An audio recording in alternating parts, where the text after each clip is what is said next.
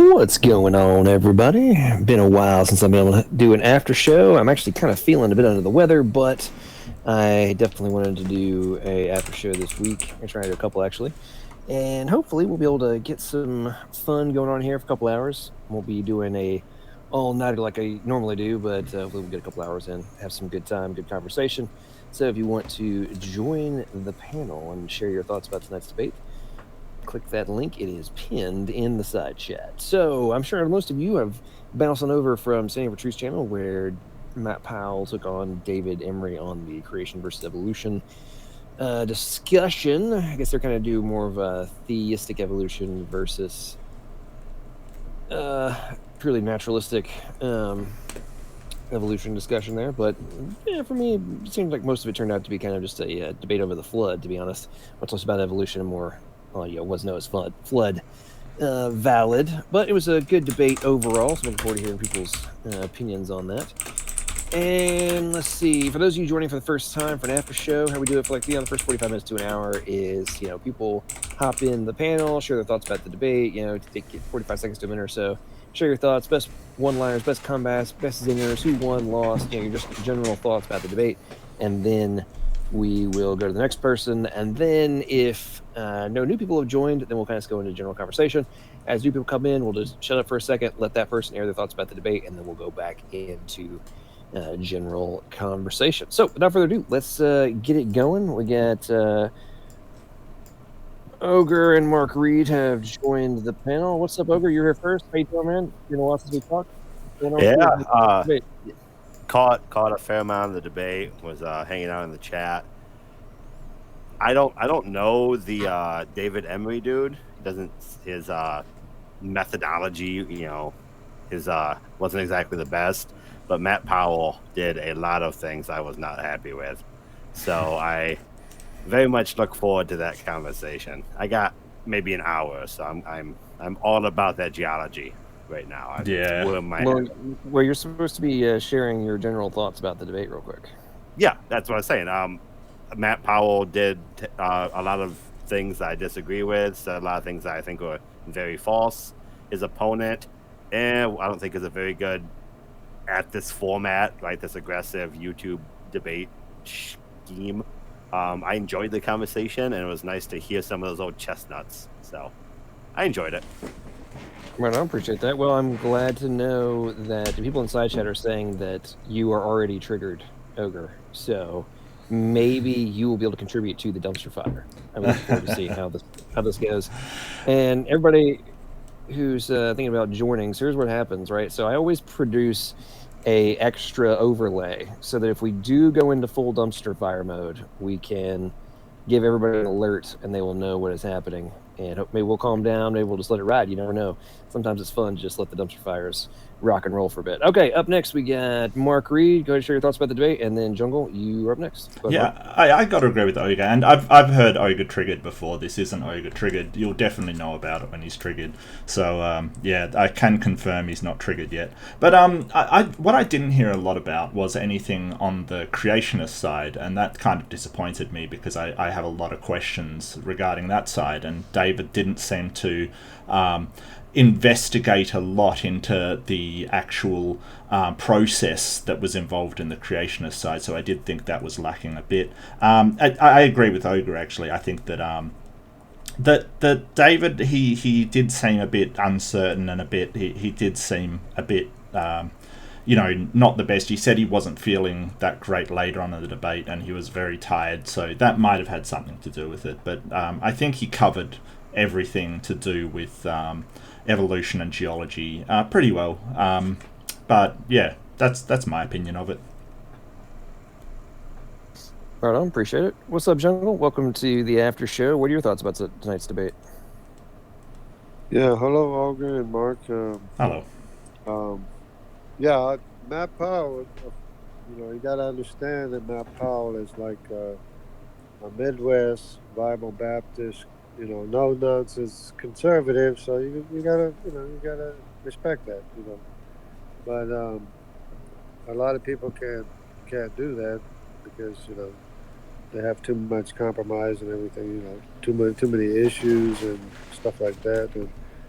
But anyways, fire, kindle for the dumpster fire. About it. No, I didn't pay attention too much to the whole thing. I wasn't paying attention to what they were saying or anything, but I'm just trying to give you the background, information. I don't know what was the name, David Emery. What was the name? David Emery. Emery, yeah, David Emery, yeah. I don't know his background or anything, but anyway. David shared some of his background. So he'd done some geology in undergrad, I believe. Then he was a data analyst, I think. I believe said for NASA for a bit, and then he was a data analyst for the state of New Mexico, I believe, was his professional background. Although one of the things I always find so fascinating is something that Matt was kind of bringing up in relation to the in the very brief portions they levied in relation to actual evolution.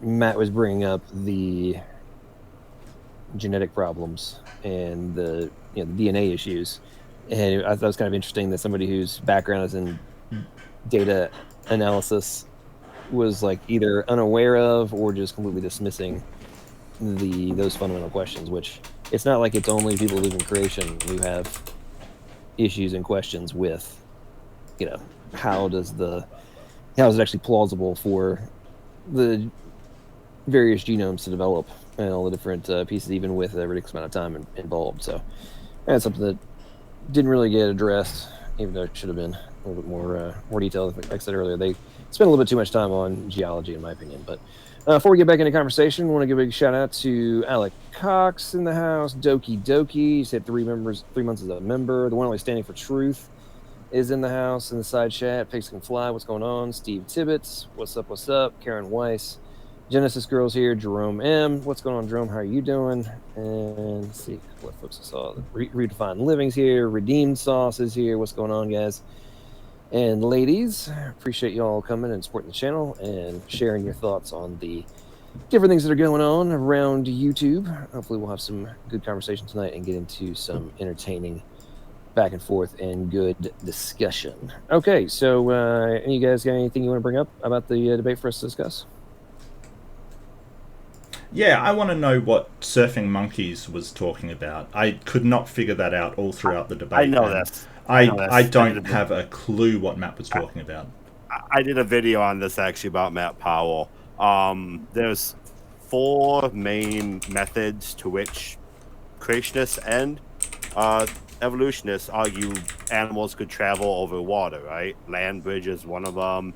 And the surfing monkeys is the vegetation mats argument, wherein you have these giant floating vats of vegetation and seeds, insects, possibly small mammals and reptiles and stuff will sit on these mats and float across the water to get to islands, right? That's how like Hawaii was populated. Matt Powell thinks it's hilarious. But not monkeys. But creationists make the same argument for how animals travel. So I don't know why Matt Powell hates it so much. It's a creationist talking point too. Yeah, but I think you're missing one creationist viewpoint, is that the earth was divided in the days of Peleg 100 years after the global flood. Are you aware of that? Wait, so just to clarify, we're not talking monkeys, we're talking very, very small mammals, so not monkeys at all. And by surfed, you don't mean actually surfed. Okay, well... No, hang on. No, there, from the Smithsonian, there are 2 different papers that I'm aware of that are specifically on monkeys riding pallets from Africa to South America being a methodology for how they could have gotten from Africa. That is from the Smithsonian. Yes. So whether or not you agree with it or disagree with it, or think that it is, or other folks, on the creationist side also, think that's possible. Is there? It is something that is stated that there are individuals in secular academia that think monkeys could have floated across the Atlantic Ocean. Yeah, I guess my problem is with the sort of calling it surfing. Surfing's a very specific thing. It's riding waves kind of thing, like surfing. I think But they wrote a paper. I think that sort of rafts of vegetation is a bit different, and surfing's kind of. I mean, that's really colouring at something that it isn't. Well, Mark, in I that don't know context, I about mean, I think it's pretty obvious that using the term surfing, you don't actually think they're like riding waves like a California or a Hawaii movie, like a la Baywatch or something. Like only people that would actually think anybody who actually Oh, thinks if you're actually taking that if you're actually taking that position, Mark, that somehow people think when they use the word surfing in that context, that's what they mean. I mean, are you being hyper literal, or like you incapable of actually thinking about it from like a general language perspective? I mean, you do. I mean, English is your first language, so do people use terms like that all the time? Are you sure? Oh, in thanks relation for that, to Maddox. I've never actually heard of this before, so I didn't know what he was talking about. As I said earlier, maybe you weren't listening. I didn't actually hear I about heard. this, I and I specifically didn't about- know no, what he I'm was asking you talking about, specifically- which caused me to ask what he was I'm asking you talking specifically about the word surfing, genius, not what you're talking about now in terms of your ignorance of the point. I'm asking you about the word surfing. As an adult, educated male, do you understand that the word surfing is probably not going to be used in this context in a general description to describe the action a human would take on a freaking surfboard riding a wave that's cresting into the beach? Yes or no? Go ahead. Yeah, so surfing to me as an Australian is actually surfing. Like, that's what we use the word for and nothing else. So maybe it's a problem with language barrier. Maybe it's a problem that, hey, I've got an idea in my head of when we say surfing, we mean surfing. Like, surfing. So if you want to colour it something different, that's fine, but it's not surfing. It's just, travelling over water. You don't say that a boat surfed from one place to another, do you? Unless you're using the language completely differently than I am. No, actually, I just you think could say that. People here in the United States could, but it wouldn't be view very surfing accurate. as riding a. People in the United States view generally the primary definition of surfing to be riding a freaking surfboard on a cresting wave. Like in general, that is the primary utilization. However, in this context of coming across, I mean, there's not really waves to surf in a general sense when you're in the middle of the Atlantic.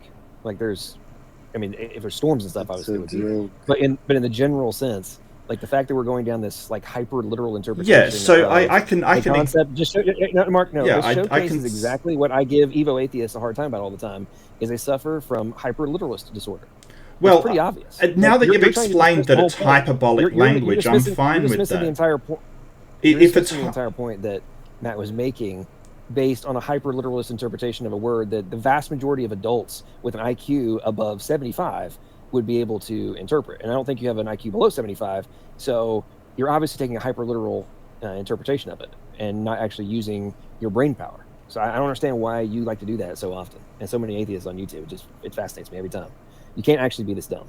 All right, I'm done. Well, thanks for that ad hominem. If hyperbolic language is what he's using, that's fine. I just had no idea what he was talking about. Yeah, Mark, and expecting me to understand what he's talking about right off the bat when he's saying surfing. That's really it's your theory. So thank you. It's hyperbolic language designed to be sort of have a rhetorical impact. That's fine. I just don't think it's accurate. If I said that I surf from point A to point B on a boat, I think you would figure it out really quick. Yeah, although there were currents and stuff that they were surfing on. But a big difference that you didn't mention, Mark, is that on the biblical model, that would have been freshwater, right? So there's a huge difference between rafting from point A to point B when you have water you can drink, than as opposed to water that you can't drink. Well, I don't know why we're getting stuck on this point, because it's just a rhetorical sort of hyperbole that he was engaging in. You guys said it was the same thing. You said, "Oh, well, you guys have the same thing in your model," but it's what do you not. mean? It's a lot different. Oh no, I didn't say that. That's Ogre said that. Creatures surfing from one place to another. Or if you want me to be more precise, I can say riding certain mats. And sure. But even then, like even things like monkeys, those. Like in India, they eat those things. I mean, there's no reason to believe that a migrating people group would not have had, like a traveling circus of animals. Why wouldn't they? It just doesn't seem reasonable to think that they wouldn't. How did the jaguars make it? How'd they make it to South America? How'd they make it there from How Africa? the sloths make it to South America is Mark. Yeah. Yeah, they walked. Sloths. But again, there's to... a difference between intelligent people bringing these animals from one place to the next. There's a big difference than that with freshwater everywhere. Really? Than a model that says these animals. How did koalas make it? Where's the problem with that? Well, I mean, if you're gonna koalas are a problem. If you're gonna steel man the position, I'm not saying that you have to accept it. But well, at least why aren't koalas a problem? They only feed on eucalyptus. How did they find the eucalyptus? Mark, slow down a bit. Okay. I don't think we need to grant. I don't think we should be granting that the flood was freshwater afterwards, at the first place. Like you're making a big assumption that it's freshwater. Well, it would kill all the fish for a start. Anyways, and that's not an argument. That's not. Where's the evidence of that? Yeah, well, the scripture talks about the fountains of the deep bursting forth, and we know that there are freshwater vents in the bottom of the ocean, and it also rained, and that's freshwater. So I don't see the problem. Yeah, I guess the problem is it would kill all the fish off. How the saltwater fish survive. Guys, let me answer the question. We also can measure the amount of salt that increases in the ocean every year, and we can extrapolate that back. The salinity argument. Yeah, terrible. But how did the fish not die? All day long, I mean, you don't seem like you're answering my question here. You can also accurately represent the position. You don't have to accept it. But I mean, you don't seem to be addressing the question. How did the fish survive all of the water suddenly just changing to fresh water? Yeah, well, not all of them did. A lot of them didn't. How do you know? Some fish today. How do you know? Hold on. How? Were you there? Mark, calm down. Okay. I'm perfectly calm. The question. Yeah, let me answer the question. So a lot of them didn't. There's fossils of fish all over the place, and we know today you can take a freshwater fish and you can slowly increase the salt, and you can eventually turn that thing into a saltwater fish. So it would make sense that the animals that could survive that sort of change did, and the animals that couldn't, we would find fossils of them. Yeah, obviously is there a problem with that? Survived. Is there a problem in that reasoning, Mark? Yeah, I do. Again, you can be incredulous, but is there a problem with that? Yeah, I do. If you had a what's the logical response? Okay, so if you had a sort of a sample size of a group of fish and introduced fresh water to saltwater fish, they would all die, all of them. They need salt water. That's okay, false. Have you got an experiment or any kind of... Yeah, there are experiments on it, actually. Okay. Can you cite one for me, please? Mark. Well, you can look it up. I'm not going to do your homework. Sam, let me go, please. Go ahead. Mark, some animals are better adapted at fresh and salt water, and some animals are not. Not all fish can adapt, some can. However, the problem that not all fish can adapt is a big problem here, because not all fish, right? It's what's that called? Tonality or something like that? Like, it's the fish are not developed to breathe saltwater versus freshwater if they're not native to it. Not all fish will do that, and especially not in a year. So let me ask you, Mark, if you're gonna steel man our position, were these creatures genetically superior or inferior in the past? What do you mean, genetically superior or inferior? So how did the monkey surf? What is our genetic model? It is the created heterozygosity model. Is that right? I don't know what your specific model is. I presume that's your model. I mean, a lot of different creationists have a lot of different... You're always attacking it. Do you know what you're attacking or not? What do you mean? I mean, okay, so my position is science. I don't know everybody's position. There's a number of positions that I attack that I disagree with. So you don't know my position. Yeah, so that's why I'm asking. You don't know my position. That's why I'm asking. We believe that from the beginning, God would have created the genomes. He would have built that change in from the beginning. And so in different environments, such as the global flood, there of course some animals would have not survived that flood, but other ones in the past, they would have been more more built-in ability to change in the past. That doesn't mean that they would still have that today. Do you have any evidence of that? Because what's another the fish magically could have done it. God therefore made the fish able hold to on, do it. But do you have any evidence of greater- this? Hold on. Is there anything Adaptivity. in your worldview besides your own incredulism that would prevent something like that from happening? Actually, you're the one making the claim that animals further on in the past had genetic superiority. Do you have anything to back this up, or is that a baseless, empty claim that you're making? Because genes. Of course, Sure, creation. I've got papers showing how I think humans have over 100 broken genes. There's mutations accumulating. Sure, there's a lot of that stuff. I can give you like medical pages, and humans are picking up all kinds of diseases across the population at an alarming rate. So it follows from that org that This in is the a past, bit of a gish gallop. humans would have been genetically superior. Okay, real What's your quick, guys. So I'm assuming none of y'all were paying attention to what I shared on the screen about how there are certain types of fish that can live. No, they can live in they can live in fresh and salt water. So this whole conversation. I already said go on to that. something Yeah. different. Yeah, the problem is Right, that it so- would be such a low percentage that we would see something very different in the fossil record. We would see almost no fish surviving, and What's your alternative? I just addressed that. that Mark. they You lived just in ignored salt what I water, said. and they always have lived in salt No, water. you just ignored No, that. It you're doesn't. Okay, it doesn't well, follow one thing at a those time, things. because you did a bit of a dish gallop there, Redefine Living. You went from genetic your superiority to medical alternative to papers to human creation. disease. For a start, like human disease getting higher is Okay, perfectly so- explained by evolution for a start. Like the fact that we have interrupted a sort of Darwinistic selection process with medicine does predict that disease What? will get further. So- Yeah, so I'll you're- explain it in a you're- second. you're I'll just speaking from answer the things that you've said. Yeah, this is a red herring, though. Your That was other the thing point about that I was genetic making. superiority is what I didn't hear The was who? any evidence for this genetic superiority. You just sort of What said, evidence? well, there's a couple of things that I know about from papers. And the whole idea that I think you're referring show to us. genetic entropy, I think, Show us which has been evidence. Show us completely evidence. debunked. For what? Evidence for what? For magical morphing monkeys that you believe in that served to America.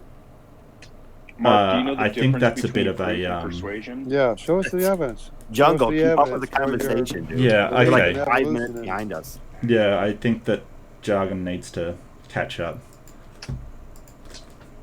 No, I'm trying to catch up. Show us the I can evidence tell for you're your trying. magical morphing monkeys, which later served to America. Okay, so I presume by magical morphing monkeys you mean a common descent between, say, chimps and humans, I think is Well, what you're sure. alluding to. Show us the evidence. Sure. Evidence. Sure, You know what okay, evidence so... is? Yeah, sure. So my yeah, best evidence evidence. among a lot of different other subjects would probably be the ERVs, as I put forth in my last debate versus Ken. We can find that... That's not evidence. That's not show me the evidence, but not the evidence that I don't want you to talk about. No. So How did the ERVs are viruses, how did the or ERV retroviruses are viruses. Sorry. How did the ERV get there? How did the ERV get there? Yeah. It makes an incision in a cell, You know, which is exactly you know the it's a process that it regulated follows. mechanism, don't you? You know it's a regulated mechanism in monkeys and everything. What, You know AIDS that, is a right? regulating mechanism? ERVs. Well, the endogenous ones are just the remnants there left over from a long time ago. It's a regulating mechanism Retroviruses, in general, are just the ones that have inserted themselves into another genome in order to propagate. One of those viruses is the HIV virus. Where did they come from? Where did they come from? I Did believe make that themselves? they Did they developed order over themselves? time. Jungle really does not like other Did people they talking, program? does he? Did they No, he program really themselves doesn't. and jumped into magical morphing monkeys? Is that what they did? Yeah, so if you're talking about the origin No. of retroviruses, they developed over time, sort of distinct from... You know, a virus can't live without an organism, right? It doesn't live at all. A virus isn't alive, jungle jargon. I'm not sure if you understand this. So it's a regulating mechanism that was already in the monkeys. How does it right? regulate? How does AIDS regulate things? No, ERVs regulate viruses. They regulate. Not part all the of them, immune no. system. Not all of them, no. It regulates the whole body. It regulates everything. It regulates how you're born. How No, you grow, it doesn't. So what happens Yes, is it an does. ERV can be inserted into a genome, and through the usual process of mutation, that ERV can be co-opted. We've got these things called long terminal repeats, which only happen, long terminal repeats or LTRs only happen when a retrovirus makes a cut, a very specific cut in another cell, in another DNA sequence. So these long terminal repeats only occur. Where did the information come from? Where did it come from? I don't know. Which virus are you talking about here? Where did the mandate come from? The mandate? Who mandated ERVs? Who mandated ERVs? You're Mark, questioning nonsensical. Yeah, can we talk to Sam again, please? Jungle I don't know. He just keeps asking these weird questions. You can't just say it happened. You can't say it happened without showing where it happened, how it happened, and evidence as to where it came from, and we can it jump into magical morphin monkey. We can show the long terminal repeats. Like we can see these cuts made by it's called integrase. It's a protein which makes a specific cut in DNA. Yes. It leaves a long. Well, I mean, I'm explaining it. You can't account for where it came from. Look, jungle jargon. Like, if you don't want me to explain it, just say, "Hey, I don't believe it. I don't want it explained to me, and nothing will ever." Okay. Yeah. So show us how it programmed the ERVs. No, jungle. That's what jungle does. Okay. Show us how ERVs were programmed to jump from one thing to another. So what I'd like to do now is sort of challenge you and say, can you show me humans being created from nothing? I need to ask you a question, Mark, before you continue to go on and on and on, okay? Well, I mean, he keeps asking me questions. Hold on a minute. Jungle, let me ask Mark a question. Sure. So Mark, all you're saying is that you have one way to interpret the data. What do you mean? That's all you're saying. And we're saying that we have another way to interpret the data, okay? So you're saying, well, I have this way, and we're saying, no, we have this way. But the question is, Mark, okay, since you appeal to science and stuff that is demonstrable, yes, I do. Can you show us something going from inserting the genome, according to your model, and going from non-function to function? That would be something. Okay, but just saying that, hey, I interpret things in a certain way, that doesn't really do anything. Yes. No one cares. So you're going to need to provide a line that is non-neutral. And what that line would be is evidence of something entering the genome, like AIDS. Oh, wait, that doesn't work. Or sickle cell anemia. Oh, well, that's not going to work. No, we need to see something entering the genome and going from non-function to function. Okay, so you made a statement there. If you're not able to show that, then all you're saying is that you have a faith position. Yeah, so you made a statement there, like you're saying that there's only one way to interpret the data. So what you're talking about here, no, I'd like to address what you've said. Hold on, my goodness. Mark, hold on. I'm going to go pick up my son right now. I might cut out for like a minute. Yeah, sure, no worries. I'll join again. Okay, sure. I might go through a dead zone. We'll see. Oh, so jungle by himself. Go ahead. When you sit there and say there's one way to interpret the data, there's many ways to interpret the data. And really what you're talking about when you say, how do we interpret the data, you're talking about methodology. And methodology is important because a methodology that is exactly what you said. There is only only think there is one way to interpret the data.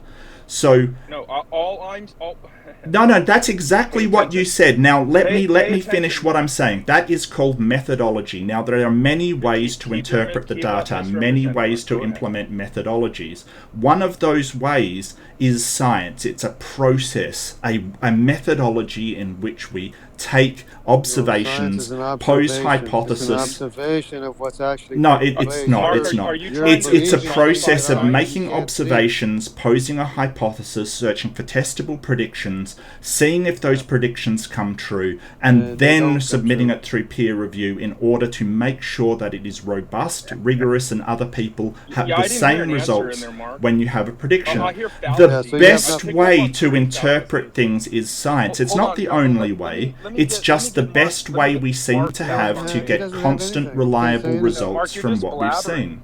Mark, I'm not just blabbering, I'm explaining to you why I think science is the best way to interpret this data. You have a group and we have a group. I agree you with have LPP peer here. review. We have Yeah, peer review. well, if you want to yeah. reject that, then what you're doing is you're presenting a no true Scotsman fallacy. It's a fallacious line of reasoning. What's the fallacy? Based No on true Scotsman. Based on methodology, Mark, we both do science. We both interpret the data different, and we both come to a different conclusion.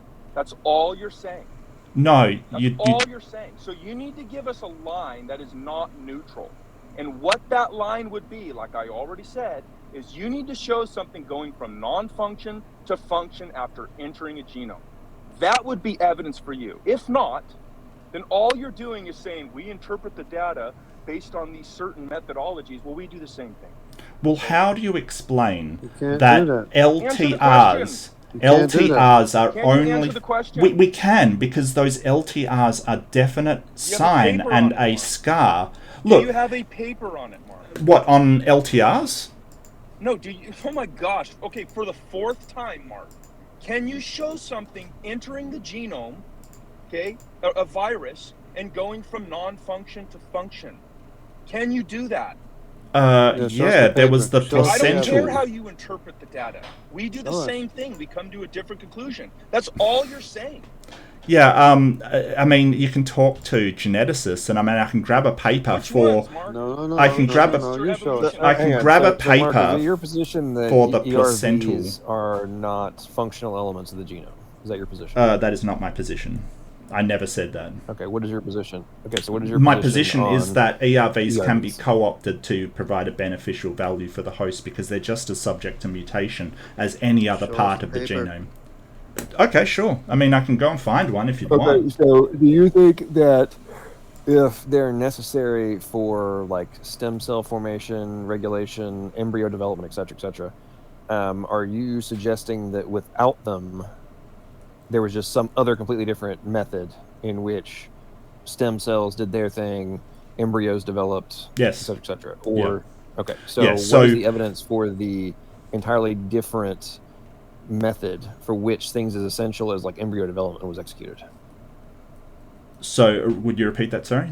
All right, so how about this one? ERVs, retroviruses with transposable elements with potential. So this is showing how the previous exogenous retroviral infection has been integrated and passed through successive generations within the germline. Right, but you've operated from the perspective that the vast majority are junk DNA, not doing anything, don't have function, are just there, and there might be a few that have been co-opted. Is that correct? Yep. Okay. Yeah. So my question is, if the more research is going on, the more we're realizing the significant regulatory functions that they have, and things as essential, such as embryo development. Sure. And stem cell differentiation. Sure. What is the explanation for how all of those rather important things were executed prior to the co-option? Yeah. So as you said before, it wasn't the same process. It was a more simplistic process because in order for them to contribute exactly to what the process was. Like what is the yeah, as I said, I want to know where it's explained of how it worked without these things. Yeah, so you can't just say, "Oh, there was a simpler process that happened." Okay, what was it? Yeah, so not all animals are placental mammals. Not all of them have the placenta. I'm just taking this one example, which is the contribution of an ERV to the development of the placenta.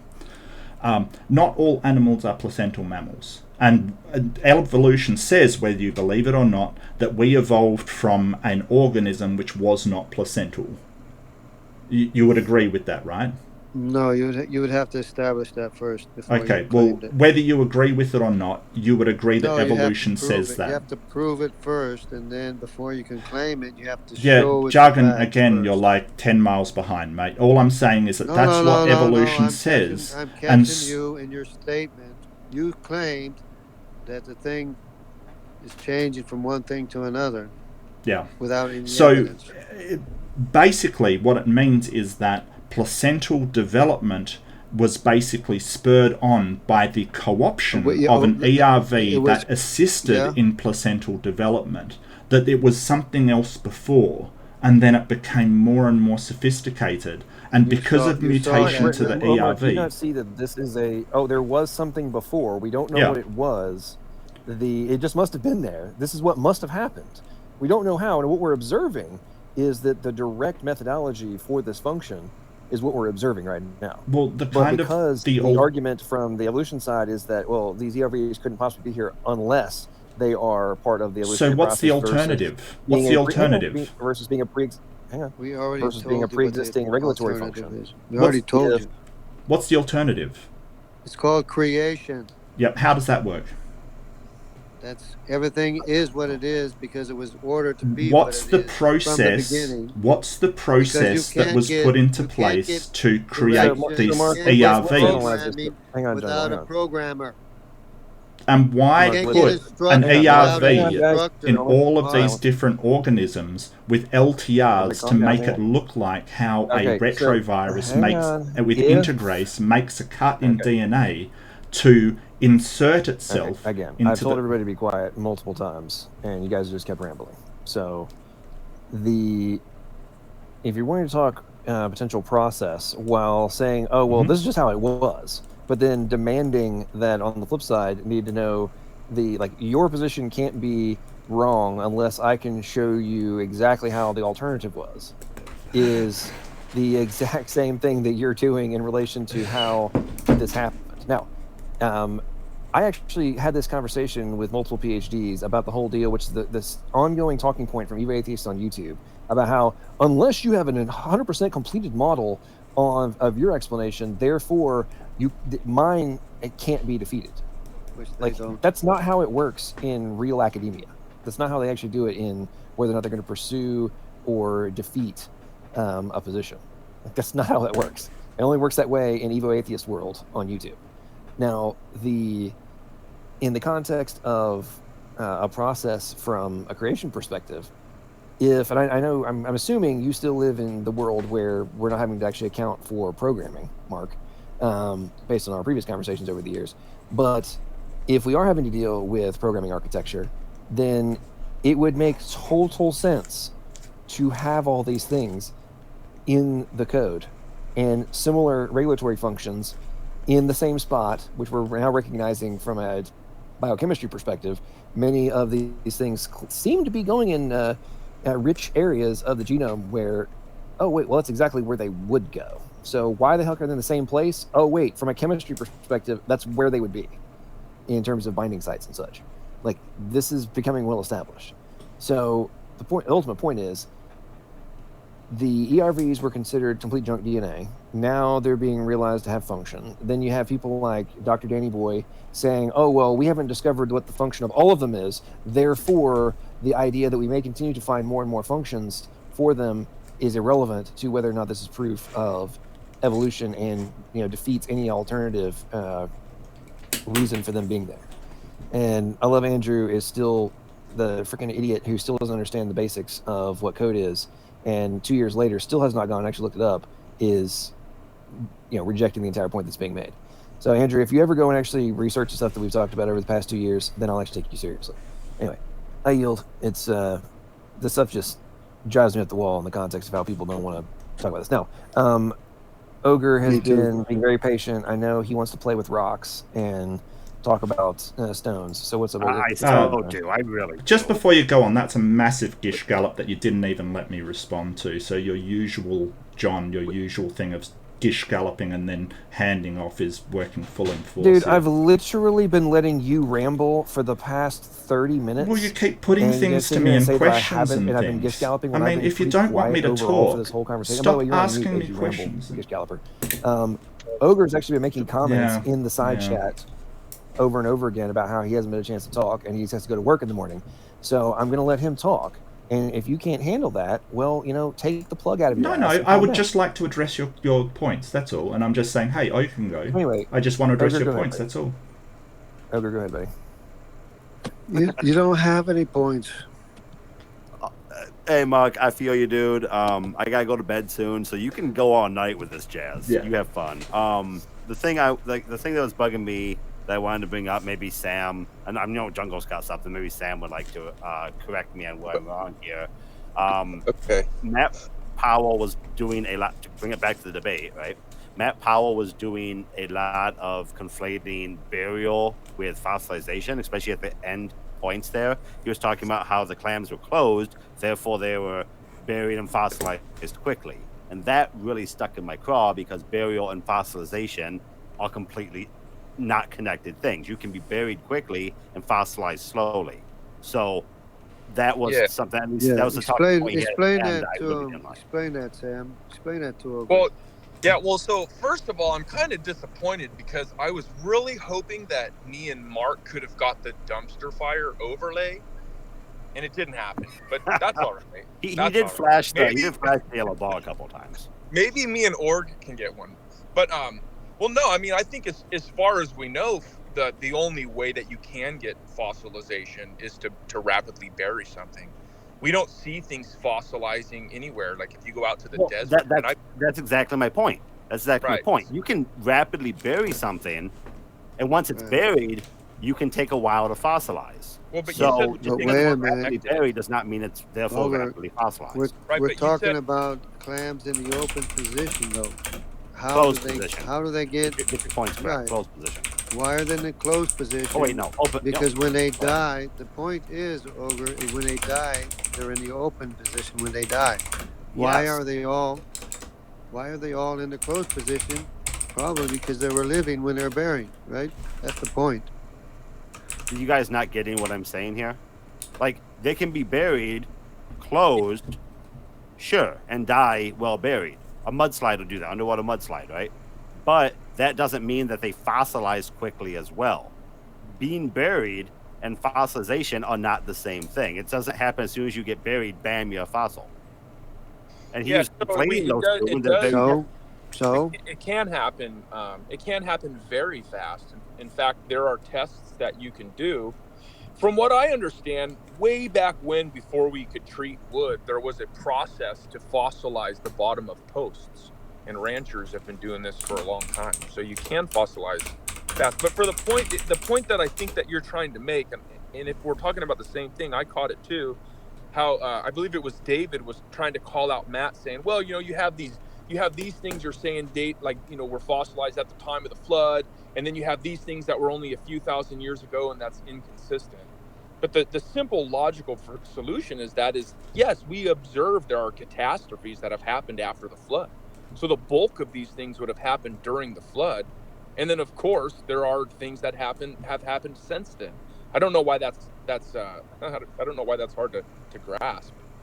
So, in regards to your post argument, right?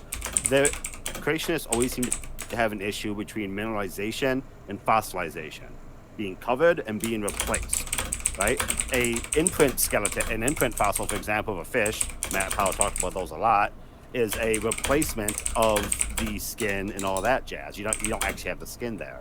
Mineralization, which can happen quickly, right? That's what happens in your pipes, is a covering of the material, but the original material more or less is still there. It can erode, but it's still there. So when you're talking about something that happens super quickly, like the classic, the cowboy boot and all that jazz, and that's mineralization. That's a different process from the replacement of the growth of the minerals that is fossilization.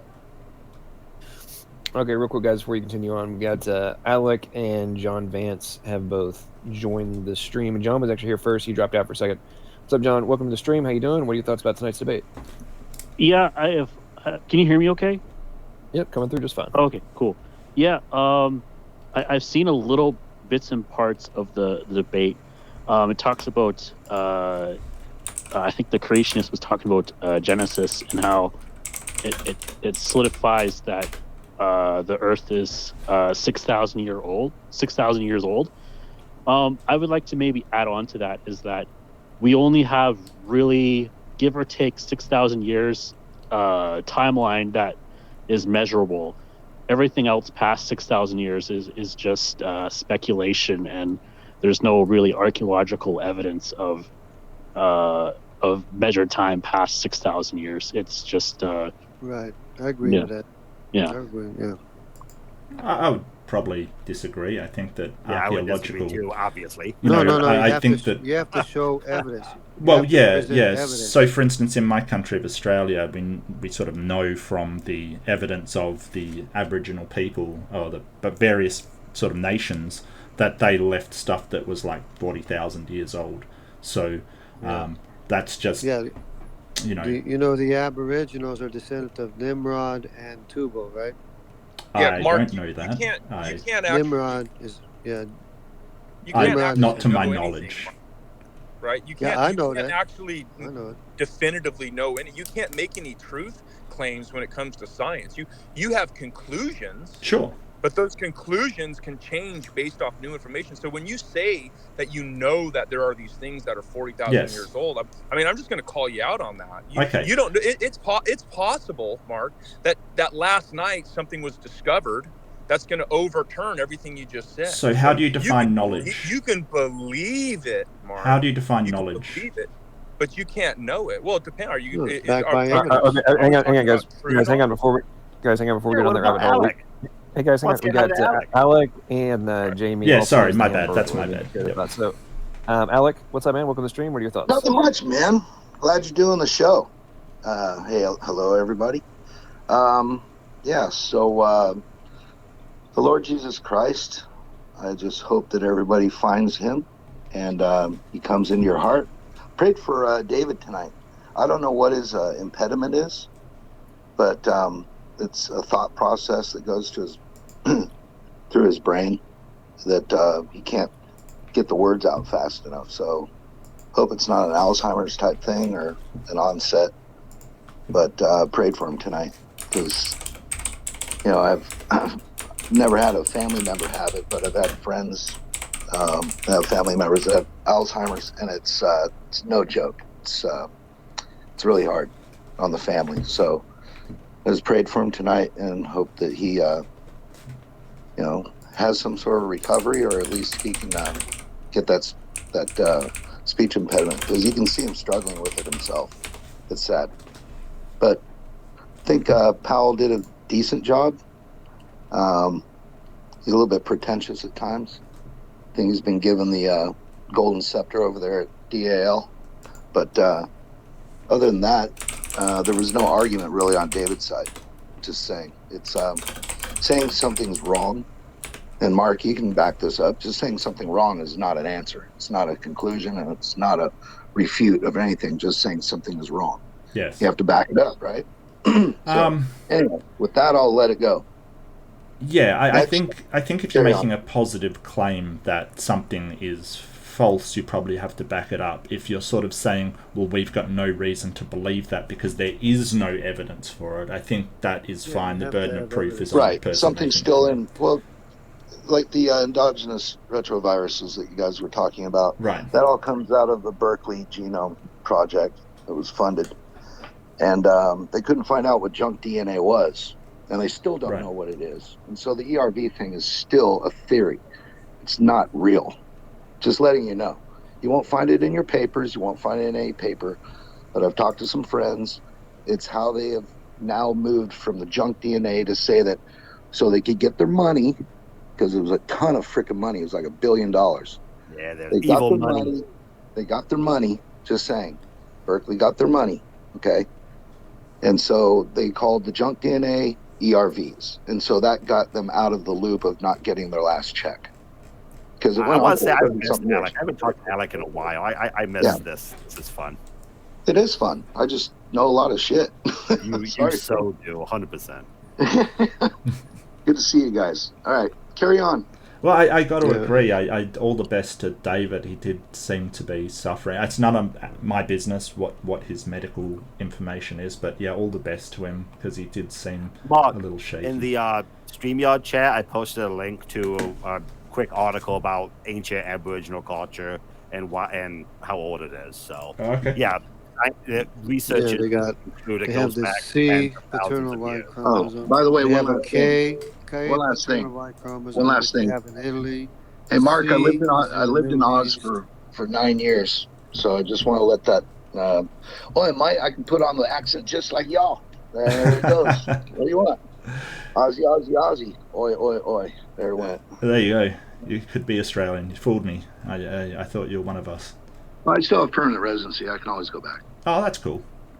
Yeah, they belong to the same lineage as the Hamites and the Japhetites. Same lineage. Nothing Jungle, new. keep up, dude. No, Yeah, that's true. absolutely. C paternal Y chromosome and K, which is in Europe and Middle East. Y-like, right? Y-like. Yeah. Did John say hi yet? Do we still have to say hi to John? No. Yeah, Jamie. Jamie was up next. I want someone besides Jungle to talk, please. I think Matt is an excellent front face. He's just good. How do I put it? He's a good speaker and presenter. He has talent, natural talent. Speaks rubbish. I don't mean that in a disparaging way. I mean he has. I don't mean it in a disparaging way. I mean he's just a good speaker and presenter.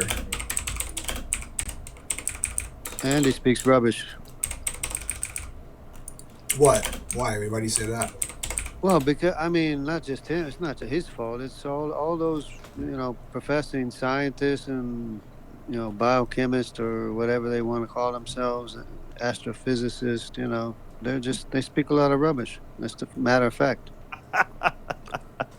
Yeah. Jungle, keep up, dude. And you believe it. And you take it hook, line, and sinker. Oh, yeah. Jamie was complimenting Matt Powell. You swallow it. Why are you attacking Matt Powell right now? You swallow hook, line, and sinker. Isn't that our job? I thought that was our job. I'm talking about Mark Reid. He speaks a lot of rubbish. Oh, okay, well. Thank you for that. I'm glad I stayed up for Jungle. Yeah, it's Did you guys find it interesting what the James Webb Space Telescope was finding? Oh hell yeah! Which one? Heck yeah! James Webb is cool. Yeah, it looked pretty interesting. Yeah, they got dilated time and distance, which they can't figure out. I think the distant ones the fact that they're looking fully formed, really far away, farther than they expected.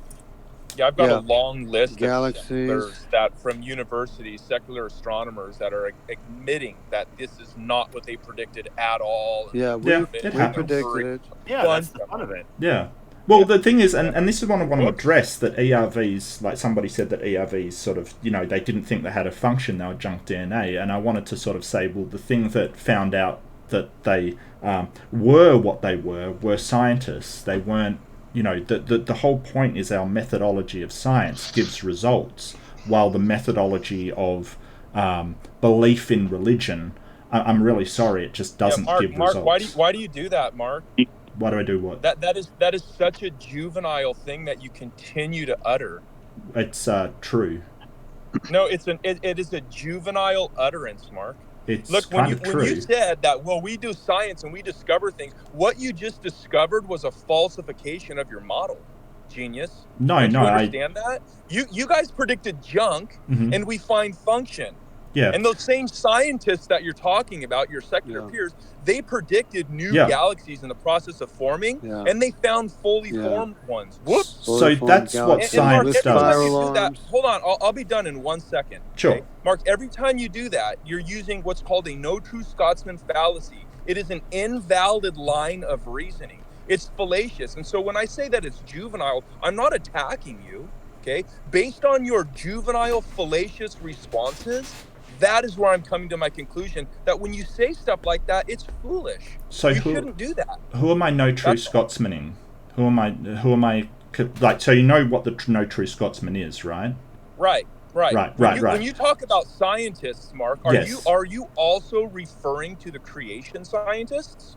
Well, yeah. I mean, there are scientists that do science So hold on. Let me finish. Redefine. Let me finish. What I'm referring to are the people that go through the process of science, hypothesis, peer review, observation, testing, experimentation, the entire process of science. Like John Stanford, like Nathaniel Jeanson. I don't know who that is. I don't know who that is. People.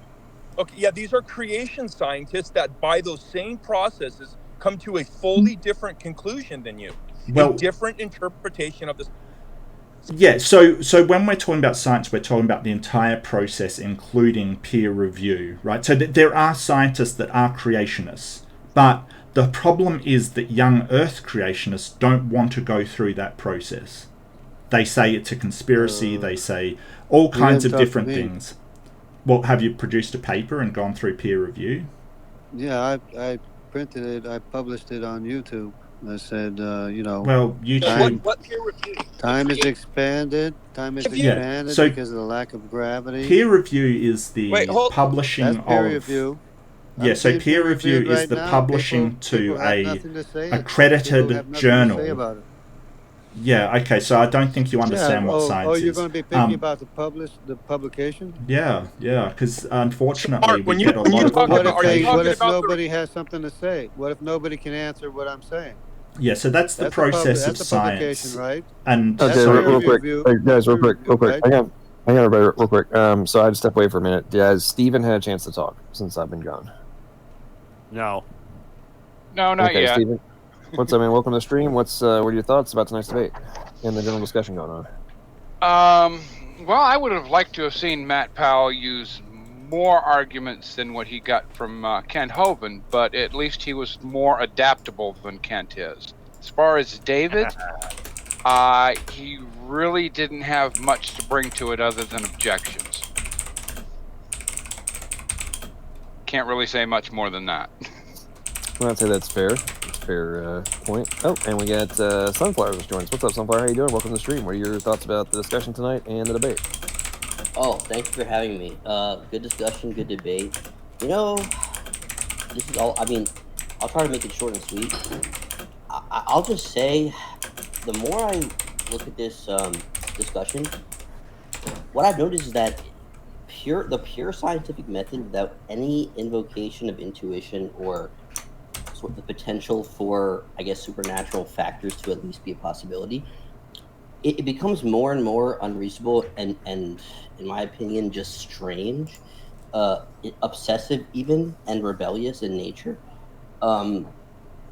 There's so much we don't know, and there's so, like, if you look up Flatland, it's a novel about something like, I think, ants that can only see in 2 dimensions, and there's 3-dimensional objects. Think about how limited your perception is, and think about how, the revelatory message of God is evidence of a divine way of transcending the limits of your perception in order to get the truth. And then when you think about how science is useful, but it's so limited in what it can give you in terms of an overall, fulfilling sense of truth and meaning, it's so apparent that science is inadequate for just the human experience. And it's such a gift that we were given, the revelation of God through Christ, in my opinion, as a way to sort of, solve this problem. So science is a useful tool, but it's so inadequate in terms of describing everything. It seems just unbelievably delusional and willfully ignorant to think that science, like, it's a miracle to solve even 1% of anything, let alone that it'll ever give us a full picture. So that's kind of where I stand on it. Yeah, I think you need to clarify whether between physical science and what we can actually know from everything we see, which is not physical, not necessarily physical, because physical things can't even account for themselves. So there has to be something beyond what's physical. So physical science, yes, cannot tell us everything, but we can know things. Oh, right, yeah. How do you do non-physical science? I'm talking about the scientific science? Method. I'm talking. Yeah. I was really only talking about the scientific method there. Yeah. I wouldn't consider like philosophical truths about like logic and stuff. I didn't mean to group that in. I'm talking about these rigid adherence to the scientific method. The kind of stuff that T-Jump will often talk about, and then he'll switch to morality, be like, "Oh no, that's not science anymore." Right. It's like, okay, well. That's why we have to define a difference or distinguish the difference between physical science and what we can actually know. Okay, fair enough. Yeah. I feel like people don't usually consider these sort of... What's non-physical science? I just thought I would throw that in there and just throw that in there. Just okay.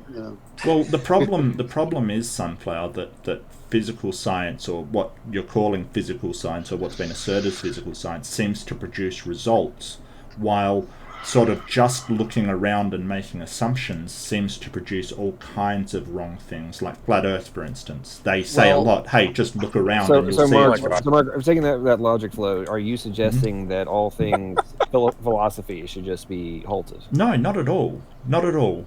But I think that philosophy is good for method. Well, if I could just sort of clarify, I think that philosophy is really good for coming up with ideas and concepts and sort of hypothesis on stuff, but it doesn't actually get you to demonstrating that things are true. Well, okay, fine. Let me respond. The question was originally for me, Adam. That's a good point. So yeah, and this is where I would say, as long as you have an original sense of purpose, then everything you just said is fine. Okay, if I already have some sort of idea in my life as a human of like, it doesn't even really matter what it is. It could be like, I just want to have a family and be able to pay my bills and love my children. Like, fine, okay, at least I have something I'm living for.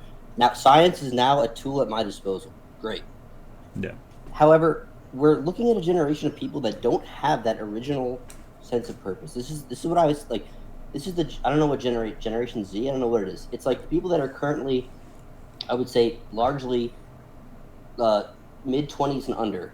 The amount of school shootings, suicide, the amount of nihilistic humor that's actually disturbing and references some of the most morbid things you would ever see, the amount of complete nihilism and lack of regard for any, like, even semblance of a value of human society. No, okay, stop. This is overwhelming.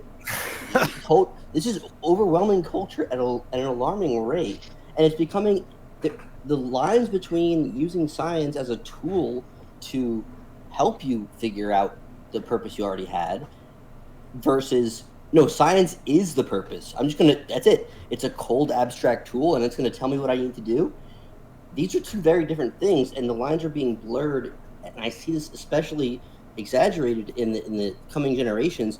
They don't have any way of distinguishing it because, the progressive left has done away with a sense of purpose or lasting value. Yeah, and so it's turning people into nihilistic serial killers and school shooters and suicidal maniacs. Yeah, Sunflower, I think that's a bit of a hugely generalized statement. And yeah, I'd agree that science doesn't give you really a sense of purpose. You need something else. It isn't meant to provide any kind of moral or purpose-driven sort of. Science is about the coulda, not about the shoulda, right? That's often joked around. It's not designed to give you an idea. That message could be sent to the youth. If only what you just said. Well, yeah, but there are other high school students around the world. There would be so many less Sunflower. Just let me finish. There's other things you can find purpose in, and a lot of those things can be informed by science. But it doesn't mean that that's your purpose. Are they tried and tested? Are they tried and tested? How much do you trust those other things? Well, the problem that you've got is you're sort of saying, because a sense of utilitarianism, we're going to believe something because it's helpful. No, it provides you with something like a sense of purpose. So the problem with that is, if killing babies gave you a sense of purpose, then that would be your sense of purpose. No, Mark, that's the opposite of what I'm saying. That's actually what you're saying. I'll explain why. No, because I believed in God first and found the utility in it later. Okay. Okay. But that wasn't your argument you gave to me. The Nazis in Germany were apparently looking at... Godwin's law! Yay! Yeah, Godwin's law. No, well, it's valid. It's valid. You've got to see it in Godwin's, yeah. Wait, why you can laugh. Why is this not a valid point to bring up? When there's measuring of skulls, and there's the invocation of Darwinian evolution, and there's people trying to exterminate a race, right? Who's the one here that's appealing to the saying, okay, well, the statistics show that this is what I should do. Who am I to say otherwise? Yeah, I think that sort of racism played a huge part of that as well as sort of stuff like sort of a almost paganistic self-worship of Hitler and his sort of How does atheistic scientism get you? Well, any like I said, in a human science doesn't make moral judgments and moral distinguishments. That's not what it's designed for. Well, we have other things, like, for instance, myself, I am a secular humanist, right? So I believe that humans are the most important thing in the world. because and you think it's a sustainable model for an entire country? Yeah, it's actually a pretty robust systems of morals and structures in order to live What is your your evidence life. this would ever work? It What do sounds you good mean? on paper to you. It might sound good on paper to you. It's the same way communism did. I mean, look at that. Look at Soviet Russia, socialism. Look at communist China with the one-child policy. Look at the massive things can sound good on paper. That's a spurious argument because they weren't humanist. They weren't Mark, humanist. It sounds good on paper. It sounds good on paper. Yes. But do you actually? Are you so confident in what you're saying about secular humanism that you would actually just say, okay, if I can implement this on a country of millions, I would just do it and see what happens? Yes. Lord that's horrifying to me. Red herring. It's like it's just like, well, real communism hasn't been tried. You could say that all the time too. Possibly, yeah. I mean, I don't know. I don't think real communism would actually work, to be honest with you. I think that would be... What if we're just flawed beings that need to believe in God? Is that a possibility, Mark? Or sure. Hitler could have used what you just... Well, then why would you wholesale implement atheism? Because I care whether it's true or not. Like, just because we have a propensity to believe in God, and that's something that we do, doesn't mean that I want to believe it if it's not true. What if you're a unique person and the majority of humans don't care if it's true? What if I'm a unique person and most people don't care if it's true? Why should that influence me on what I want to... Because I want to know what the truth is and what's not the truth. Are you a megalomaniac? No, I'm saying, are you going to implement your ideas on an entire country? No, I'm not a megalomaniac. So I want to know whether something is the truth or not the truth. I believe in secular humanism. I mean, I keep getting asked questions that I'm not allowed to answer. So if Sunflower, if you ask a question, secular humanism. Yes, I would. If it was up to me, I would. Your pursuit of truth. But that's not about your pursuit of truth as an individual anymore. Now you're talking about this is the best system for the country. Yeah, I believe so, yes. So everybody proposes the systems that they think are the best for their country. Everybody does that. So why should I be excluded because you don't like the system that I'm proposing? I'm not doing it by force. I'm not doing it by force. Look, Sunflower, you want to let me answer... Let me answer. Why do you have to interrupt everything? And there you go again. Interrupt everything that I'm saying. Stop. Just let me answer. Right? So I in no way would condone anybody putting any belief system in by force. I will speak about it and try to convince people that secular humanism is the best way to treat other human beings. But that doesn't mean you have to... Yeah, thanks for interrupting again, Jungle Jargon. Just feel free to mute yourself. That doesn't mean that I... That doesn't mean that I think that you have to... Evolution. Wow. This guy. No, Jungle, let him talk. Yeah, let me talk. Let him talk. Every time I try to explain something, that doesn't mean that I in any way condone implementing anything I believe by force, and that doesn't mean that people have to believe me. I just believe that I should be or ought to be allowed to articulate and talk about what I think the best moral system is, and people can believe me or not. Well, wait a second. That's distinctly different. Didn't I just ask you if you could snap your fingers and implement secular humanism? I didn't say could you be allowed to have a megaphone on a street corner. You didn't. Having a megaphone on a street corner is a lot different than snapping your fingers and implementing it for your entire country. Well, right? you didn't say snap my fingers. You just said if you could implement it, would you? And yeah, if it was completely up to me, sure. But, we live in a democracy. I live in a democracy where a majority would have to believe that is the case. And anyway... How do you implement something... So you're also confusing political stances with moral stances, right? So I couldn't implement a moral system into law. It doesn't work like that.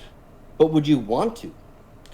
I think that some morals are good in law. I think that some morals the law doesn't really have sort of sway over. I think what I'm really asking you here is that what if it's just you specifically, maybe you and a small other group of people that are fixated on this kind of idea of, well, we have to use a scientific method. It's the best thing we have for truth. What if democratically everyone else just no, that's insufficient. We don't like it. At what point do you say, okay, I'm the weirdo. I'm the one that's actually spoiling this Democratic majority that people just don't like this. It's not comfortable. It makes people frustrated and miserable, and it causes more harm than good. Is that a possible outcome for you? And how do you, I guess, confront that possibility of that reality? Well, I never called anybody a weirdo for not believing in the scientific method or what have you. I think you probably called that them like a monster, though. Sorry. I mean, I'm sure you've called plenty of like Christians that. I may have called them a moral monster if they believe that. Yeah, so weirdo, moral monster, whatever. Sure. From my perspective, that is true. So I've never called anybody just a weirdo for believing in a god or believing in a theist stance. I think that some people who are theists are weirdos. That's it. Completely independent that wasn't really reason. The point of the question. Okay. But if I could produce results from the scientific method and it just happens, to be true, but you're saying, oh, what if everyone believed it wasn't? Well, I would. Everyone just doesn't. Everyone is more miserable. No, like everyone would be more miserable. Like imagine like telling everyone the date of their death. Sure. There you go. You have a prediction that's great. You figured it out. You have the exact date. Yeah. Then when you tell people this, they're like, I hate this. My life sucks now. I don't want to know that. Why are you giving me these? Doesn't matter. I don't make anybody miserable, right? I don't make it. Oh, well then that's my exact point. Why do you think that there's an inextricable connection with certain novel testable predictions, the ones that you're of course standing by in this case, and a necessary overall increase in the welfare of humanity? Why those things have no reason to be connected any reason at all? So you don't think that things are all arbitrary anyway? Well, even those things are all subjective. When you talk about the good of society, good according to who? The exactly. That's why my original point was Hitler. Yes.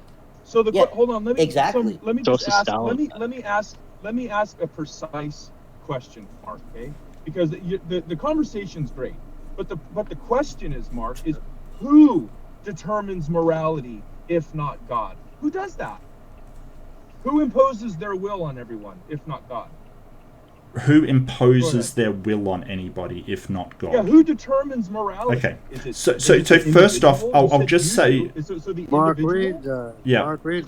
You need to pay attention to my question. Yeah, redefine living. I will answer your question.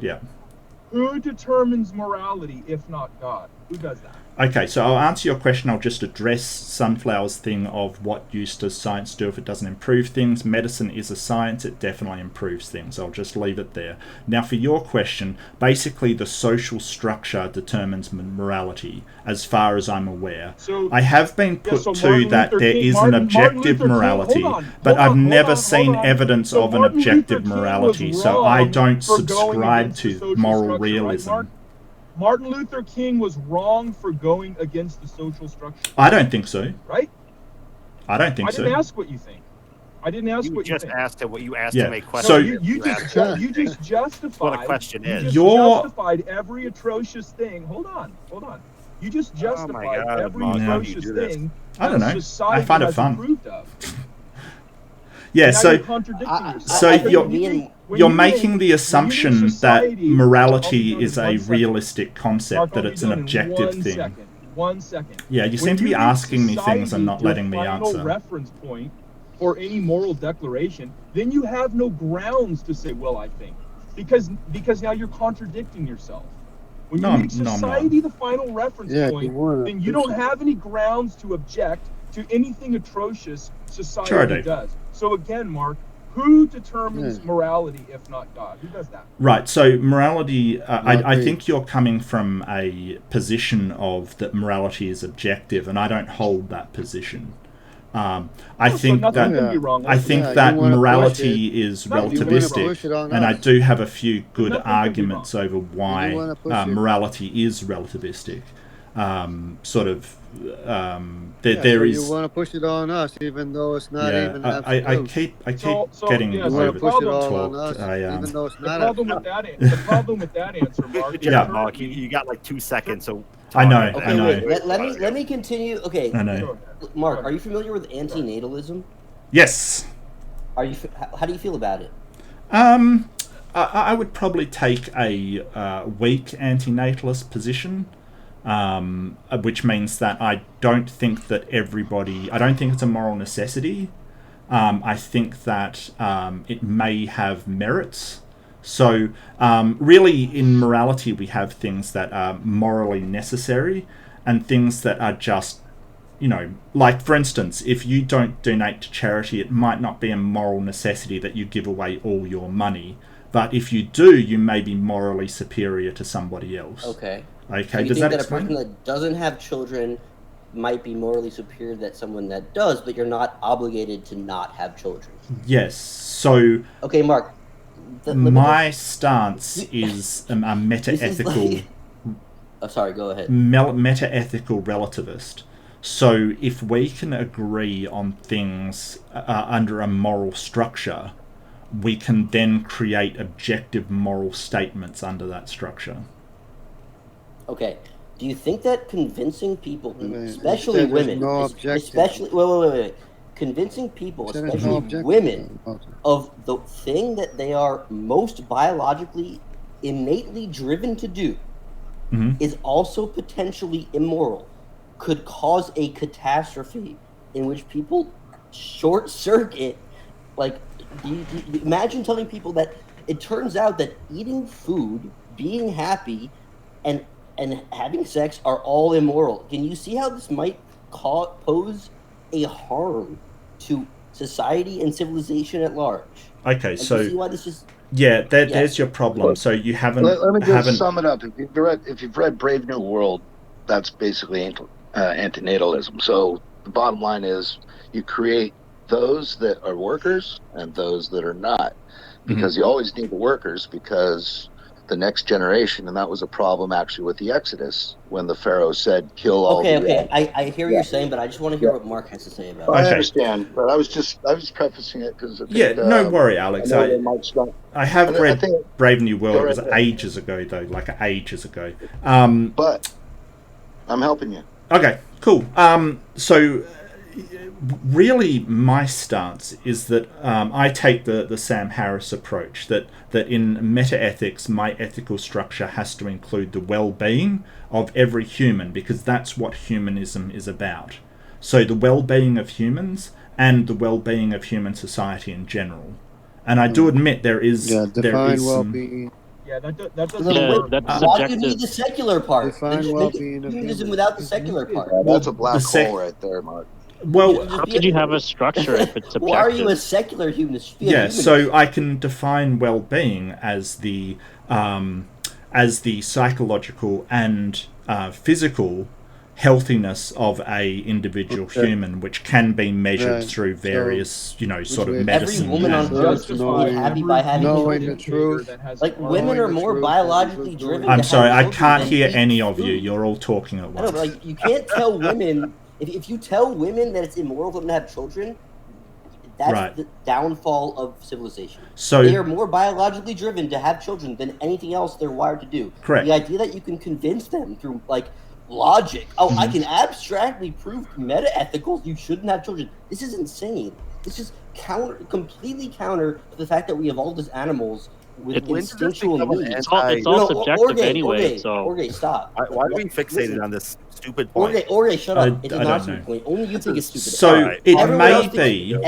So I'll just address you, Sunflower. I'll just address you. Make Jorge shut up, though. He's a dumb fuck. Okay, thanks. Go ahead. So it may be for the best well-being of human society that we do not overpopulate. I'm not there yet. I'm not saying, hey, you have to do this because society will collapse if we keep overpopulating. But it may be possible that one day in the future we get to that point. I'm with you so far. That's completely different, though. Wait, but that's a totally separate point from the antinatalist. Wait, just to be clear, the antinatalist position is one in which it deals with the sort of the innate nature of what it means to be a human and how it's sort of more likely to be bad than good, and how therefore it's bad to even bring forth any human. That's totally separate from the idea of overpopulation. Just to be clear, I'm just clarifying. That's hard antinatalism. That's the most extreme version, as sort of. So that's what everyone thinks of when they think of antinatalism. Well, that's why I clarified that. Sort of, I'm going to I specified weak antinatalism, where I said it may be, and I made this perfectly clear, it may be a moral superiority not to have children, but I don't think it's a moral necessity. Does that make sense? That I'm saying, hey... Yes, you did make that clear, and that does make sense. However, I still think that any like hint or allusion to the fact that if a woman hears that she will be most moral by not having children, you are literally basically telling her you are most moral by being as anorexic as possible. It's just as counterproductive to her how she's hardwired.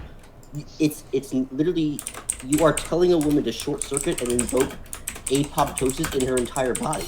Like, you're telling someone that's hardwired to have kids, and this is the only thing they're hardwired to do. You're telling them, yeah, but use your sort of abstract mind to wait. I'm saying, like, use your abstract mind to abstain from the thing you're most hardwired to do, and you expect to have a society of people living enriched, fulfilled, meaningful lives.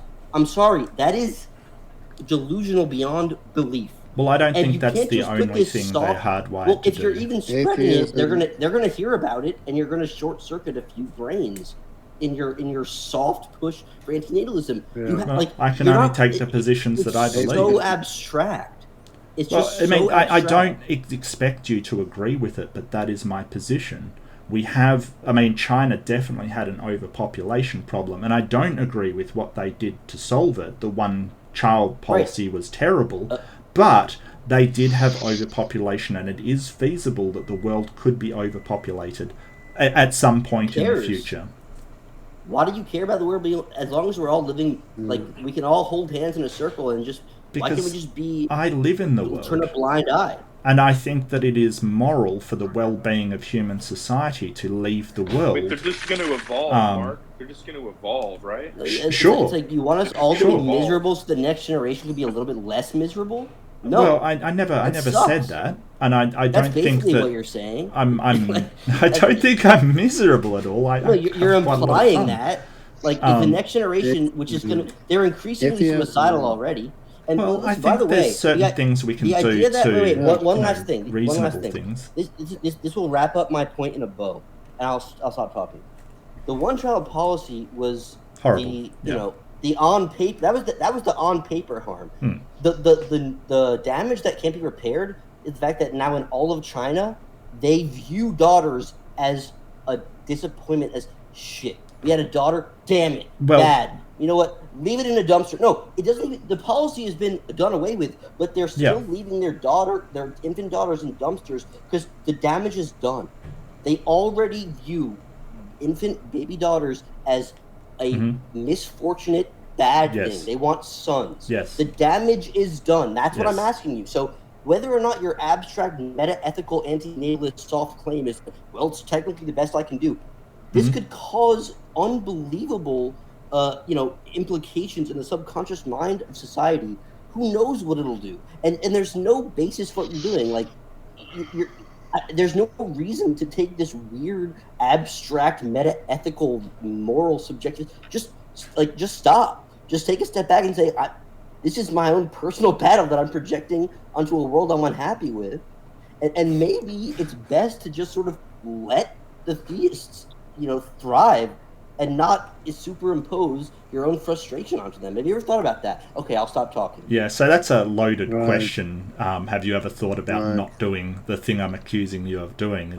But it's beneath your sunflower. So I think that if a policy does turn out to be harmful to the well-being of humans or human society, that is when we change the policy. I don't see that suggesting that people that don't want to have children probably shouldn't have children isn't harmful at all. I don't see the problem with that. And it does a lot of the morality that theists espouse, not all of them, but a lot of them that they espouse, is in conflict with my morality. And a lot of the things that some theists espouse are in line with my morality. Like, there are humanists and theist humanists. In fact, they were there first. It's just that the secular doesn't see a need for a god. But I haven't been convinced there is a god. So I don't know why I would believe something that I don't think is true. Do you believe that we landed on the moon? I do. What makes you believe that, even though with contradictory? Is it just what you saw on TV, or is no? There's a lot of different reasons. I mean, we have pictures, we have the papers from the scientists, we have schematics, we have the reflectors, which you can reflect lasers off the moon because the box reflectors are still up there. There's a lot of different reasons why I think we landed on the moon. You don't think that a lot of those images are CGI in any way? What, in 1970? Like of the Earth and the stars and the contradictory I think that if you were going to use testimony CG of space with Apollo 11 and the current astronauts. Yeah, I think that if you were going to use CG in the 70s, it wouldn't, you wouldn't be able to do it like that. I think that's. I'm sorry, but that sounds ridiculous to me. It was pretty crappy looking. Sorry. Yeah. Well, how did 1960s technology get to the moon without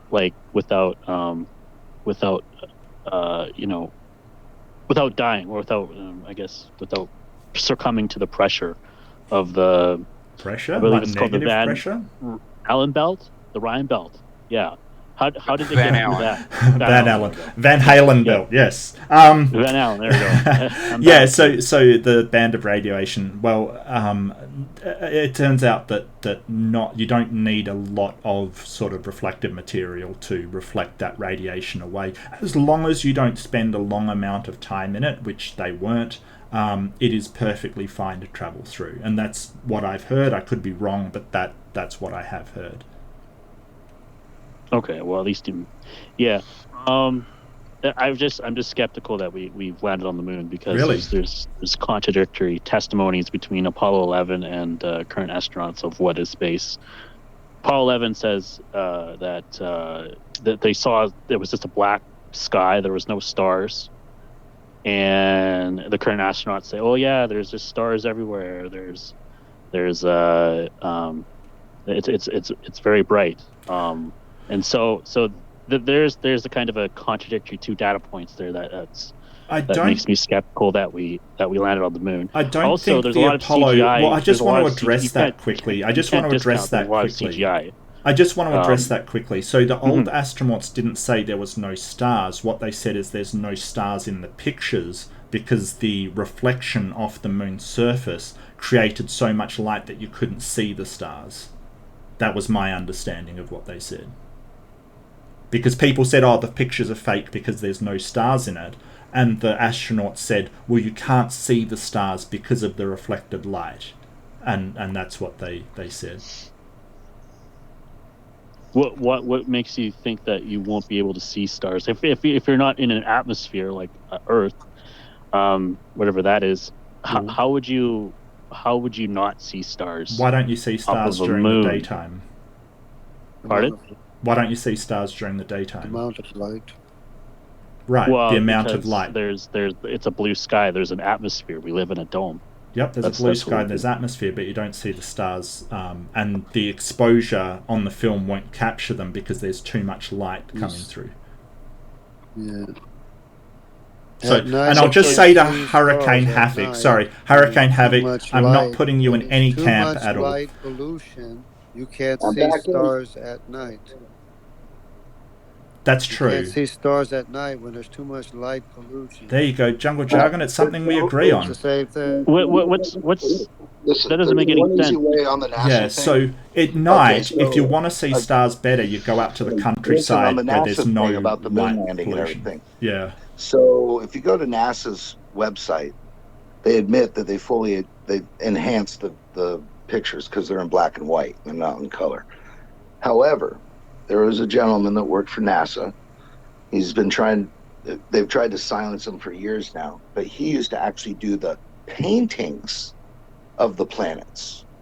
And he used to do other things that telescopes did not see.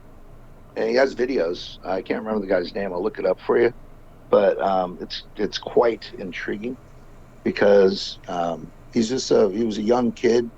There was a really good artist. They hired him. He worked for him for like 12 years, made a lot of money.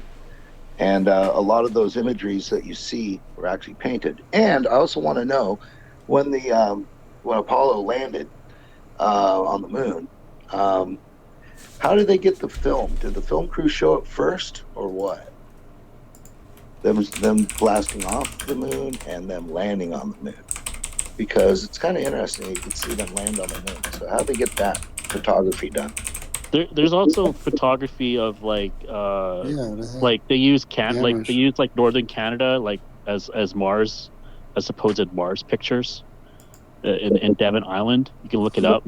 Mojave Desert. So a lot of the chat Or is the sort Mojave of Desert, saying yeah. that this isn't the topic, kind of thing. A lot of the chat is saying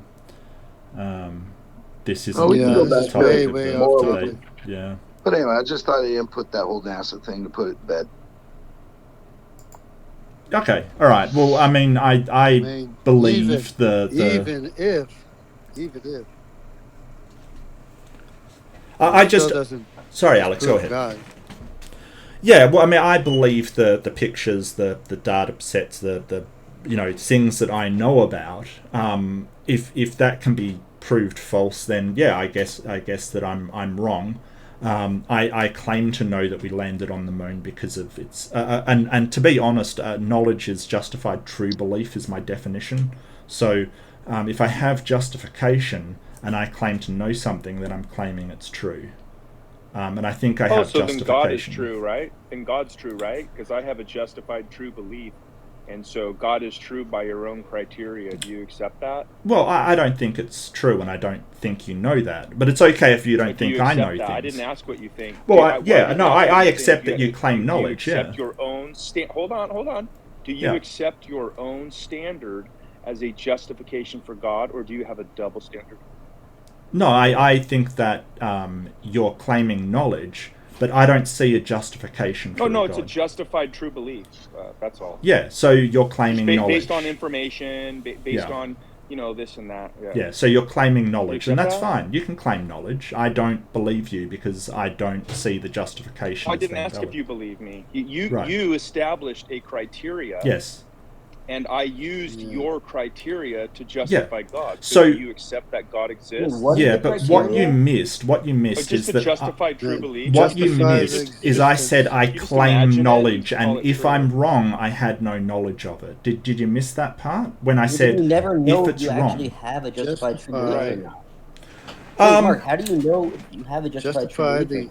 So this is where sort of solipsism kicks in, and I do apologize if no one wants to talk about solipsism. Mark, you have to realize, do you not realize this infinite regress of absurdism that you've cornered yourself into?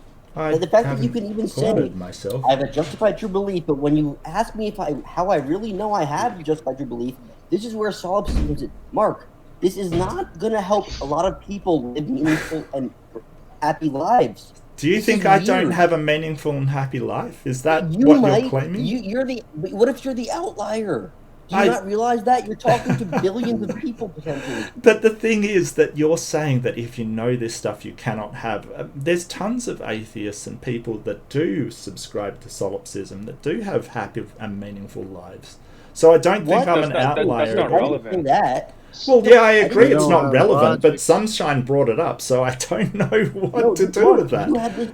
I guarantee you, the vast majority of people in the world that identify as happy do not say that they have this sort of soft antinatalism, subjective, meta-ethical, if I introduce solipsism, these are the people that commit suicide in the highest levels. I promise you, Mark, the kind of stuff you're saying, this is the demographic of people that end up isolated in a corner on 4chan committing school shootings and committing suicide. If you are that ignorant that you don't realize that, then you are committing harm on humanity. I think I'd like to see some stats on that one. The statistics support what I'm saying.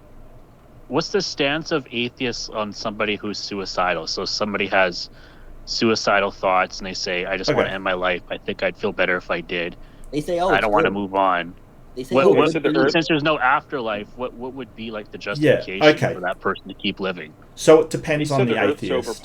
So the thing you've got to understand, John, is that not all atheists believe the same things. Like they have different stances depending on where they are coming from. So just because you're an atheist doesn't mean that you have to subscribe to secular humanism. It doesn't mean that. There are nihilist atheists. There are atheists that believe in objective morality. There's a whole load of different. Okay, so let me rephrase what's your stance on if somebody comes to you and say they're suicidal and you don't, obviously atheists don't believe in an afterlife. I guess that's what I guess the one thing atheists can agree upon. So what would be the motivation that you would give somebody who, because obviously there's some sort of underlying pleasure principles. So somebody would say, hey, what would like, it would just be better, I'd feel better if I just off myself either with me or with assisted suicide, or negative happiness. What would be your, because you'd be like, well, the default position would be like, well, if you want to kill yourself, I mean, if it makes you feel good, I mean, go for it, right? But like, well, if you'd let me answer rather than telling me. Soft antinatalism is completely analogous to soft pro-suicidalism. If I'm wrong, correct me, Mark. Could I respond instead of you telling me what I think? I'd really appreciate it. So you can try. When you said that afterlife, atheists must not believe in an afterlife, that isn't technically true. Atheism is only the God proposition. And it is possible for someone to be an atheist without belief and still believe in some sort of afterlife or reincarnation or something like that. But it is very unusual. I don't. It is. No, this is bullshit. This is bullshit. I'm calling this what it is. This is bullshit.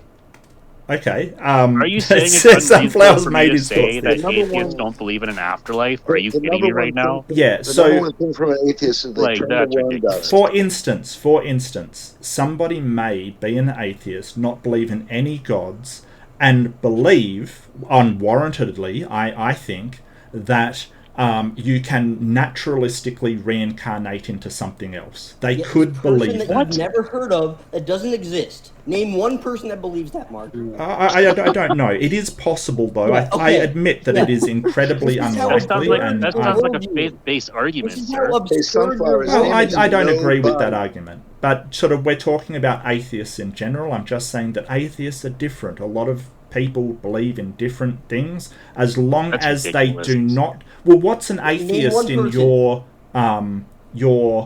what's a definition of an atheist then? You're proving how absurd your worldview is right now. Well, what's the definition of an atheist then? Can I give a definition of an atheist? Go for it. And I think it's reasonable. Sure. Someone who doesn't believe in a deity because there's no proof of it. Right. And they don't believe in an afterlife because there's no proof of it. Well, I don't think that an atheist is someone that doesn't believe in an afterlife. I think an atheist is someone that does not believe in a deity or deities or any kind of... That would be a contradiction. Well, not necessarily. What's your proof? What's your proof of reincarnation? I don't believe in that. You're appealing to something that is outside of time, space, and matter. You violate your own criteria when you say that. If all things are just what's physical and what exists, then to invoke an afterlife would be a contradiction. Well, I don't believe in that, so I wouldn't present evidence for a reincarnation because I don't believe in that. Have to be as a transcendental meditationist as well. Because that's what they believe in. This is how absurd it is. What? I got a question. Atheists don't believe in the soul. But what I wanted to get to, No, because here's what's happening. Mark realizes, oh shit, I do have to kind of support suicide. I said there was an overpopulation. No, I wanted to get to that. He's a soft antinatalist. He says maybe you're not obligated to commit suicide, but maybe it's the more moral thing to do. He backed himself into a corner. I never said that. And here he goes with I never said an afterlife didn't exist. Here it is, folks. No, I didn't. Written all over his face. Yeah, I would like. You can rewind it if you want. Answer on the question. Thanks, Sunflower. I never said any of the things Sunflower just said. So My position on suicide is that it's antithetical to the well-being of humans in general. It's well-being to the. It's harmful for the well-being of the individual. It's harmful for the well-being of society. So is not having children. I don't think that that's specifically true in the terms of overpopulation, which I think may eventually happen, considering the growth of humans on the Earth. I have a question for Mark. Sure. Mark, can you answer me this? How can you justify the existence of matter? What's the justification, or can you explain the existence of matter? I'm kind of suspect at what you're getting at, but my senses, I can feel matter. No, it's a straightforward question. Yeah. Can you justify the existence of matter? You know what matter is, right? It's energy, right? It can be energy. Yeah, right? It is energy. Right? Yeah. Yes. It is energy. Okay. Yes. So, can you justify the existence of energy? How can you justify the existence of energy? Well, can you explain energy in the form of matter is right there. No, the origin of the existence of energy. Can you justify so now you want me to justify the origin of the existence of energy. Explain the causal origin. So that's why I said I suspect where he's going with this one. So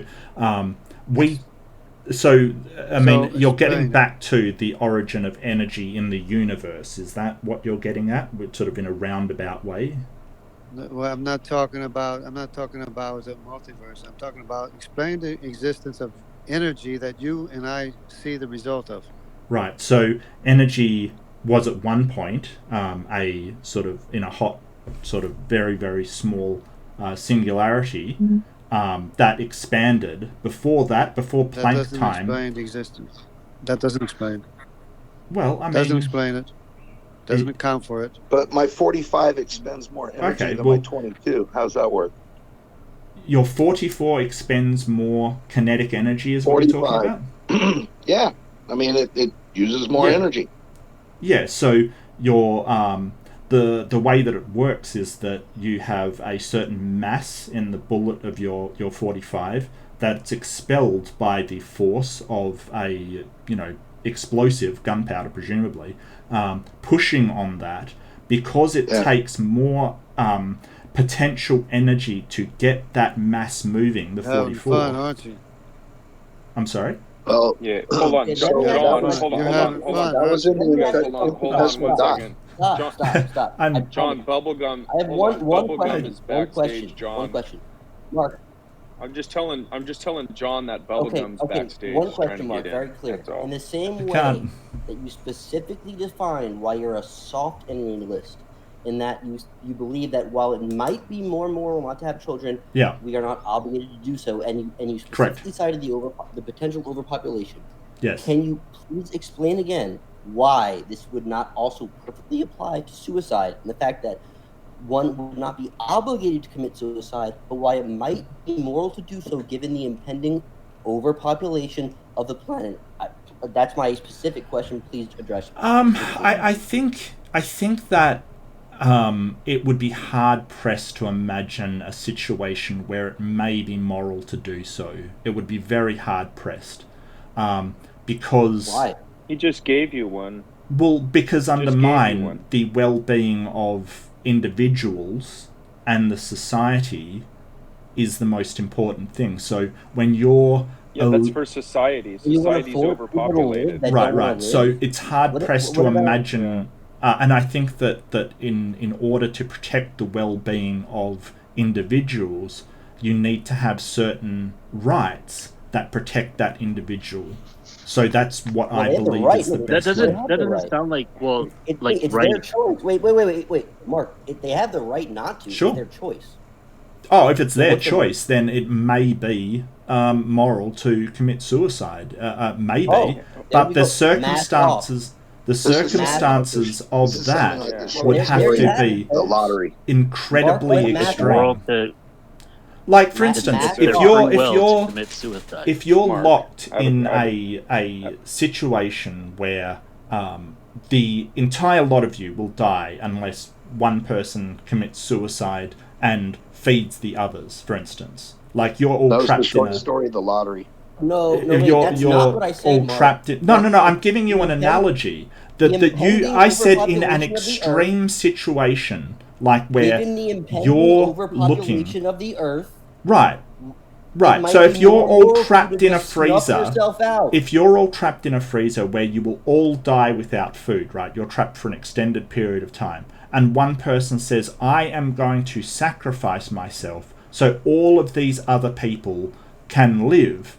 That may be, under extreme circumstances, the moral thing to do.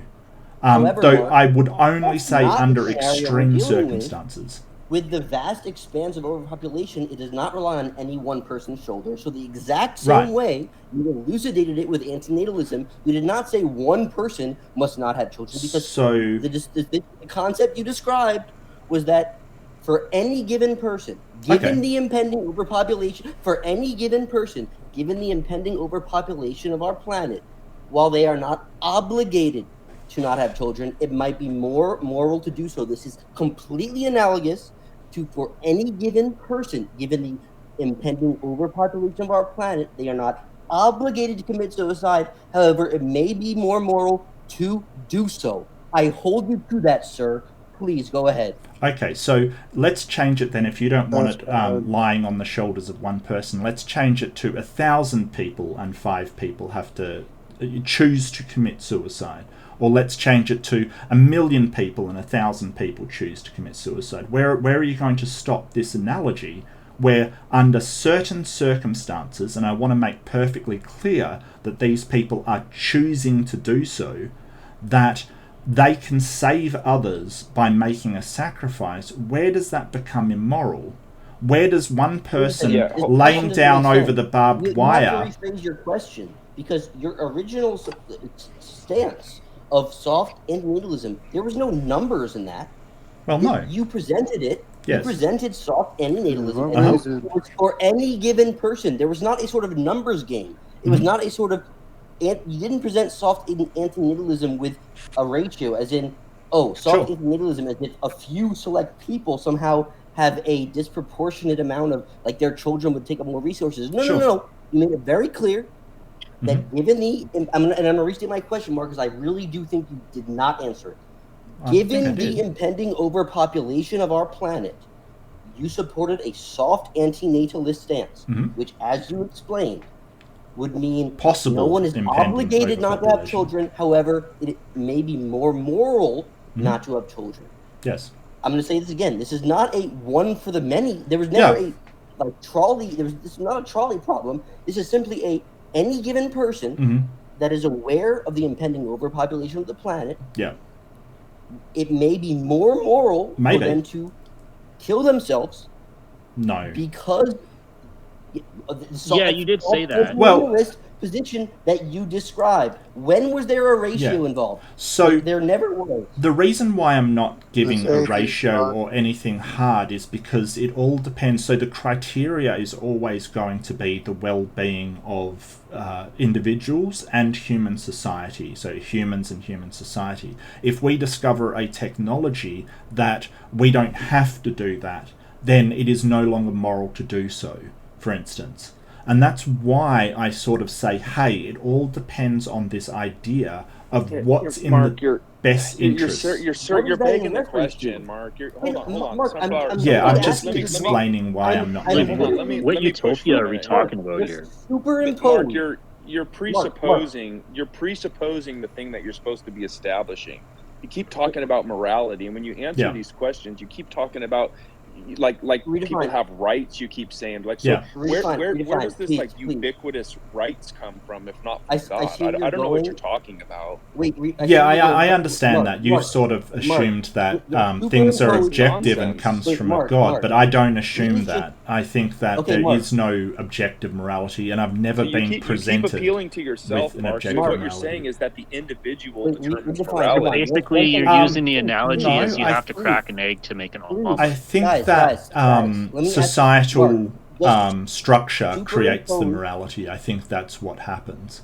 And Mark, can you there's a lot your of soft antinatalism. Mark, can you superimpose your soft antinatalist concept? Just superimpose that onto the exact same concept but for suicide, and tell me why it doesn't fit. What do you mean why it doesn't fit? Because it would make sense that if we are facing an impending overpopulation, the same way that not having children would obviously so away from the overpopulation, so would deleting yourself. Is that not true? I think that you're sort of smuggling in impending there, sort of saying, hey, it's just around the corner, which I never said or never alluded to. Whatever it is. I think that there is a number of possible solutions that humanity can come up with in the near future that would make a antinatalist, even a soft antinatalist stance, it would make that something that we don't need to do, and therefore not even a moral superiority to do. What would be the criteria? Wait, stop, John. Mark, why doesn't it also apply to deleting oneself? Why does that logic not also apply? Because in order for the well-being of the society to outweigh the sort of rights of the individual, because that is in the best interest of the well-being of the individual, you would have to have incredibly extreme circumstances, and not the ones that you're sort of alluding to. The individual still has the choice. That's why it's soft. It's not hard. It's soft. Yeah, sure. And if they didn't have a choice, then if they decided that they didn't want to die, then... Well, of course they have a choice. Everybody has a choice. I don't know what you're getting So what do you mean they don't have a choice? Why do you keep saying if they didn't have a choice? They have a choice. What do you mean? I'm just saying that, hey, if they have a choice, then yeah. In the same way that you are not obligated to not have children, but it may be more moral to not have children because of overpopulation, you could say the exact same logic. I don't know, Mark, are you not understanding? The exact same logic applies to you are not obligated to kill yourself, but it may be morally superior if you have an impending, like if you're in a situation where everyone will die if somebody doesn't sacrifice themselves. It may be moral to do that. I will make another analogy. So, like one person lying. So, in the times of war, if you have to make like over the battlefield kind of thing, one person deciding to sacrifice themselves and lay on the wire to get the others across the battlefield may be the moral thing to do. Why is that not the moral thing to do, Sunflower? I'll tell you why, Mark. Why are you a soft antinatalist? No. I've answered lots and lots of questions. You can answer one of mine. Why is someone sacrificing themselves by laying on the wire an immoral thing to do? Because no, Sunflower, answer the question. What criteria? Why I'm drawing the parallel here. Answer the question, Sunflower. Answer the question. Answer the question. Why is laying on the wire to sacrifice themselves immoral? Mark, stop over talking. Listen. You're telling me to stop over talking? Oh, that's hilarious. No, I'm the one drawing the parallel. Who's being sacrificed by not having a child? Who's being sacrificed by not having a child? Nobody. You brought that up. I'm not talking about sacrificing. I'm talking about it's one less body to feed. If you kill yourself, right? I just said it's one less body to feed. Okay, so I just said that the whole idea of suicide being moral is if you are sacrificing yourself. So why is that immoral if you're sacrificing yourself for the good of your society? How's it different than someone laying on the wire in order for his loved companions to get across that battlefield and survive? How is it any different? I'm asking you that, Mark. I'm asking you why suicide. What's the criteria? I don't think it's immoral. I think that the person who sacrifices themselves to lay on the wire is a moral thing to do, and it is a time-honored thing to do. I'm asking you why suicide is not different than simply not having kids in this case. It's one less body count. It's one less. Why are those not the same? Why are they not the same? Because in one, yes, that's what I've been asking you this whole time. Why is killing yourself Okay. not equivalent to not having a child? Okay, One less body to feed. so- Answer that, Mark. So in one, you are taking a human life, which may be it's obviously detrimental to that human, and it is also detrimental to society in a majority of cases, unless that society is benefited by the thing, by the suicide. And in the other, there is no person, like if you don't choose to have a child, there is no human you are taking out of the equation. You finally answered it. It is the same. It is the same then. How is that the same? As long as the person wants to die. No, how is that the same? Wants to die. If the person wants to die, then you have the same way you have a soft antinatalist stance, you have a soft suicide stance. Anyone who wants to die, they are not obligated to kill themselves, but they are probably more moral if they do. There you go. What about abortion? What's your I stance don't on get abortion? what you're saying. Okay, so way off topic, but I mean, I can talk about abortion if you want to. I'm more than happy to. Yeah, what's your stance? Yeah, so I'm pro-choice. I think that a woman should have the right, as I alluded to in these rights, to choose what is done with their body.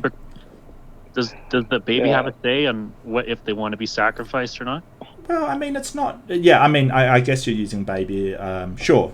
They are reliant on another person for their existence. And they don't have a right to interfere with another's life. Wait, Mark. Why does anyone have a right to anything? You keep talking about these ubiquitous rights that people have. I want to know what makes those real, if not God. Yeah. So why does anyone? Hold on. Let me give you the context of my question. Okay, you're being inconsistent. You're borrowing from the biblical worldview. I don't think so. In nature, nobody cares when a tiger rips apart a baby gazelle or deer or whatever it might be. And you, from your worldview, your position is that that's all we are. We're nature. But now you're imposing these rights on humanity as if we're some sort of different thing, and you're imposing them in a way as if they're objective. So that's an interesting question, because if a tiger rips apart a baby, there doesn't seem to be an objective morality to stop it. While in other animals, like chimpanzees, for instance, we do see a moral structure. So where I think morals come from, the basis for morals are our innate senses of empathy and reciprocity. I don't think they form a system of objective morality. I don't think they rise to a morality because they don't actually tell us what we ought to do, but I think we can use them as tools if we do agree on what's important, to have a structure that we can determine objective decisions for achievement of that structure.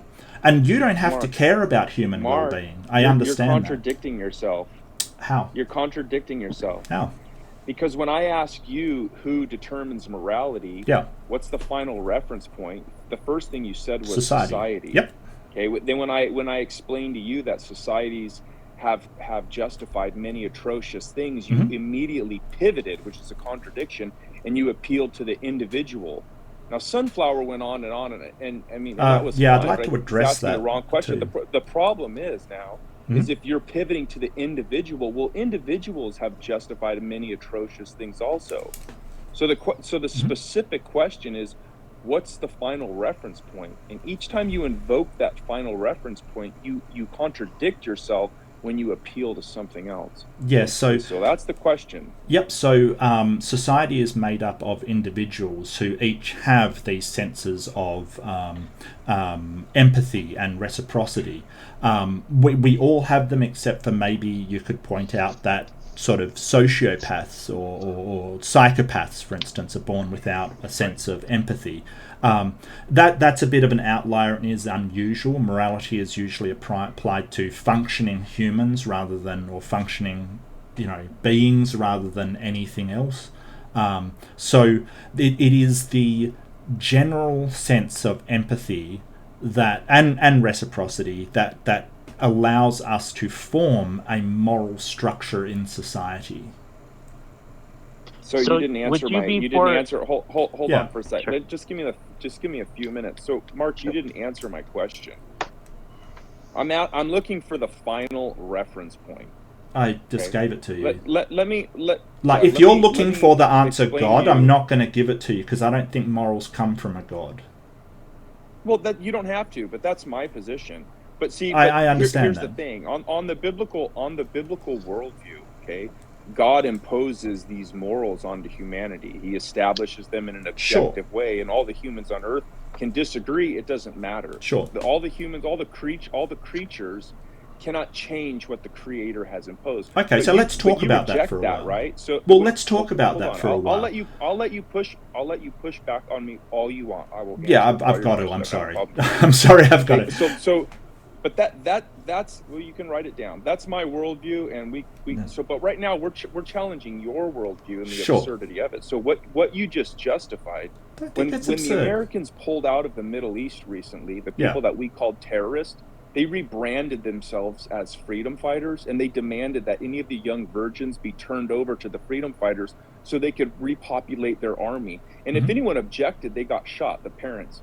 Now, here in America, we call that rape and murder. But over there, what you've just justified what they did, because you have these individuals that make up a society, and society made a moral declaration for the betterment of society. Yeah, I think it's a moral. Since that is your final reference point, Mark, on what grounds can you object?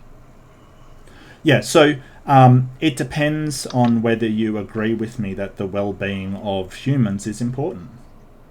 That's all that happens. Not everybody agrees that that's important. There's a million religions out there that don't agree that the well-being of all humans is important. I happen to believe that's the case. So I think it's immoral that happens. I can't say, hey, they're like in some objective way immoral. I can just say, hey, because I okay, great. Well, because I don't think objective morality exists. Did you see how we just did that, Sunflower? You see how easy it is? Yeah, I don't think objective morality exists. I think that morality is something created by societies, and as society grows larger and larger, it's applied to more and more people. I mean, you're okay. So let's look at your objective morality here. How can you show that your morality is in fact objective to somebody like me? And why does it conflict with everybody else who's saying their morality objective and yours is wrong? Who is right here, and how do you demonstrate that? Yeah, so one question at a time. So really? You've been hitting me with question after question after question. You've got to be joking, right? No, I'll take all your questions. Okay, well... I'm just saying, I'll do it one at a time. So first of all, it doesn't follow that because people dismiss the speed limit on the highway, or they dismiss the revelation of God's moral standard, that those things don't exist. And the way that I'm defining objective is I'm defining objective as something that the creatures cannot change because it was imposed by the Creator. Just like in the days of Noah, all the humans on earth, they can say, this God, we don't care what he says. They can ask those silly questions. But in the end, God is the enforcement mechanism. Okay? Yes. So it doesn't matter who disagrees. Innate aptitude for guilt is the best proof of that. That what he just said is so true. Guess what? You can't escape guilt. It doesn't matter. It'll live in your head. You know what you did is wrong. You can try to act like Sam Harris. Guess what? You're haunted by guilt. Guilt is built into you. That's proof that there's a moral compass innate in all of us. Unless you're he's avoiding our questions. Yeah, hold on. I think I've answered a lot of questions. Mark's not going to Mark's going to tap dance, okay? But let me explain what you couldn't explain, Mark. You know. Well, you shake your head. Well, I mean, I asked you a question.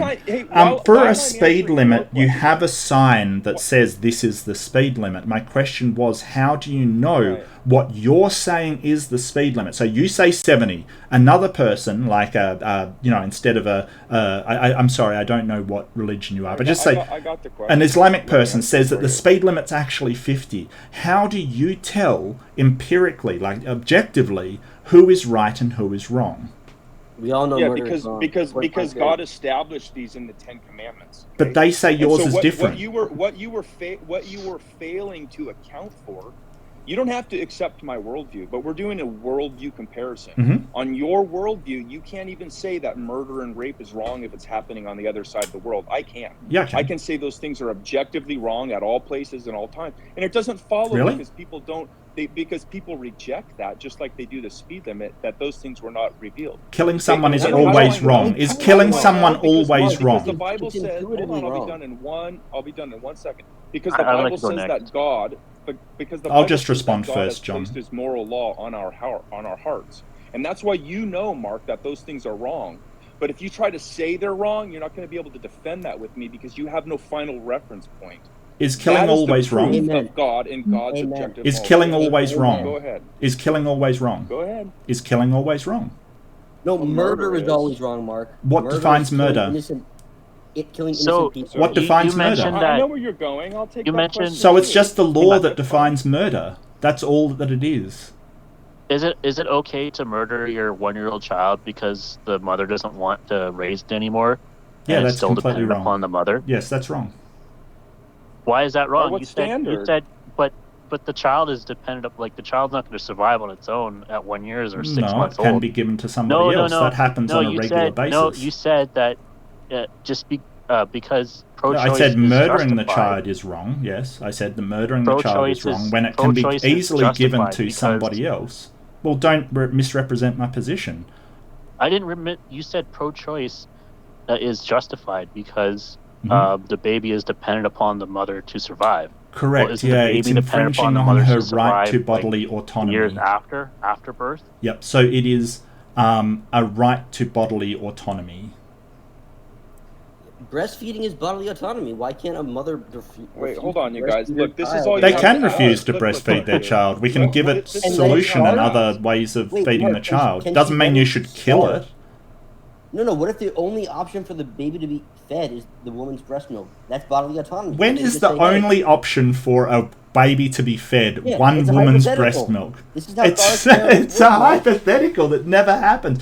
Get that situation to me and This is how humans evolved. What do you? Mark, hold on, you guys. Look, hold on. This is what you need to do. What do Mark, you think the mother Mark, and the can baby you? do you while know the what a guy was out nanny hunting for a is, week? Sunflower? Do you know what a Okay, nanny Mark, Let me is? ask you. Well, just answer the hypothetical. Do you know what a then. nanny The is? mother- We get her a a nanny. mother- We get the baby a nanny, somebody that produces milk Let for me them. ask you something, Mark. If there's a mother in a cottage, and Oh, this is a reasonable Doesn't matter. example. This is Yeah. how thought experiments work. They're obviously supposed to be extreme.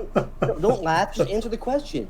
A mother had a recently born baby. Yes. And they're trapped in a winter storm, and her bodily autonomy is her breast milk. Sure. She doesn't want to give up her bodily autonomy. Yeah. And thus, she lets the baby starve because her bodily autonomy is her breast milk. Yep. Is that justified? Yep. Oh, there you go. Mask off. Hold on, Matt. No, there was no Mark, mask in the first place. Sunflower, You're talking about a situation that never happens, and you know, like it's Doesn't matter, it this could great happen. First of all, hypothetical. it definitely has happened. Yeah, at it least could once. happen. In- Okay, so just definitely say happened just at say least I'm one time. just say I'm dying of blood loss. Do I have the right to pin you down and take your blood against I'm your not going to will? go that extreme. I'm going to go to No. Is it right for me to pin you down and take your blood against your will? Yeah, it's funny. The answer is no because that's not. No. The Why actual not? I'm birth- going to die without it. Why not? So you're doubling down on the woman refusing to breastfeed her newborn baby in order to, which will result in its Yeah, so doubling it's down on it's that. called bodily Are- integrity yes or or no, are bodily you doubling- autonomy, are and you you doubling just down? showed it when you said, "Hey, to Yeah. save another life, I no, will you not just give Yeah. up Is my that- bodily is autonomy being in pinned order down to and save having another blood life drawn a that is reasonable dependent on expectation me of- giving my blood." And Yeah, I Mark, agree with Mark, you. You shouldn't Mark. have Okay, to I'll give up answer your your bodily question. integrity I'll answer in your order to question. save another life. Yes. That's it. Is the father being, or a random man being pinned down and having blood drawn from him, is that entailed in the responsibility one takes when they decide to bear a child and give birth to it? They don't decide No. sometimes. Sometimes Well, the it's answer is accidental. no. The answer is Accidental. no.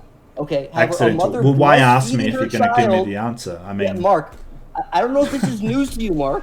A mother breastfeeding her child is part of the innate responsibility and obligation a mother takes. you're when kind she of getting a bit decides to shrill bear there, a child. You Sunflower. are such a fucking liberal. You're a typical Australian liberal, dude. Obviously, you know that you fucked up here. Have you met many Australian Liberals? A woman locked in a cabin with her newborn baby that just doesn't feel like breastfeeding. She's justified in letting the baby die. I don't think that I don't think that, that somebody that doesn't yes or no? I don't think that somebody that doesn't want to breastfeed their child is just deciding not to. No? Look, I'm going to support the woman's right to bodily integrity, but I think that your example is so ridiculous that it is pretty ridiculous. A lot of people, but the problem is that you don't think the same thing of taking somebody's blood to help somebody else when they're dependent on them. Hypotheticals work, which sort of shows that you have an inconsistent gymnastic rings. You sort of have an inconsistent understanding of bodily integrity, because you think that someone's integrity should be protected when it's blood, but when it's breast milk, someone's integrity should be enforced. I've already answered your question, Sunshine. And you said she does have the right to just simply, I'm annoyed, I don't feel like it. I don't think that would be the case. I think that a woman that's in a cabin by herself with her child is going to left her baby in a hot car. What do you mean you don't think you would? So that is somebody with other options than just letting things. So left her baby in a car. Yeah, so that's somebody with. Mark already answered you. He already answered you. He said. So what do you mean you don't think a woman would ever do that? Women do it all the time. Listen, yeah, I think Mark already answered you. He said that the woman has a right to kill the baby because the baby lives off the mother. Well, I didn't say kill. I didn't say that. To the baby that's breastfeeding. I think that failure, Mark. Well, I think that what I said was that they have the right to protect their bodily integrity in that specific circumstance. I don't think Mark, they have the right. That? Who imposes bodily autonomy, Mark, if not God? Mark, who imposes? Well, I think that it's a integral. I would just sign off, Mark. I think it's an. Yeah, I know. If it was you, then you probably would run away. But Mark, who imposes bodily autonomy if not God? So I think that keep talking about bodily autonomy. Where does that come from if not God? So there's certain things that humans have that are integral to their psychological and. No, what makes that real, Mark? What makes it real? I don't understand your question. You're saying that there's these rights and these bodily autonomy. I don't know what you're talking about. Yeah, so it's sort of position. You're borrowing that from mine unless you can account for it. Well, it's just biologically that people in general, humans in general, there's certain things that they need to be have physical well-being. That's not what I asked. Psychological well-being, and certain that's things. That's not what I asked, Mark. Yeah, so what you're looking for is something to make it objective. What makes it real? You're saying that there's you're looking for something to make it that exist out there, and everyone has them. I'm saying what makes it real. Yeah, so you're basically saying what makes it objective, and I've already said I don't think morality is objective. I think that you can trace it back. I think you can trace it back. Can I finish? I think you can trace it back to the biology of humans, the way that they need to have their bodily enforced, and I think it also comes down to psychological well-being, that you do need things, much like a Maslow's hierarchy of. Yeah, so you're just interrupting me constantly. You're just interrupting me constantly. I'm not making stuff up. Humans do need certain things to have physical and psychological well-being. Well, it's sort of the question. Well, it's sort of question, Mark. Yeah, but you're sort of saying what makes this thing I've determined to be objective, even though I can't explain why it is objective. How do you get back to objective things? Now, I've given you something objective, which we can say that the well-being of a person is objectively measurable. We can measure how physically healthy you are and how psychologically healthy you are. And I mean, it's not 100% accurate, but we can still measure that objectively. So we can still go back to something objective. I am answering your question. We can go back to something objective, which says humans need certain physical things like food and oxygen and water, and they need certain psychological things like self-determinism, they need self-actualization, they need safety, security in order to be psychologically healthy or have a psychological well-being. That's not the question, though, is it, Mark? That's not the question. Well, if you want to get back to how do you get back to God, which seems to be what you're getting at. No, that's not the question. No, we're not talking about my worldview. I'm happy to. I can answer this, you see? Well, because we're all made the problem is you haven't... God imposes those things onto his creation. Yeah, but the problem is that you haven't explained how you know that's objective and is in actuality the case. No, I don't, Mark. No, I don't. Yeah, so your sort of example that people in other places do other things seems to suggest that they're saying their morality is objective, you're saying yours is objective, and there is no methodology to show whose is the actual objective morality, because you say it's yours. Your reasoning is flawed, Mark? Because yeah, so that's a loaded question. If you're going to make that kind of question, why don't you just say your reasoning is flawed? My position has no bearing on how you need to answer the question. I can say that morality. I did answer the question. Pixies, okay. I did answer the question. My position has no bearing. Now you're saying that babies are born with some innate rights. Okay. Well, I think we assign them those rights based upon you, Mark. Who imposes that? Who imposes that? That comes from society and an understanding of our biology and our psychological well-being. So society. Yeah, we do. We give ourselves rights. So it's not real then, right? So our rights are taken away on a constant basis. I don't know if you're aware of that, but our rights are taken away. Illusion.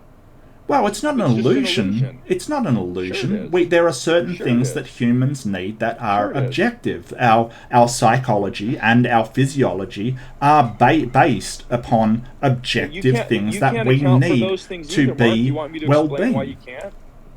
Well, I can't account for our physiology. Would you like me to help you understand why? Yeah, so this loaded question is kind of a bit... on the laws of nature and physics? Are these predicated on the laws of nature and physics? I'm not sure. They might be predicated on physics, but nothing is predicated on the laws. Because laws are descriptive, they're not prescriptive. They describe things in reality. So they're not real? Laws aren't real then? The laws of physics aren't real. The physics is. The laws of physics, then what justifies your extrapolation back to a singularity? What justifies any assumptions that haven't been observed? Yeah, so... Can you tell me the lotto? The methodology... What's the winning lotto numbers going to be, Mark? There's nothing in science that says you should be able to understand sort of complex deterministic systems. You're saying that all of these extrapolations are justified. Yeah, sure. But you just rejected the thing that you affirm, which is science. So now how did I reject science? Again, I can do this with you all night. How did I reject science? Well, science doesn't say that we should understand the so if you're talking about chaos theory, like in the lotto numbers, it's a deterministic you're not answering system. My question again, Mark. Well, no, I am. Dodging again. I mean, that's you're just sort of doing a Darth Dawkins saying that's not the question. What justifies those extrapolations? So Mark? Those chaos systems, science doesn't say that we should be able to understand exactly how they work. We can make predictions based upon chaos theory, but it doesn't actually say that for a complex system like lotto numbers, we should be able to tell exactly what happens. So you're misrepresenting science in that case. Because science doesn't say you should be able to understand. It's the same reason why we can't predict weather 100%. David Hume, the atheist philosopher of science, calls this the problem of induction.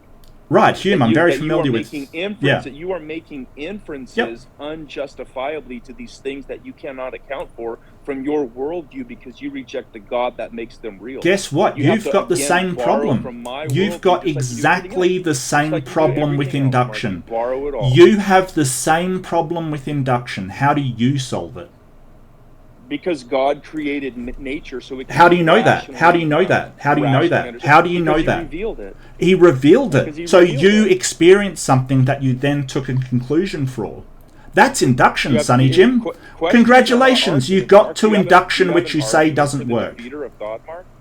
You just used induction to Do you show have a an God. argument for You the experienced defeater of God, something, then made a conclusion. You just made an induction, which you says don't work. So you just didn't used make it. something. No, that's No, an you inductive did. You argument, did just use an induction. You 100% did. Mark. Just because you don't understand Mark. induction doesn't mean you didn't use it. So you are using Mark. induction as well. And every time you appeal to science, you Mark, are you're using slow. Let me induction. explain this No, to no, you no. again. You're Let saying me induction explain this to doesn't you work, again, Mark. but you're Slow. sitting on things and referencing things that are based on induction. But you say it doesn't work under Hume's problem of induction. Hume's problem of induction slow. doesn't Let me actually explain say this- that induction let me doesn't explain. work. What it says is we can't Please definitively don't prove explain that again. induction can't work.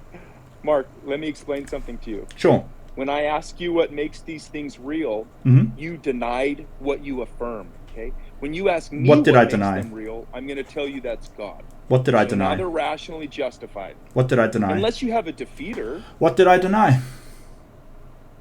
the laws of nature, including physics. I'd never denied that they. I mean, I never denied that. I said that they came from physics. Yeah, you did, Mark. I said that We they got it. came We from got it physics. I said that they came from physics. So you're just misrepresenting what Are I've said physics made here. of matter? No, you said they're not real. Okay, so laws of physics and physics are two said they're not separate real. things. You Do denied you like this is just basically trying to misquote what I've said, misrepresent what I've said, and then Okay, claiming let's start that you again. have Mark, made what some makes those kind real? of thing. What makes the laws of nature, including physics, real? That all of your scientific conclusions are predicated on. Yep, What so makes those they real? are descriptions of nature Oh, so they're not and real. physics So they're that not we real. can examine, make testable predictions, and see if they No, you come can't, true. Mark. This shows the accuracy of the laws that are describing the physics and nature that they are based upon.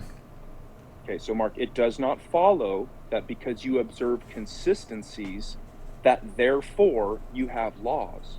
Now again, Why not? what makes those? When I ask you, Why not? Mark, what makes these laws real?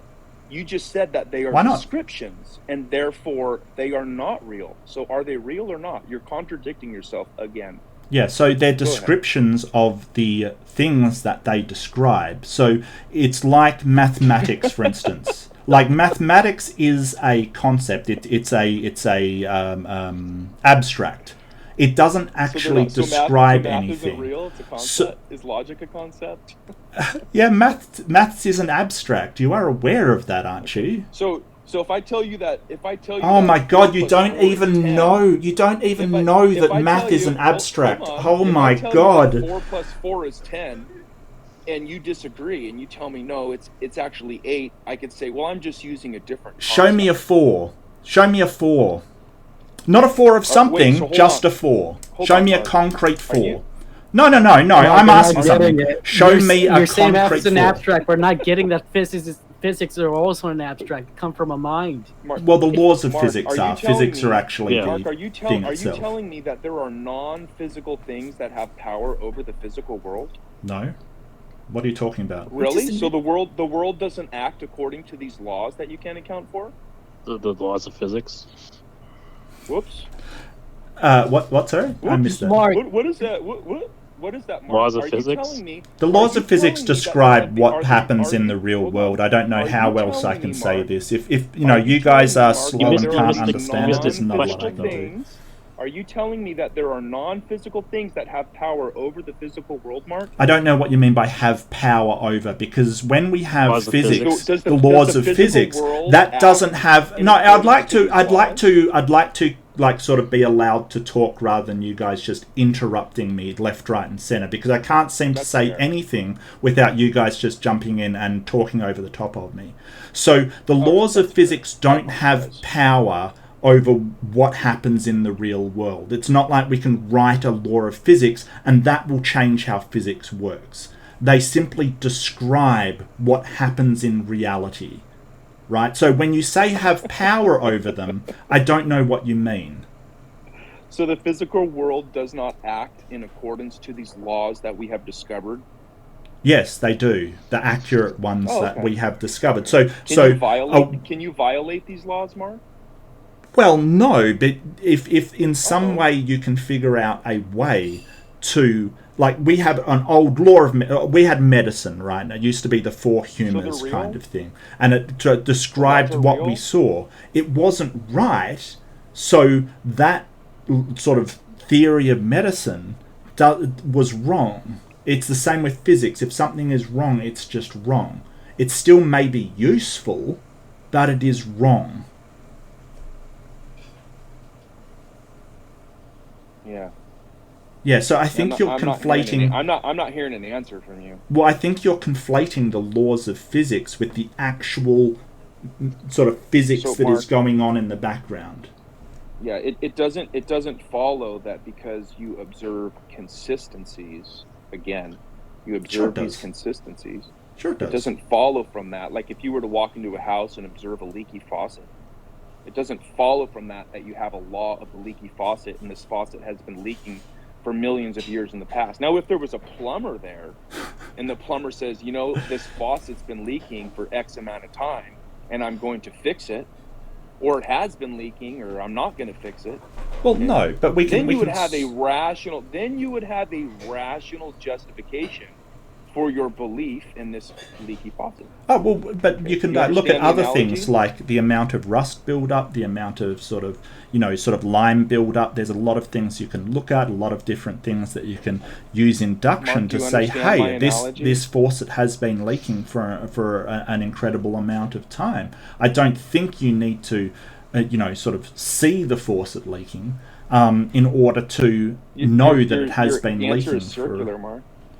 I don't think it is. You're begging the question. I have not. Question. Yeah, I don't think you understand what that means. You're begging this question. I don't think you understand what that means. You're assuming the thing I'm trying to get you to account for, because you can only do those tests that you're talking about if you first presuppose the very thing that I'm asking you to account for. What, you induction? Said, well, there's these laws. I said, okay, what are these laws? Well, we can do these tests based on these laws. I said, well, wait a minute, you don't have those yet. So, and you already denied them. So, I'll clear you up here, because it seems like you're galloping towards solipsism kind of thing, that you have to make some presuppositions in order to talk about things and to understand. Everybody has to presuppose some things.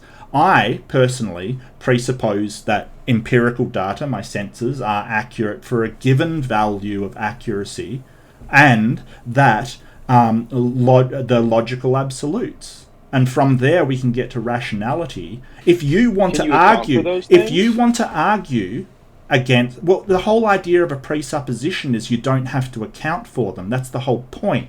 You've missed the point. Mark. No, you've missed the point completely. No. I want to finish. So do you disagree that empirical data comes from our senses and is accurate for a given level of accuracy, and that the logical absolutes are true? Do you disagree with that? Well, so this is... Yes and no. No. That's my question. Stick to one or the other. Like, just explain one or the other. I'm going to... Okay, what is it? Do you disagree with either of those? Let's stop interrupting each other. You first. I'll go first. You go ahead and finish. Yeah, I have. I want to know whether you disagree. It's very simple. Do you disagree with the empirical nature of our senses? Not 100% accurate, but they're still empirical. Or the logical absolutes? That's it. It's a simple question. It's not a simple question, Mark. It is. Okay, let me explain why it's not a simple question. Because there is no neutrality between your worldview and mine. Okay?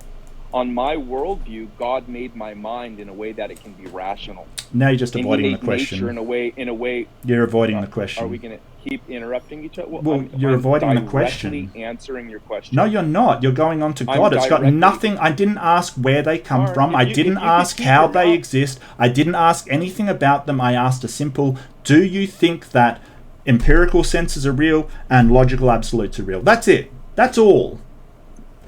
Okay, can you close your mouth for a minute while I answer? I have been, but you don't want to answer the question. You want to go off to some kind of theological thing. Mark, you need to shut up, dude. No, you need to shut up. You've been interrupting me all night, dude. You know you have. Without you blabbering. Well, I just want you to answer those questions. That's it. Okay, don't go off on something else. Just answer those questions. So listen to how desperate Mark is, okay? When we ask Mark how to account for reality without God, he says, I presuppose it. Yep. I say, well, how do you account for it, Mark? He said, well, I just presuppose. We don't need God to explain reality. And then when we ask Mark to explain reality, he just says, I just presuppose it. That's all. That's good, Mark. So let me directly answer that. On the biblical worldview, okay, God created our minds so that we can be rational. He created creation so it can be rationally understood. He imposed these laws onto his creation so we can do science. So when I say those things are real, I can account for them. Okay, They stop. are real because I'm almost done. Yep. They are real because that's the way God created it. Okay, stop. Now, you, on the other hand, stop. How do you account for those? You have just validated both of my presuppositions. I don't have to account for where those presuppositions. So yes, you did. You have just done that. You have just validated my presuppositions by saying A, my senses are real, regardless of where those senses came from, and 2, you have validated my belief that the logical absolutes are real. So you have just validated those two things. I don't make any claim where those presuppositions I have made comes from. I don't make anything. Like I did? Well, it's just a presupposition. I have to, and you keep sitting here and validating my presupposition. Mark, you do. Mark, can you explain reality without God? Can you explain reality without God, Mark? Yes. Okay. Can you account for those things that exist in an external physical reality? Okay, so just account for them. Let's just side chat and say, let's look at the massive God of the gaps that Redefined Living is doing. He's basically saying, can you explain this or explain that? God? So even if I could not explain them, and I can explain reality in sort of the way that quantum fluctuations caused presumably the Big Bang. I mean, we don't know for sure, but it is a plausible way something can come from a quantum field. Even if I did not know that, you saying God is inserting God into a lack of knowledge or God of the gaps. Now, you can in no way demonstrate that God created any kind of reality. You just asserted. I don't care. All the way. I don't care. Let me correct you. Why would I care about that? Okay. Let me correct you really quick. Let me explain why you're failing. I'm not saying I don't know, therefore God. I'm saying I know because God revealed it. Oh yeah. Why should I believe you? Okay. So now we're all. You're asserting that. Do you have a demonstration of it? Need God, Mark. Do you have a demonstration of that? God, Mark. Do you have a demonstration of that? Do you have a demonstration that God revealed it to you? You mean has God? Yeah. So present your God. Where is this God? Wait, so you're asking for evidence? Yes. Where is it? So hold on. I got this, bud. So it's your position that beliefs held without evidence are irrational. No. I'm asking for your evidence of your claim so it's that your God position did that this. Beliefs held without evidence are irrational or not? No. Why are you asking for? So you're presenting a double standard? No. I'm asking you. I'm asking you where your evidence of God is. You don't have to talk about my beliefs at all to present your evidence of God. You're just trying to avoid it. Where is your evidence of God? No, it's not clarifying. You know exactly what I mean. You know exactly what I mean. You just do not want to present evidence of your God.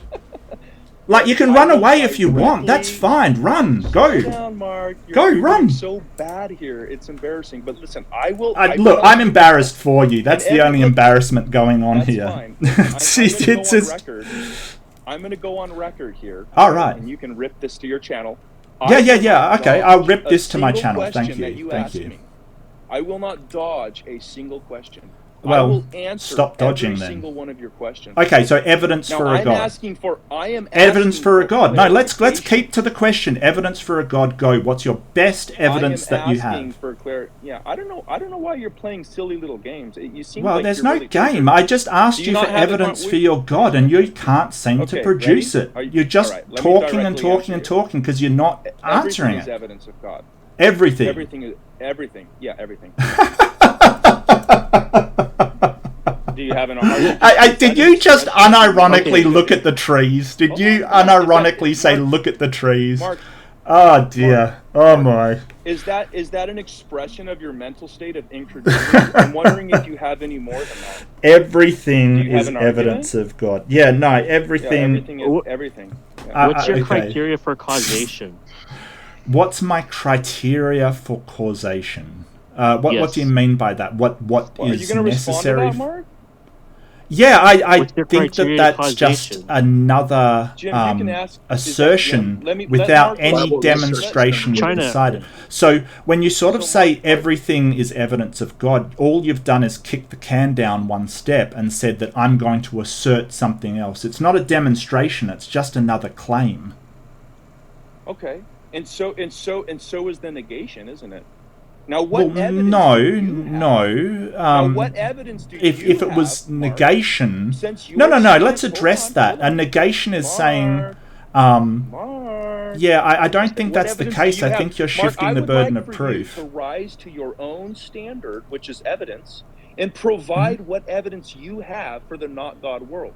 Since you're asking for evidence, that is shifting the burden of proof. I'm not claiming it's a not God world. You presented me with a God claim and I asked for evidence of that, and you just made an assertion that everything is evidence, therefore nothing is. So, Mark, and therefore it's just another claim that I can say, well, what's evidence that everything is evidence of God? You're an absolute... From the revelation, because God revealed it. God revealed it. Yeah, God. Really, what evidence do you have of that? Now let me hold on. You're asking all these questions. Well, I'm just asking you for evidence. Then all you're doing is making more claims. Yeah, so that's fine. You can ask me. I already told you I wouldn't dodge, but why are you dodging? What do you mean? I'm not dodging anything. Let me correct you, Mark. Why it's not just a claim? Okay. True dichotomy, Mark. A or not A. Okay. We can fill in the blank of A, whatever it might be. Something will either be A or not A. Right, and I'm not claiming not A. I'm not claiming that. I'm addressing your A claim. That's all. Dude, my gosh, dude, you are.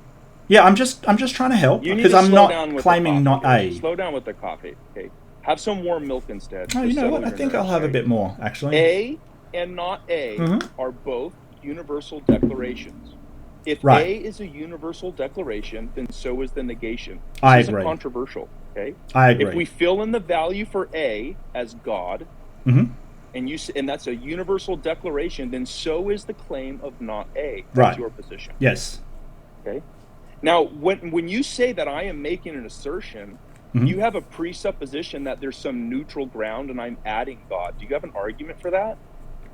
Yeah, you're making the knowledge claim that there is a God. You've made it several times today. I do have evidence for not a God because usually when people claim a God... Yeah, okay, Darth Dawkins, chill out. So when usually people make a claim that God isn't, does exist, they're talking about a mind. The evidence that I have is that a mind cannot exist without a brain, or at least as so far as we see. So that's a black swan fallacy. No, it's not, and I'll explain why. That is why I believe there is no God. I'm not necessarily saying that there is no. There is a mind without a brain. I'm not necessarily saying that is the case, but what I'm saying is that I have never experienced a mind without a brain, and therefore I cannot believe that there is a God because it violates my experience. If you do, the reason why it's not a black swan is because if you produce a mind without a brain, I will believe it. It's not necessarily the case. Hold on, Mark. Are you telling me? Well, you won't let me finish. You will not let me finish all night. That's the problem. Are you telling me, Mark, that your mental state has a bearing on the external reality? Who said that? You're using a flat Earth argument right now. Yeah, no, it's not a black swan because basically a black swan says that because we haven't experienced something, it necessarily does not exist.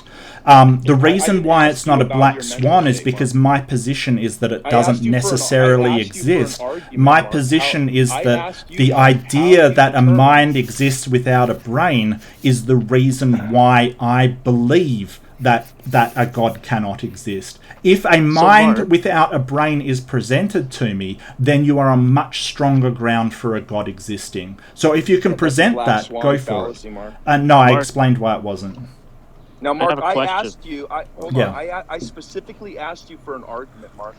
You said that the theist is making a claim. Yes, they are. That would only be true. That would only be true if there was some neutral ground upon which the theist makes the claim. What?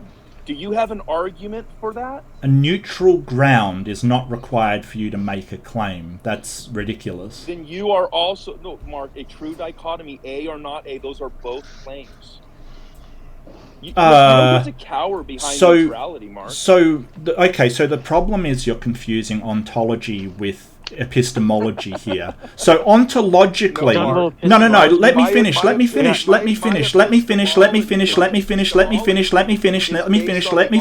Please, why won't you guys ever let me finish? So either, so let me finish. So ontologically, the tree fall. Ontologically. Okay, let's take the tree example. Ontologically, the tree could be fallen, A, or not fallen, not A. But epistemologically, it can be the tree has fallen, A, or not fallen, not A, but you can also not know. There is actually a third position in epistemology. And it's amazing that you don't realize that. Burn the sucker and get rid of it. Sure. This is easy. Mark, this is easy. Do you positively affirm that all the physical world, everything, all the evidence which I talk stands in causal relation to God? Do you positively affirm that? I do not positively affirm that. Okay. So I'm not asking you what you know, Mark. I'm asking you to give an account for what you do, not what you know. What I do. So it doesn't follow that because you don't get to cower behind neutrality. How is what I do got to do with whether a God exists? You view the world and the facts around you as if they are not standing in causal relation. Okay, I'm confused. So it doesn't follow that because you do not explicitly. I know you are. It doesn't follow that because you do not explicitly deny God, that your position does not entail implicit denials, and that's what I'm asking you to account for. You said, Mark, that you can explain the world without God. Yeah. But when I ask you to do that, all you do is just blabber. It's really bad for you. Well, I mean, just because you don't understand something doesn't mean I'm not answering it. So that's on you, I guess. Did you explain morality without God? Yeah.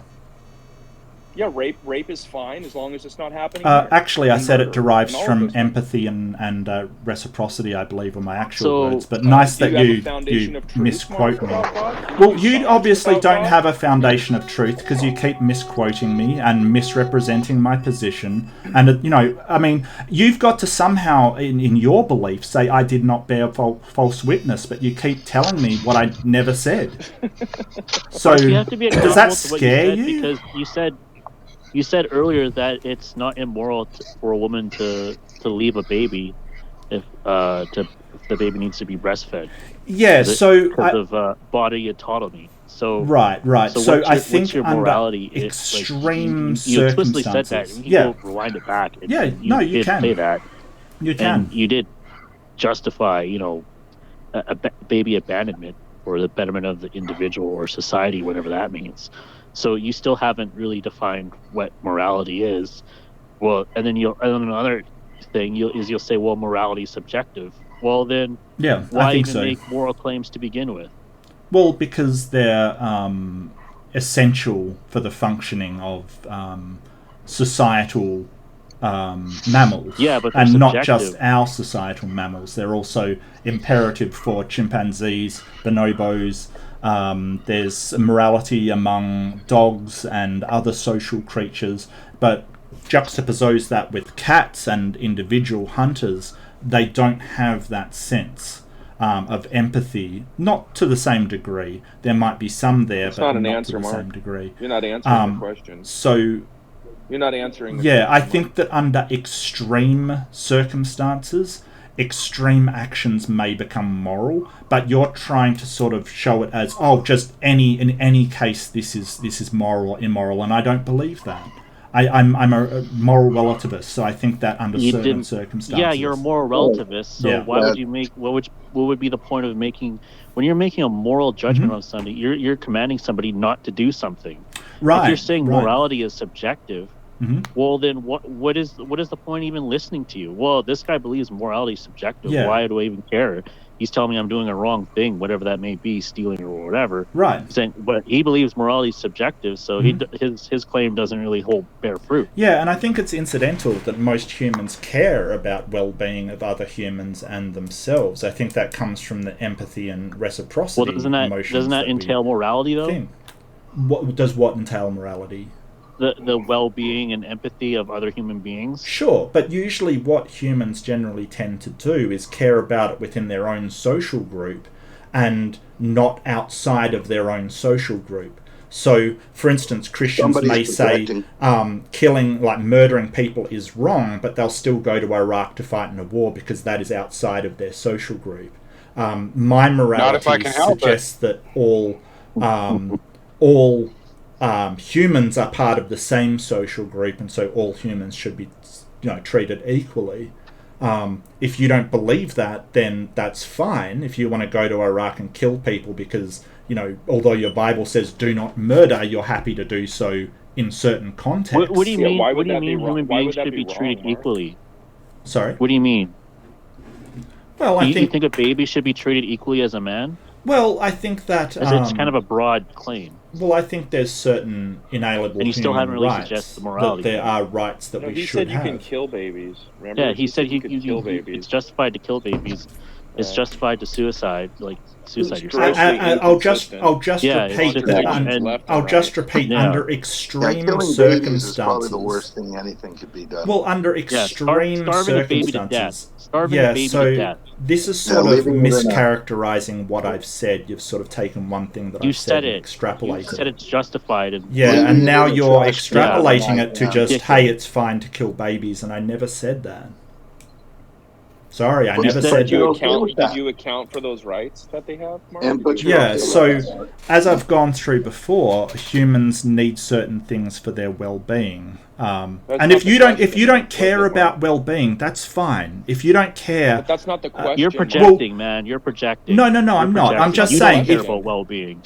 Well, I do. You're projecting onto us what you are. So you're projecting. That's not the question, Mark. Well, if people care about well-being, there is some objective things that say you and I, who both care about well-being, according to you, said everything was subjective. All we there is objective decisions that we can make for what is good for human well-being and what is bad for human well-being. Like, for instance, according to who, Mark? That's subjective too.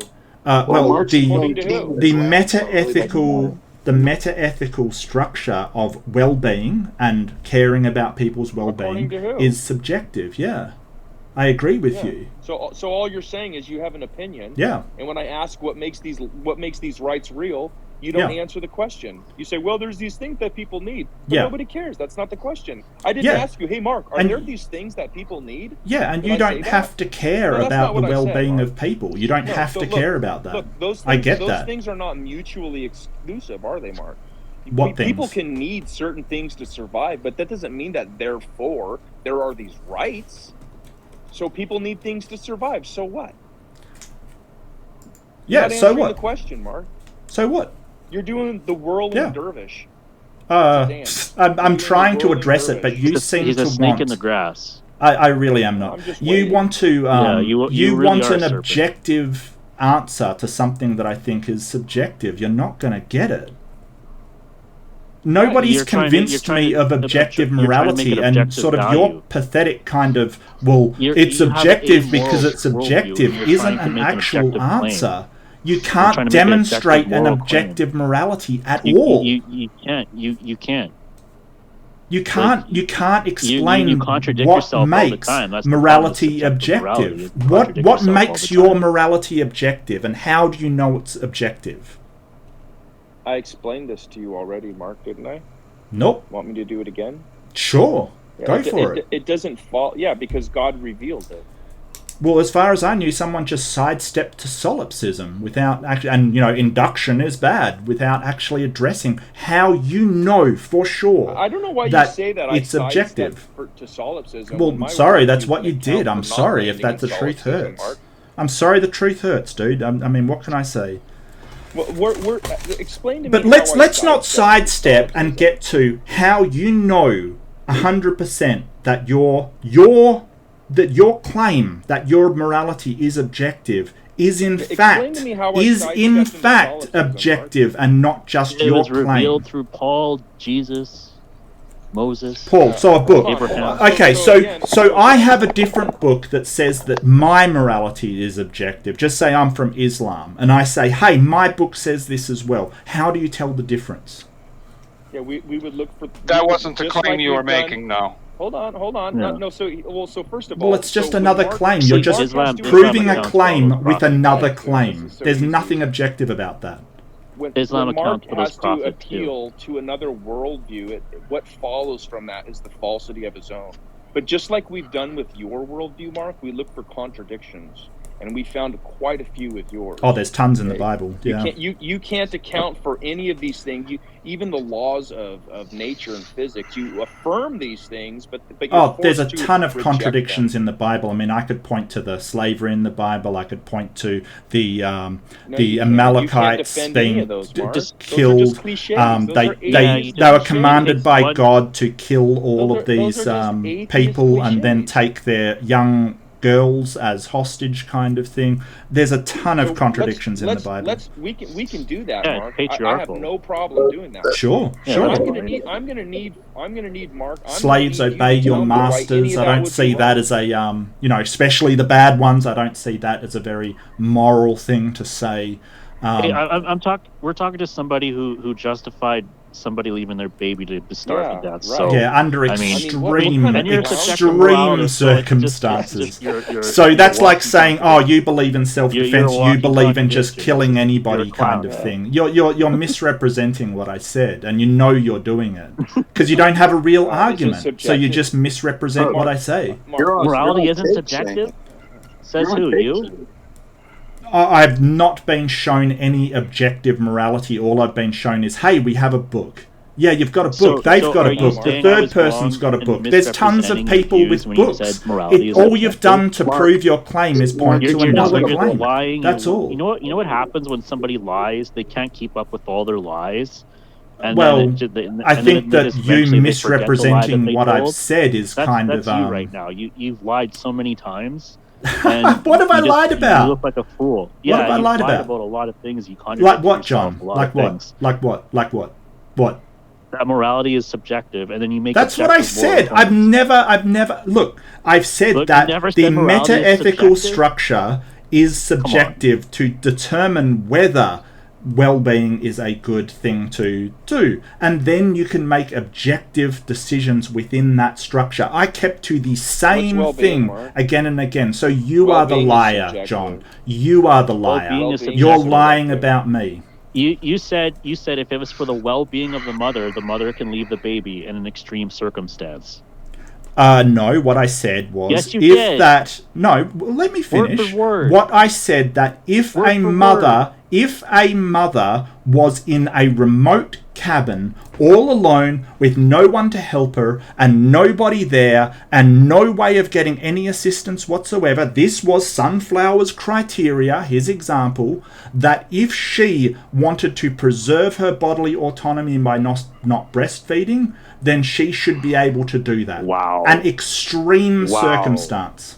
Wow. Bodily autonomy? Yes. Wow. Bodily autonomy. Wow. Well, I mean, say it before you. Wait, they are their own lawgiver. Yeah. What do you mean they are? That's dangerous, man. That's so you guys. Well, I don't think it is. I think that the chances of somebody being in a cabin all by themselves, give birth, not be able to breastfeed.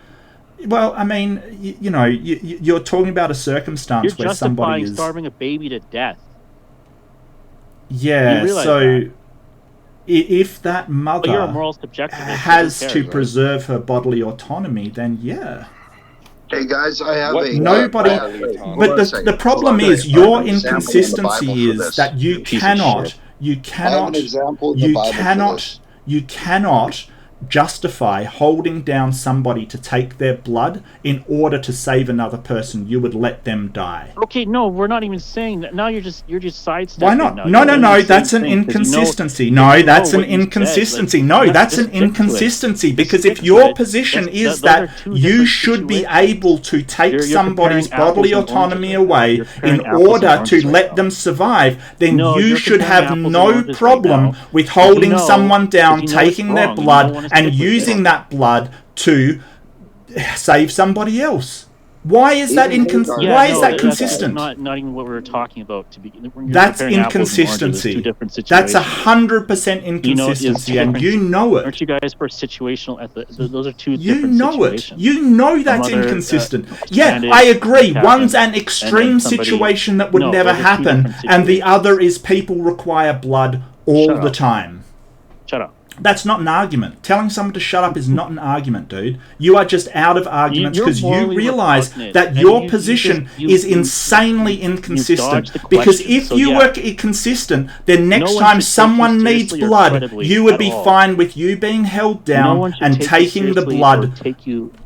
That's not an argument, John Vance. That's not an argument. I want to hear. That's not an argument. Bible verse, and I'm sick of your freaking nonsense. We've heard this for a couple. Yeah, I know that you run away, John, like you always do. Run. You can't have a decent argument, so instead you just insult people and then sort of say, "Oh, well, I can't listen to this anymore." So when Hagar was banished by Sarah, she was out there with her son Ishmael, and Ishmael was dying of thirst. Hagar called out to God. She did not let her son die in the desert of thirst. It was past the time of weaning, past the time of everything. She wouldn't let him die. That's how it's to be handled. Not just ditch the baby in and say, "Hey, I'm still alive. I can have more babies." I got body autonomy. Right. She relied on God. There's a story right there, and it's true. So if the woman doesn't want to breastfeed the baby, are you saying that she should be held down and, like, she ought to whether she wants to or not? She should be held down and the milk being drawn from them. She was in a cabin all by herself. What the fuck are you even talking about? So how are you going to enforce that? Fuck, you're retarded. Nice ad hom. Really, that's all you've got, isn't it? No, just a second. Sorry, Alex. You've been very polite, and I just want to say that John throwing just insults around just shows the quality of him, and I don't necessarily think it reflects on anybody else. Sorry, Alex. Go ahead. You're the one to make moral judgments now. Yeah, go fuck yourself. What lovely. Have contradicted yourself a couple of times, Mark, but you've also been answering a lot of questions. In your opinion, I get you. You've been put on the firing line, so I don't think I deserve to just be. In a way. I've been there before in several different chats. You've been a damn good sport, Mark. I just don't understand where you're coming from, Mark, and the fact that when you say you're a secular humanist, yes, and you're also a Malthusian because you believe in population control. And I know that's, it's funny. When I lived in Australia, I think the population was only almost 25 million. I left in 2000. And it's still only 26 million because they abort a lot of babies in Australia. Yeah. It's just free. You have your government card, you go in, get the abortion, you leave. Mm-hmm. And, a lot of my wife's friends there had tons of abortions. And, even my wife, previous to our marriage, had an abortion in Australia. And it's very simple. I mean, it's in and out. It's no big deal. Yep. But you know what? It really creates in the case of my wife, who I can speak for, a problem later on down the road. Yeah, I'm sorry to hear that. You have no idea. Are you married? I am, yeah. Okay, you have children? No. Okay. Has your wife had an abortion? No. Okay. But if she did, I could tell you the exact same story that I've seen 100 times with aborted children's mothers, where they feel the regret and then they don't want to have children. because of the fright that they may go back again. Because once you do something, once you step your foot into the well, yeah, sometimes you keep going back to the well. Like, I get where you're coming from, and I don't want to make light of sort of, something that could be very traumatic for your wife and other women. And I'm not going to sit here and pretend, hey, every woman loves it, et cetera, et cetera. Right. I have talked to a lot of women who have had abortions that were not regretful in the slightest. They were glad they did so. One woman I spoke to was harassed going in by protesters, and this was in Australia. It was in where I live. So, and that is what made her very upset, because she wanted to do something that was her legal right, and I think it was her moral right to do. You may disagree, I get that, but it made her feel like shit, not doing the thing. So all I'm saying is these anecdotes. She got the problem solved. She'd go back to work and she'd earn her wage, and not have to be upset with sitting at home breastfeeding a baby for 6 to 8 months, and then getting on to solid foods, and then therefore problems with the body, a waste of time away from work. Well, so not she only put that, herself in front of the child. I get it. Yeah, it happens a lot, and that's a big excuse. I hear it a lot. But the fact is, what if that child could have been the cure for any number of diseases, grown up to been whatever? I understand that's a hypothetical scenario, but it has happened before. And that some of the babies do survive through a I get it. And just like sort of if say Stephen Hawking, if he was alive and he needed a bone marrow or a blood transfusion in order to survive, we wouldn't have the right, and it's not moral, to take my blood to save him because he's clearly smarter than me. I think that's sort of a wrong way to go about doing things by saying sort of if this person is smarter or better than you, so they deserve to infringe upon your bodily autonomy. I don't think that's the right way to go. You're equivocating an abortion with a bone transplant that would be a volunteer of people that would have a certain blood type. Well, no, we're not. For doing a bone transplant. Well, that's very, very wicked of you. Well, we're not talking about volunteering here. It's not the woman volunteering to carry the child here. They don't want the child. They're doing it involuntary. Oh, I know why they don't want the child. We understand this. It's a burden on their life, and they can't earn their wage. But in Australia, they do have something called a dole that a single mother can get onto quite easily, and not have a problem with it. But I think she wanted to play the harlot. That's the majority. I think that's a gross generalization that doesn't apply to many women. I think 70%. She wanted to play the harlot. Yeah, I reject that. Ruin her boyfriends by having the bump. Nobody's gonna play around with the bump. I reject that completely. Of I course think that I've met many women. Of the way that you feel as a secular humanist. I mean, I've met many women who are not. Now, let's say that the girl had a hemorrhage during the abortion. Right, just say she died. Yeah, that happens, Yeah, so you're asking someone to risk their life for the benefit of somebody else. No, I'm talking about her having the abortion, and at the same time, the doctor botches it, and she dies on the table. Well, what if she dies giving childbirth? Survives. The mortality rate for childbirth is way higher than it is for abortion.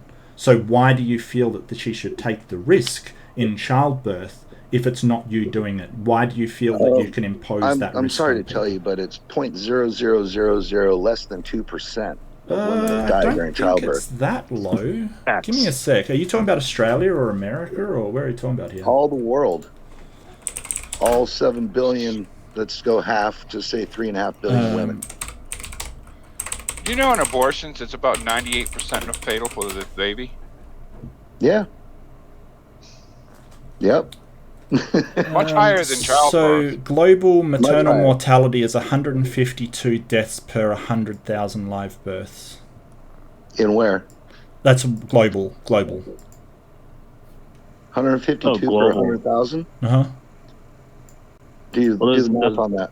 That counts for also third world populations. Well, that's true, but you did say... Yeah, but if you take the whole world's population at 7 billion, say 3.5 billion women, it's way less than that. It's like It's like no, that's a pro rata. That's per 100,000. 2,000th of a percent. Is it? Died. Yeah, it's like roughly 0.152 is essentially what it is. Is that infant mortality or no? That's probably maternal mortality rate. So the mother dying in childbirth.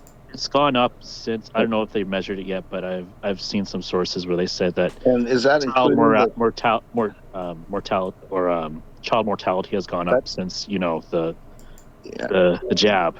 And do you know who I'm not sure. Mark, I'm going to ask you. Do you know who the Guttmacher? What do they call it? It's not society, but it's part of Planned Parenthood. It's actually Planned Parenthood uses them for all the status quo. I'm not familiar with statistical agencies. Would you please go to the Guttmacher Institute, because they actually do tell you straight out, because this is the way that evil people do it. They will tell you the lie straight out, just like Hollywood tells you exactly what the government's doing. Okay, all right. So I guess my point is, even though, and I completely concede that the maternal mortality rate is exceptionally low, right? I'll concede that. Yeah. What I'm saying is that I don't have a right to place any risk upon somebody against their will. If they want to take that risk, then fine, fair enough. So that's why I don't. There's a risk of crossing the road there, Mark. You cross the road. Sure, but it's my choice whether I do or not. It's probably the same. It's probably the same worldwide. But I don't think it's right for someone to push me out into the road rather than me decide to cross it myself. But your mate just called you over to the Starbucks, and you had to rush over to the Starbucks, but you got hit by a bus. Still had the choice whether to do so or not. Was that your fault or your friend's fault for beckoning you over across the street? That's my fault for crossing the street. I can play your game too. Well, that's my fault for crossing the street. I'm not sure what that's got to do with. You're just throw these things out at me. It's not my problem. No, you're a man. But let's say that you and your wife did decide to have a child. Okay. Sure. And your wife had complications. Praise God that it doesn't happen. Unlikely, but sure. Using the scenario. Using the scenario. Okay. Yeah. She had complications. The doctor said it's a 50-50 chance for the child to be born and your wife to not have any problems after the birth. Right. Which way would you go? It's up to her. It's up to her. It's her body. Okay, so since she married you, she's probably on the same lines as you in belief. Yeah, probably. Does the man have a say? No. It's not his body. Nope. Right. No. So now let me let the other shoe drop for you. No. It's not his body that is under risk. So if you're talking about risk, he's not going to. He could die during the pregnancy. Here's a scenario I'm going to put to you, Mark, and this is very important for everybody to listen to. It'd be unrelated. So later on, after our two children were born, my wife, without my knowledge, went and had an abortion. Right. Okay. She went and had an abortion. Yep. Do you think our marriage suffered, or was all jolly and I think it could. I think it could suffer. Yeah, I think that ideally, if you're talking about ideally, so if you're saying would it be moral to talk about it with you? Yeah. Would she have the right to not talk about it with you? I have no say in it. Yeah. No, I'm saying she has the right to do that. On the door of the Planned Parenthood thing, and a guy pulls a gun at me at the door, said, "Hey, you can't come in here," and I couldn't even get in. So here we've got to so what I want to do is sort of distinguish between that puts on a man? What I want to distinguish between is moral necessity versus sort of moral superiority. It would be a good idea for her to talk with you, but is it necessary for her to do so? Would she be immoral for not talking to you? Oh, she knew what the answer would be. That's why she didn't ask. Well, I mean, without knowing what the answer is, she can do with her body what she wants to. It'd be like saying, "Oh, if you decide to go get what I want for dinner. A Prince George or something. Is it Prince George, Prince Edward, whatever the cock ring is, right? Just say you decided to go do that. Would it be moral to talk about it with her first? Yeah, probably. Do you have the right to go and do whatever you like with your body? Yeah, you do. So that would be the same. I mean, I realize they are totally different situations. But in the same question, though, Mark, you know, she also asked me what I would like to have for dinner. That's a pretty simple question. I believe that's a Prince Philip, Mark. Prince Philip, thank you. I'm not really with the jargon. But we're a different generation. Anyway, I'm just good at trivia. But the scenario is, she would ask me for dinner, not every single night, but the majority. Let's say the majority, 70%. She'd ask me, "What would you like to have for dinner?" And we'd discuss it. "Oh, I want spaghetti and meatballs tonight," or "I want this." Generally, it was time evaluated. That's a very simple question. Sure. But she didn't come to me and tell me she was pregnant. But that's the problem with that is if you're engaged in consensual sex, in this particular situation, where you're married, you're married and you know what's going to happen, that puts both parties liable for the outcomes of that action. And she was never the same afterwards. Yeah, she lost her uterus. I'm so sorry to hear that. That sucks. And Alex, I can relate to your situation. Yeah, and at the risk of offending, I still think that she has the right to do her with her body what she wants. Did it do me any harm? I think it did, and I think that it would have been so better. Now that's a contradiction in do no harm to anybody else, right? Well, that's a doctor's not oath, what right? First, do no harm. Well, the second part is your whole morality just fell apart. You just contradicted yourself again. Not really, because you're not supposed to harm others. Yeah, so do no harm isn't my morality, and in actual fact, doctors don't use the Hippocratic Oath, do no harm. They actually use. And they should. No. Let me finish. Alex, please, let me finish. They use the affirmation. Justify a lot of criminal shit. Affirmation of. Let me finish. They use the affirmation of Geneva now, which is do what's in the best interests of your patient, because you may have to do harm to help your patient. It's not only in the best interest of your patient now, it's in the best interest of how much the hospital or the doctor makes. Well, I don't think that's the affirmation of Geneva, but that is a problem. I will grant you that is a problem. Based off of that's the whole HMO thing. Yeah, but getting back to what you're saying, it may have been better for well-being, like more morally good to discuss it with you. That may be true. I don't know the exact circumstances, but I am not concerned with do no harm. What I'm concerned with is the overall well-being of the individual and society, right? So she may have thought that her individual well-being is better served. Don't even think what she was thinking. Don't try and defend her. That's why I said may, because I don't know what she thought. Yeah, I know. Don't try and defend her at all. I don't want to hear that side. Okay, no, that's fair enough. I don't know anything about it. I concede that. I don't know anything. We already got through all that because I'm a Christian man and I forgave her. Okay, yeah. And that's just the way it is. And I asked God about it, and she forgave herself, and she, ended up, not, just losing the whole uterus itself. Mm-hmm. But the fact, because of that abortion, by the way, too much scar tissue. So the problem with your morality, though, is the reason I brought that up, because I don't tell everybody. Yeah, I'm on tape right now, giving you my whole story. Because the problem with your morality is, you also said before, you said, your morality is, you don't want to hurt anybody in your whole secularist thing and your secularist view. And so there's real no morality in a secularist view, because you just told me in a scenario where husband and wife, and then I also said, a couple other things, and then you came back to me with, doing no harm. So you're free to harm anybody under a secularist view. Well, anything and anybody. No, I think that's sort of a misrepresentation from where I'm coming from, because I'd never mentioned do no harm. What I said is well-being for the individual and society. So there is harm you can do, that as long as it doesn't sort of violate these rights that humans have, that is beneficial to society. And I think that in some... Are you familiar with the term inalienable rights? Right. Yeah, and also, I would like to apologize for calling you a retard. I'm obligated by my morality to do that, so I apologize for calling you apology accepted. I just think that we don't need to... And I apologize for getting a bit spicy as well. And you reconsider some things exactly. This is the bottom line. We want you to come to Jesus Christ. We want you to realize the peace that passes all understanding, so you don't have to make these obligations of what do I do next?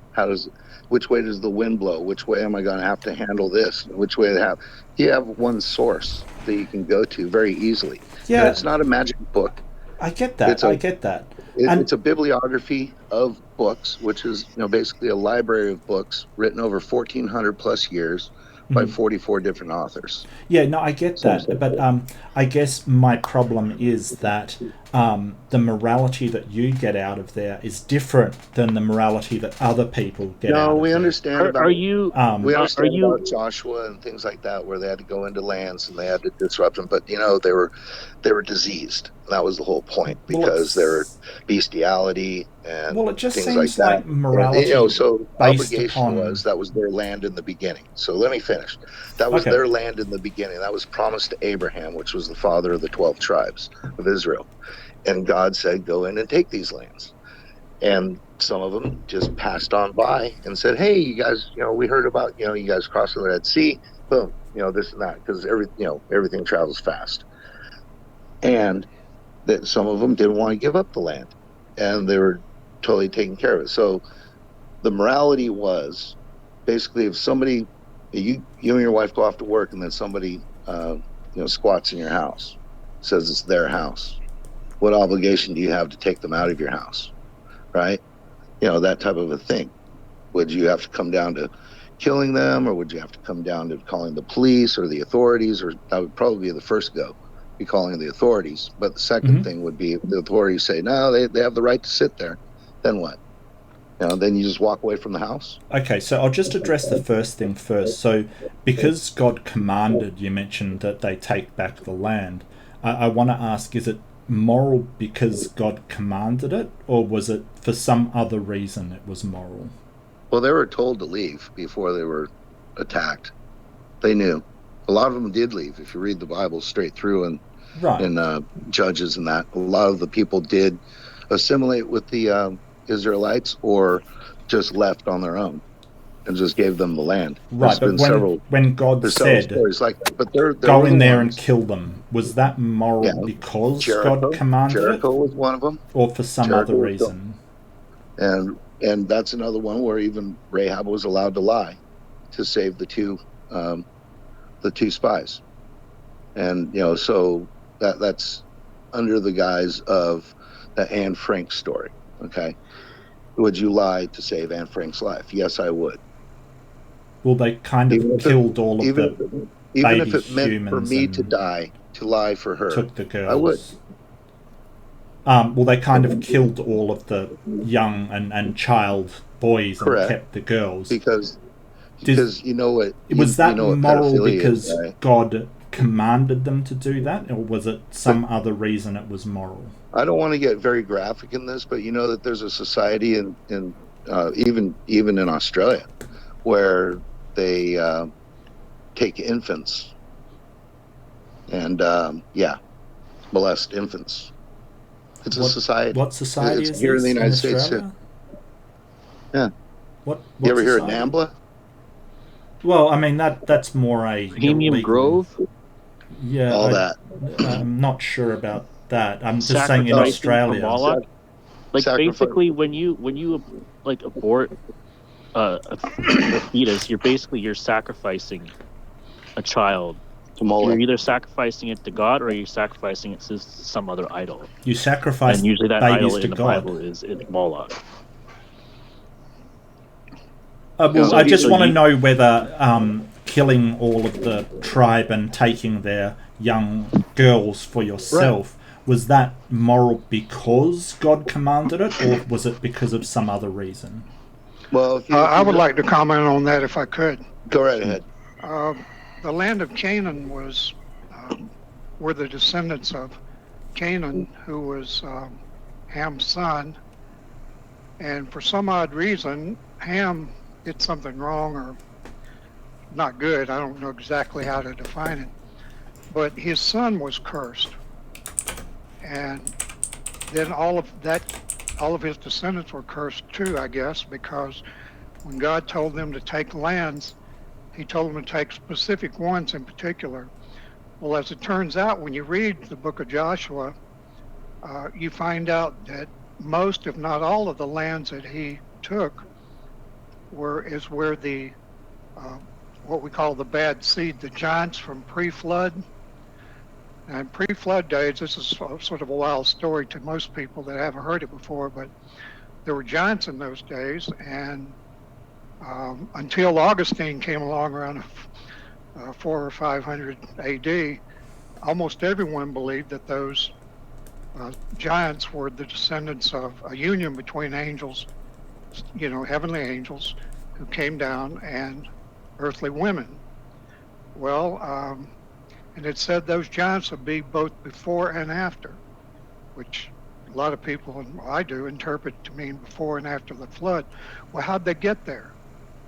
Because the sons of Noah were not corrupt, neither was Noah or his wife, so it had to be some other way. Well, the only person that was cursed on the other side after the flood was Canaan. Well, then logic may not be true, but logically it would mean that his mother had a corrupted seed. And that's how the giants like Goliath, and there were the Onyx or something, there were a lot of weird names. But a careful reading of Joshua, you'll find that he targeted those giant nations, the nations that had the giants. And others he just sort of let go. Didn't bother, or just told them, whatever. So there's a lot more to the story than just saying that God allowed it or God ordered it or whatever. God passes judgment for a reason. Like he killed millions or so of his own people in 70 AD because they rejected him. They started living immorally. They started, one of the biggest things was say we're not good. What they weren't, they didn't do justice to the widows, the poor, and the strangers within their gates. So there's some other that reason they're was a specific immoral. order that would cause Israel to be cursed. And sure enough, they were cursed. Malachi foretold it. Paul confirmed it. Okay, so there's some other reason why they are immoral or they're moral. It's not just God commanding it. So what is that reason? Where do you get back to as objective? Well, the reason is what God says in the Bible, what he considers moral. He has the 10 Commandments, which are pretty straightforward. So it's what he says. It's because God commands it. If you'll let me speak. Sorry, you're right. Another is to love your neighbor as yourself. Now that really sort of covers the whole picture. Jesus said that was in Matthew 7:12. That is the law and the prophets. So the mean man, the greedy man, the violent man, well, that's mean. These are the things that God abhors. He hates.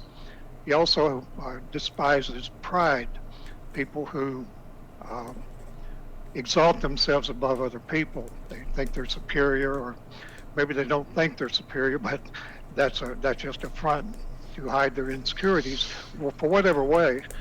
But these are the kind of things that God hates. Now, he tells you in the 10 Commandments very specifically, don't worship idols. Now, idols don't necessarily mean, things of clay or gold or whatever. It also means don't worship anything but God. Now, a lot of the people in those days are worshiping angels, believe it or not. And God called them gods, other gods, little g. But if you go back and read the history of Deuteronomy 32:8, Babel, he had assigned angels over all the nations, and those angels turned on God, corrupted all the nations, even more so than they're already corrupted. And that was part of the thing. He said, don't worship anybody but me, and you won't have any problem. But other things he said were honor thy father and mother. That's a pretty good thing to do. Don't kill. Now that doesn't mean, that means don't murder. Killing is okay if it's in self-defense. Don't steal. Don't covet your neighbor's wife, or actually anything that is your neighbor's. All these are good things to live by, and that's the moral law of God. There is absolutely nothing in the 10 Commandments that's bad, but yet it's pretty much illegal to display publicly the Ten Commandments anywhere except on the front of the Supreme Court building. Yeah, and I think there's a different. Oddly enough, we've kind of gone sideways here. So no, I don't think we did. I think we got away. You kept asking why the God. Yeah. So the reason why Canaan, I asked, and I'm telling you why, because they were evil, and finally he got enough of them. So the reason why they were fighting amongst themselves. And if you talk about taking land, well, the Australians should just all the. I don't think that's right at all. I completely leave and give it back to the Aborigines. And I just want to say that I don't think everything in the Bible is bad. I think there's some good things in there. Secular humanists. Well, I want to look at your contradiction, because first you said it isn't just what God says; it's some other reason behind the morality, and then you said, well, God says that it's moral. He says all of these things. He says this. He says that, and you kind of suggested that it's because what God says. So there's a contradiction there, because you're both saying it's because of what God says. You're reading that into it. You're reading that into it. This is called the Euthyphro dilemma. You're reading that into it, because I said it's not just because God said go kill him. So there's some other reason. He had a good reason. What's the reason? Where does that come from, if not God? What? Where does the morality come from if it doesn't come from God? What God says, where does it come from? The morality comes from God and nowhere else. Then it's what God says. There is no other morality. Everything else is man's opinion, and right. I don't know if you've noticed this in societies, but those opinions depend on who's at the top. And power-hungry people always rise to the top in any organization, whether it be the church, whether it be science, whether it be education. It doesn't matter. Politics, power-hungry people always rise to the top, and they corrupt everything they touch. Yeah, so that's what happened. This is called the Euthyphro dilemma. For those unfamiliar with it, it's basically saying that either it comes from what God wants and what He commands, or it comes from somewhere else. Now the problem with this dilemma, the problem with this there's only two choices. The problem with this dilemma is that if it comes from what God says or what God wants or His nature, then it's subjective. It's subjective morality and not objective. And the other flip side, if it comes from somewhere else and not His nature or what He says, then you've just kicked the can down the road. And your answer of God doesn't cover why morality is objective. That's philosophical baloney.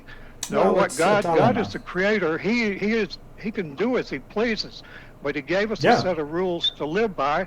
If you don't live by them, then you're opposing God. That's still subjective. If you teach men to doubt the Word of God like you've been doing, then you're following the exact same thing as the first sin in the Bible, which was teaching people to doubt God's Word. That's exactly what Satan did in the second or third chapter of the Bible. And that was the first sin, and that's the biggest sin today. Satan deceives the entire world, and he deceives it by sending people like you out to teach people to doubt God's Word. Yeah, I don't really care. Sin means nothing to me, so I don't really care at all. Oh, anyway, I'm done. He doesn't care. Yeah, I don't. Sin doesn't mean anything to me. Okay, hang on. So he mentioned about power-hungry people.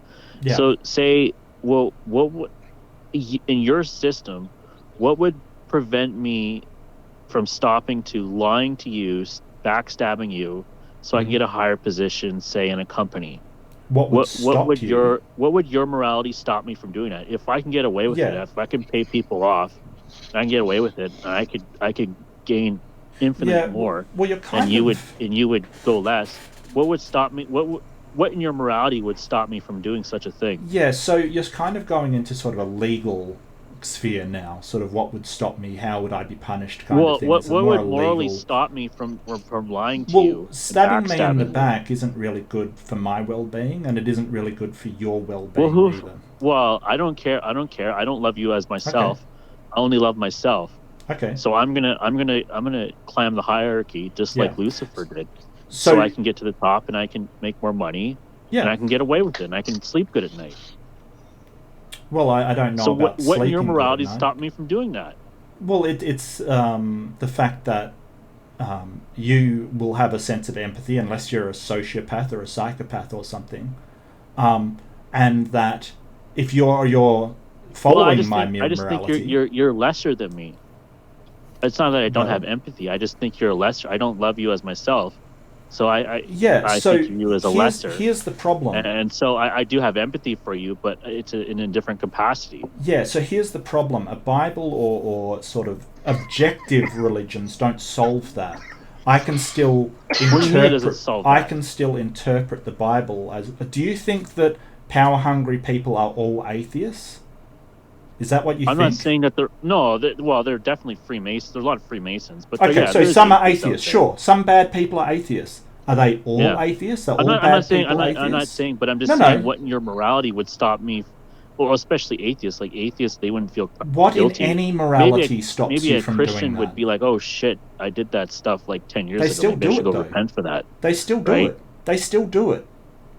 I mean, I hate to break it to you, but there are still bad people who claim to follow an objective morality. And the Bible talks about it in Corinthians when Paul gave them the churches and they there were power hungry people in Corinthians. You've got to ask why crime is a lot higher in religious people than it is in no religion. That's baloney. It's not. You can look it up. He's making stuff up. It's not. Look, I can get the statistics for you if you want. And he just dodges it. Killed hundreds of millions of people. We're three atheists and a Jesus-hating pantheist named Hitler. There were three atheists, a Jesus-hating there was another one called Pol Pot. He was not exactly a Christian Stalin. either. Well, the person Stalin was probably the worst. The individual responsible for the most death in human history is a guy called Thomas Midgley. Thomas Midgley invented leaded petrol and CFCs, and he's responsible for the most deaths in human history. He was also a Bible-believing Christian. You can point to bad people all over the sphere. Who is a Bible-believing Christian? Thomas Midgley. Thomas Midgley. Thomas Midgley. I don't know how many times I can repeat this. I have no idea who that is. Yeah, he was an inventor. He invented leaded petrol and CFCs, chlorofluorocarbons. I'm sorry. Yeah, but there's nothing wrong with they destroy the ozone layer. Why did you say he was a murderer? Well, he's responsible for the most death, is what I'm saying. All I'm trying to point out. How do you know that? Well, I mean, anyway, they're two very terrible. How you know it? You made the just claim. sweep it under the rug. Yeah, because if you add up the amount of people that have been impacted by leaded petrol and sort of ozone layer degradation, two of his most horrendous inventions. How do you know that lead caused her death? Okay, I'm not even going to go into the details of lead poisoning in the atmosphere. Let me unpack this. All I'm saying is there are both atheists and Christians that have caused death and destruction and are evil people. Claiming an objective morality doesn't seem to get you to being a good person. Mark, you cannot be a power-hungry person and be a Christian. That's anti-Christian. Really? Are you actually believe that? Jesus taught that our leaders would be as our servants. That's really? Exactly what you think actually called upon the? You think no power-hungry person has ever been a Christian in the past? You can't be that stupid.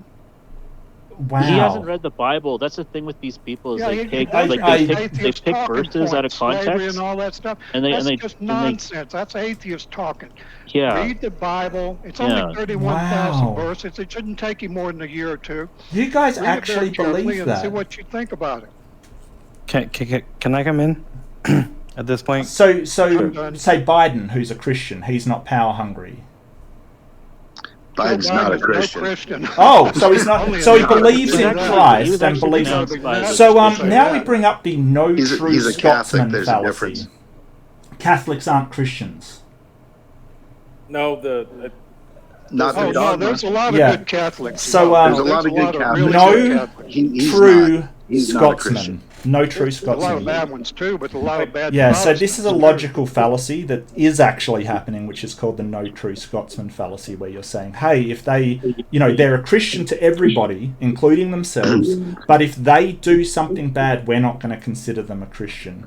All right, number one, Mark. That's okay, true. They were first called Christian in Antioch. That's Acts 11, verse 26. You can verse snipe that all you like. Oh, yeah, sure. But the fact is, they preceded the Catholic Church. The Catholic Church was a molding of, under Constantine, pagan relationship with Catholicism, because those were basically the, let's say, not the Pharisees, but the Chaldeans that kind of infiltrated into the Christianity level and said, hey, we can gain power out of this.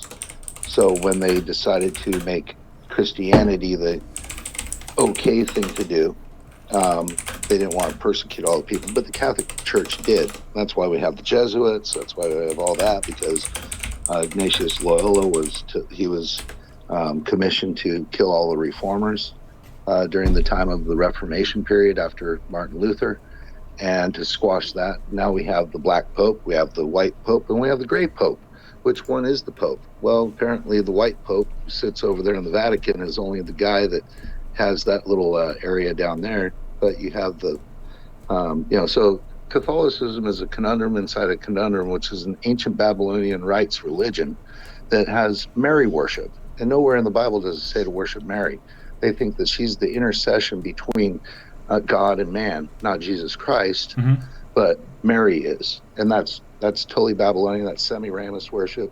That's because Semiramis was the mother, the mother of heaven, and now Mary's the mother of heaven.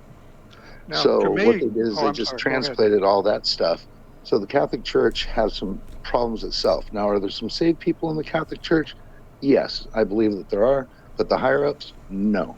Yeah, they say you're wrong. For me, the biggest contradiction. I've got no dog in the game. I just want to say this. That I have no dog in the game. You say they're wrong. They say you're wrong. I'm in no position to judge. I don't really care. You're all Christians. I know, and you don't. If you knew the Bible, you would be in a position. And they say exactly the same thing about you guys. The Catholic Church is one thing, and that is the.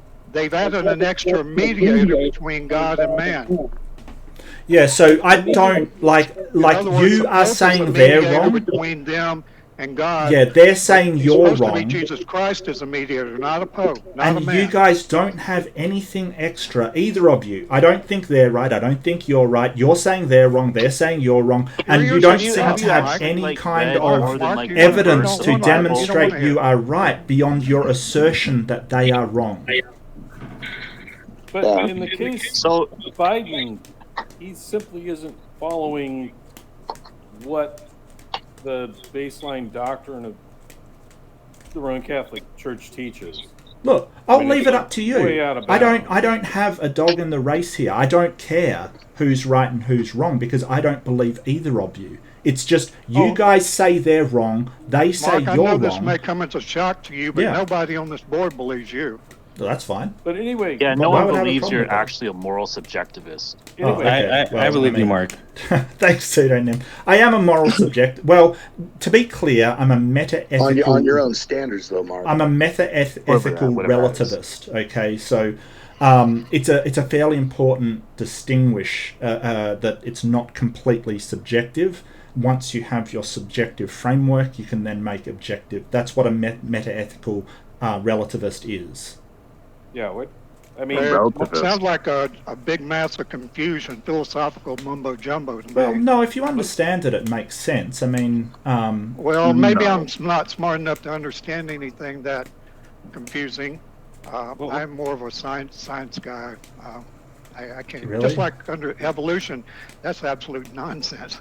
But well, a lot of people talk believe about that if you want. I mean, that would be more in line with the actual topic, to be honest with you. Can I come in? It's all just part of the club. It's all part of the club. It's all part of the club. I'm not sure what that means. I tell you what, I've been on for a long time, and I do have to go pretty soon. I can probably give another 10 minutes or so if you want to ask me anything else, because I've had a lot of questions today. I want to come in because I am myself a theist, and it's my first time here, so thank you for having me, LPP. And I do back Mark up as a theist. Theist? I'm not a theist. Yeah. Oh, No, you as a theist. Gotcha. Sorry, my bad. Yeah, but Mark, you're a Christian atheist. I'm a Christian atheist. How does that work exactly? That's our Western tradition, and you're not a Buddhist atheist. Okay, you're so an Islamic atheist. Yeah, but you're a Christian he believes in reincarnation, I never said that. Believes But that atheism thank you for reincarnation. Thank you for misinterpreting what I said, but I don't believe that. No, Just let me correct the record. No. I know what you're doing. You're just trying to misrepresent. Tried to misrepresent what I said. So. Just because our society, and I agree, our Western society generally came from a Christian background, it sure did. But the problem here is that's called the genetic fallacy. It's saying where a thing comes from must be the thing itself. So that's actually a logical fallacy to say, hey, because you arrive from a society that was Christian in nature at some point, you have to be a Christian. Well, I mean, there's so much subtext there that you can't escape it. I mean, it's, the fish, ask a fish about water thing. Tom Holland, and, he's not a believer.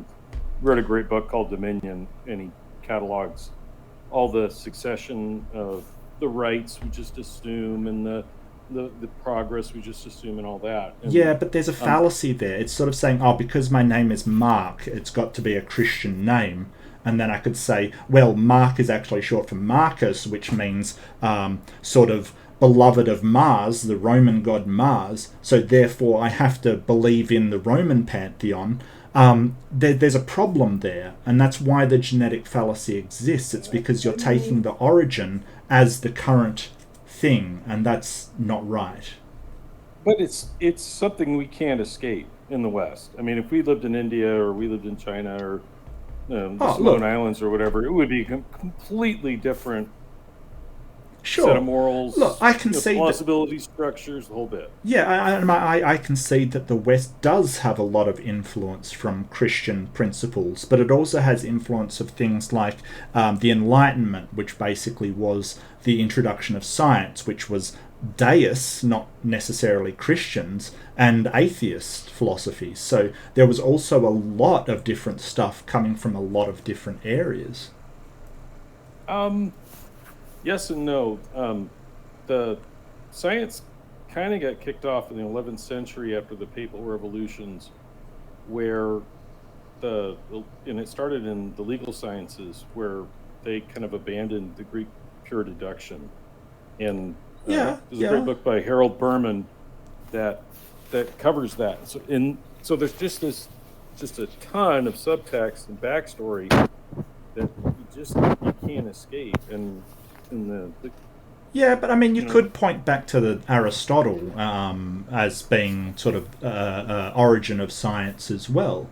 That was ancient Greek, and there's a lot of classical Greek and true, Roman. Mark. Aristotle was the influence father of Western science. Right, but right. They abandoned it. They began to abandon it around the 13th century when Pope, some fellow, I don't remember his name, at the Pope Benedict, I think was his name, agreed with him. So they pushed through this doctrine that banned what they call Necessarian doctrine, I guess you might say. Yeah, that God was necessary. And what the Necessarian doctrine says was man said God can do this, he can't do that, he can do this, he can't do that.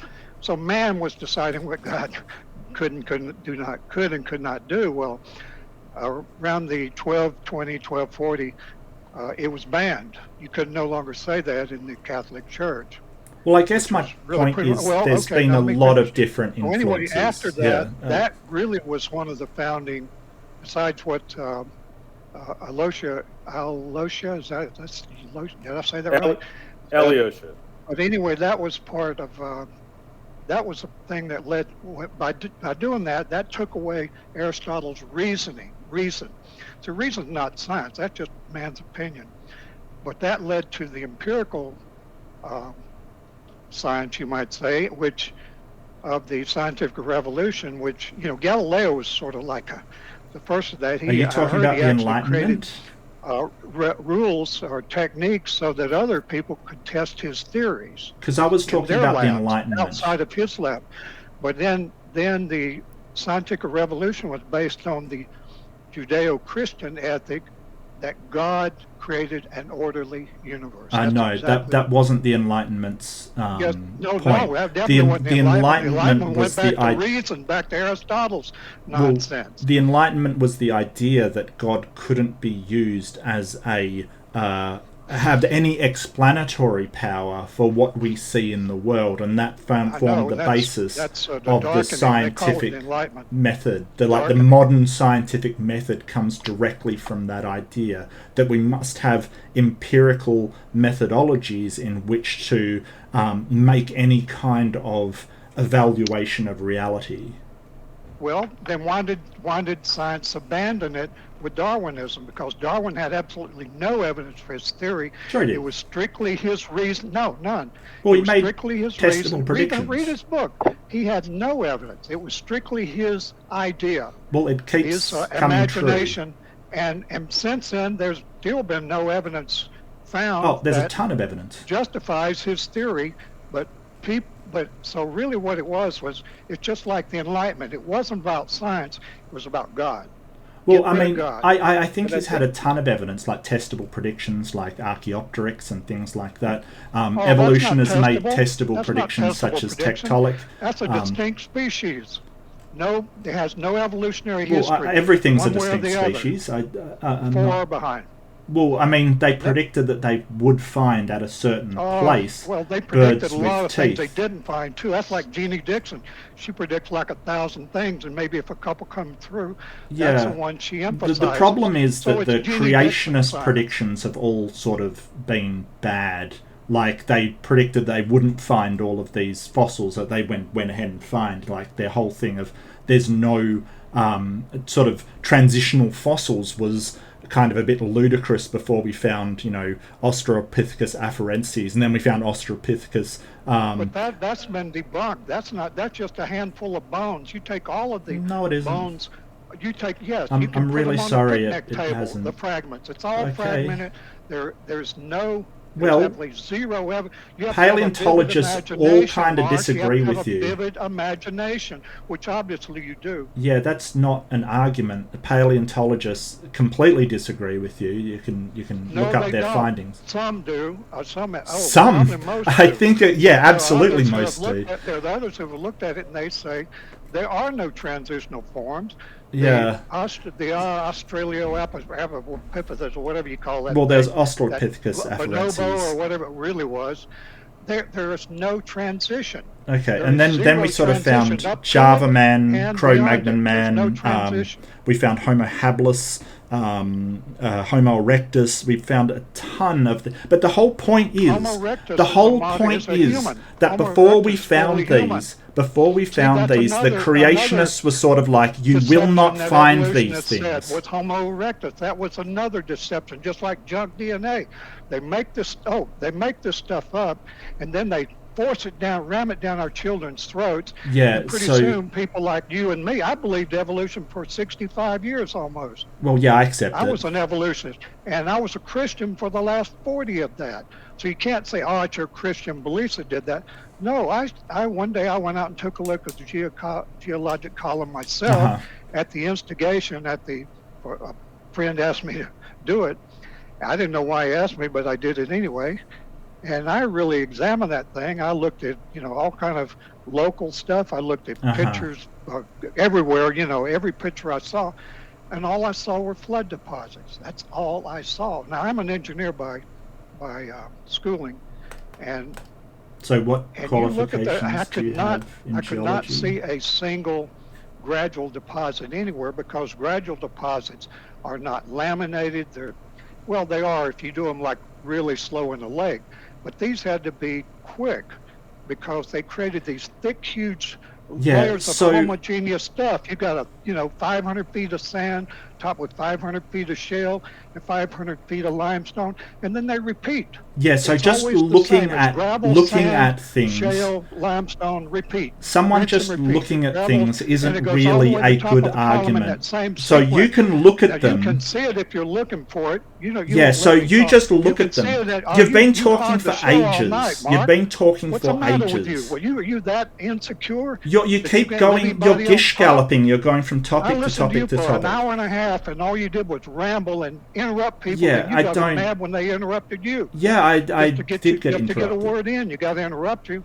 So quit babbling and let me finish what I'm saying. Okay, well, just get to the point, because you're just going on different subjects. The geologic column is back in the 50s or so. An oil company geologist named L.L. Sloss, he did core drilling for the oil company, and he started examining these things. He said, "Wait a minute, these things are in sequence," and it's really just what I just said: gravel, sand, shale, and limestone or carbonate.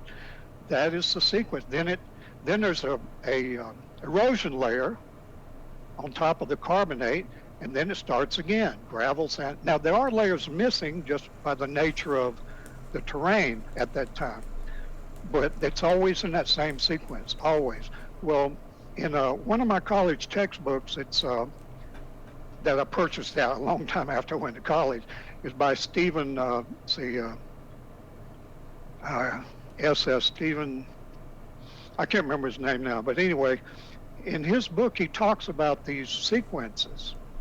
Now if you read what he talks about a huge seawater incursion over land, and then it retreats. Another seawater incursion, which had to be higher than the previous one to deposit stuff on top of it, and then it retreated. The only difference between his model and the creation model is the flood model, should I say, is the time. He said, "Oh, this happened over millions of years," but common sense will tell you it cannot. You cannot have laminated layers. You cannot have one deposit all the time for millions of years, and then all of a sudden it switches gears and starts depositing something else. That's nonsense. That's flood layers are deposited horizontally. We proved it in engineering labs. You run a flume, you run it horizontally, it puts one layer right on top of the other. You vary the speed, and suddenly it starts depositing the same layers right on top of that. So instead of, say, 3 layers at a time, you get 6. Just constantly. And what that means is the fossils on the timeline do not depend on superposition. Like it really falsifies Steno's principle of superposition, because so stop. This is gish gallop. This is just gish gallop. You've gone on from the geologic column to drilling to your friend's book to missing layers to textbooks to flood layers, and now on to something else. This is gish gallop. Fossil 4 or 5 layers down that are younger than those on the top. Okay, no, that is not what happens. That is not what happens. A fossil has never been found out of place by the geologic column. No, you're gish galloping. You're going on from topic to topic to topic to topic, so nobody else can talk. Oil drilling companies do have models that they use. Mark, you're smarter than that. Look, you have gone on and on doing different topics. No, but I've stuck to one topic. You're just bringing up thing after thing after thing, hoping that I can't address it all. It's gish gallop, and you know it. So the geologic column, the oil companies drilling for oil, what they do is they use our current geological models to find the oil. One company tried to use creationist models to try and find oil. They went bankrupt. It was an absolute disaster and does not work. So layers missing. Yeah, there are layers missing. There is also layers. There is also layers. So now you won't let me speak. There is also layers that go down, down, down, down. Don't give a crap about that. Right, so there are layers, and what we do find are layers inverted, where basically it goes deep to shallow, and then shallow to deep. So what's happening here? How does the flood put one layer down from old to new, then from new to old? Under the tectonic model, so under the Mark, tell me where it happens. Prove yourself. You made the claim, prove it. Inverted geological column. Now, I got a point of order. Gish Gallop. So at the foot of the Karakoram Mountains is a salt range formation. So there you go. That's one example. Okay, so now that I can continue, what has happened is that the crust has bent over as part of, instead of subducting, it's actually curled over and made them go back to front. Now this is just a thing that happens. That's fine. That's what creationists believe. Well, that takes millions of years. So plate tectonics is extremely. It just flips over. Yeah, it just gets flipped really fast. I'd love to see how old that textbook you're talking about. Nothing against you. I've just seen a lot of people grab a lot of information from old textbooks and sort of say, hey, that's what's happening today. I think I saw Hovind grab something from 1970 as an example. It was pretty obnoxious, to be honest with you. So I have some doubts about that. Layers missing, sort of 2020 textbooks. I buy them all the time, every year. No paleontologist worth his salt, thinks that the flood model is true. It's basically a laughed out of geological. And I know geologists. That is not true, Mark. It 100% is. If you go, on geology and if you go to the universities, the geological schools of the universities. They only do that in public. They certainly don't do it behind the scenes. They so laugh at you at any school of geology in any major university. You will be laughed out of there for suggesting the flood model. It is a dead model. No, it's a dead model. It is absolutely dead. They're going to lose their career. So they're scared to death. Ask sometime. Go to a university and ask their school of geology, which they will have because it's a university dedicated to learning, that your flood model is correct, and they will laugh you out of there. Well, thanks for the ad hominem, but no, I don't think they're dumb, and I don't think I'm dumb. I just think that the flood model has been absolutely debunked. They have a public and a private face. Oh, conspiracy theory now. Yep, I'll go get my tinfoil hat. I'm reading the textbooks and the literature. Yeah, I'll go get my tinfoil hat. Hold on. They haven't a clue how the continental shelf formed. They can't understand why you got 900 feet of shale in one formation. They can't explain that. And between the Coconut Sandstone and the Hermit Shale. They can't understand why you have that, because in the Grand Canyon there's a knife edge boundary between the Hermit Shale and the Coconut Sandstone. 70 miles away they got like a 900 feet formation, totally different, called the Snebbly Hills or something. Have you asked somebody in geology about it? I mean, that is sandwiched between the Hermit Shale and the Coconino Sandstone. Now, how in the heck did that get there and still leave? Why don't you ask a geologist? I know a little bit about geology, Mark, but I don't think you do, because you don't know what inversion is, like an basin inversion or anything. But you don't seem to know what inversion is. Okay, so Gish Gallop is when you bring up a series of points that may be loosely connected, but all totally different points in order to... And the idea, and it was done by Gish back in ages ago. I can't remember his first name. But basically you bring up a lot of points so that nobody can counter those points, that you'll think that, hey, if I bring up, drilling and this textbook and missing layers and flood layers and all these different things, you can slip it by somebody's that's trying to talk to you. And that's an Australian euphemism. No, it's a philosophical one. It's like a known tactic in debate. Mark, I'm not talking philosophy. I'm talking empirical evidence, which we can actually see in the column. In every visual place, you got the same sequences. You have the same laminated layers.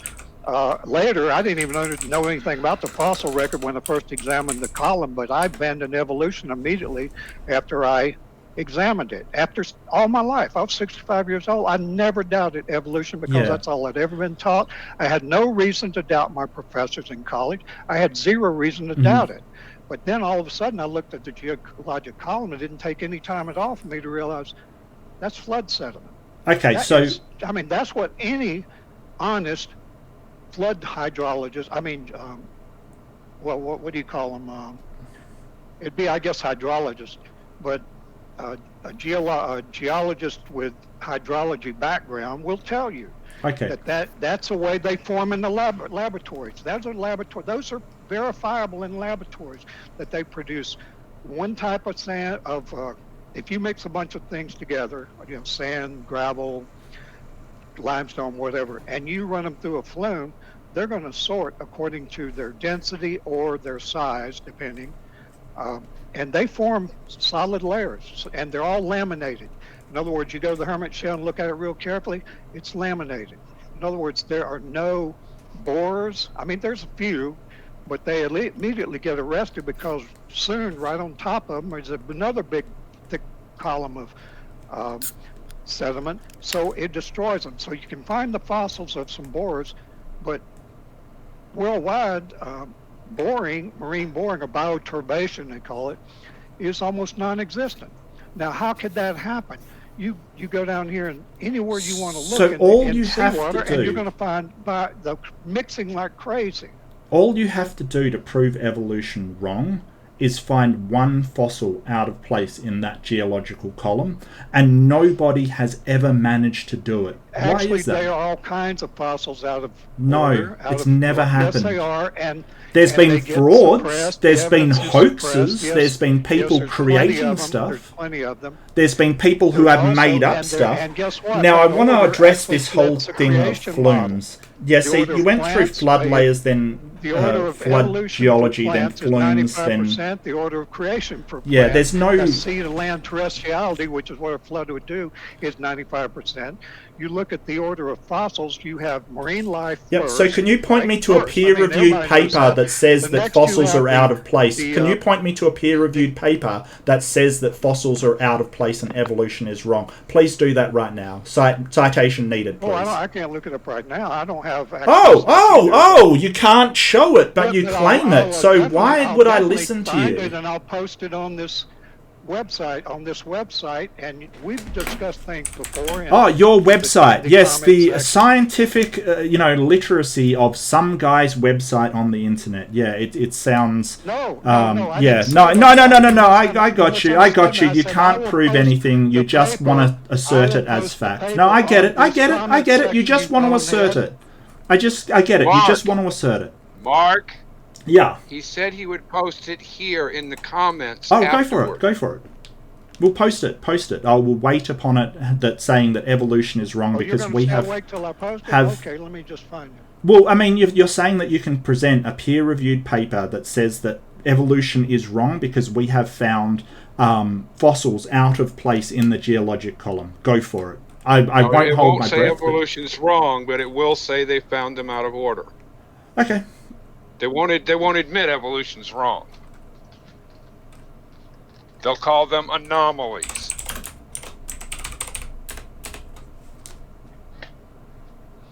I think they call them inconvenient fossils. Oh, really? Yeah, that's what they call them.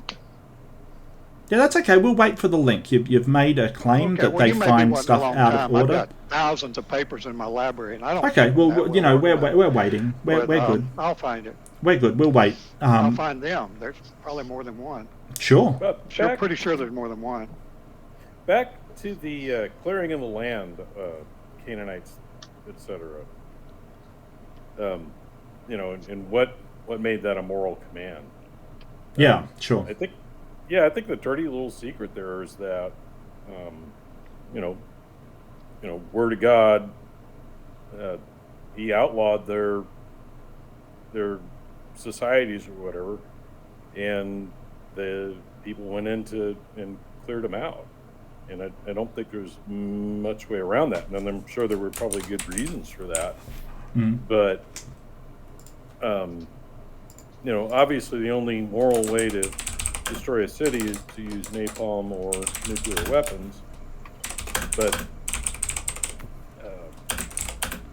in the case of war and trying to displace another culture, I think we've all seen in the last 100 years that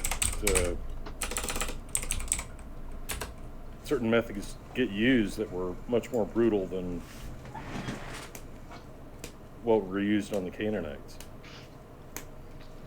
And then, that doesn't get the issue of whether it was moral to tell them to take off or leave the land or clear the land or whatever. But the initial, the way it was carried out, it's just no different than what essentially our cultures are used to doing. Yeah, so don't get me wrong, I completely agree that it was normal for the culture at the time to have wars, to take children, especially the female children. So sort of lined up against our current sort of moral evaluations, it's horrendous. But for them it was perfectly normal, and that's my whole point, I guess. I think that the reason why I brought that up was simply to say, is that moral because God deemed it moral, or for some other reason? Oh no, I think you just got to own it. I think, and I'm sure he had his reasons, but right. it's like if we came across like the Mayan culture, the Aztec culture today, I think we'd have someone masturbating in the background there. That would be highly inappropriate. Oh my. That would be highly inappropriate. Please. I did not mute my mic before I was scratching my ear. Right. Man, that's some earwax you got there. Sorry, I'm joking. I'm honestly joking. I apologize. By the way, here's the first one I ran into, Mark. It's by Science News. The source is the American Museum of Natural History, but this is like a report.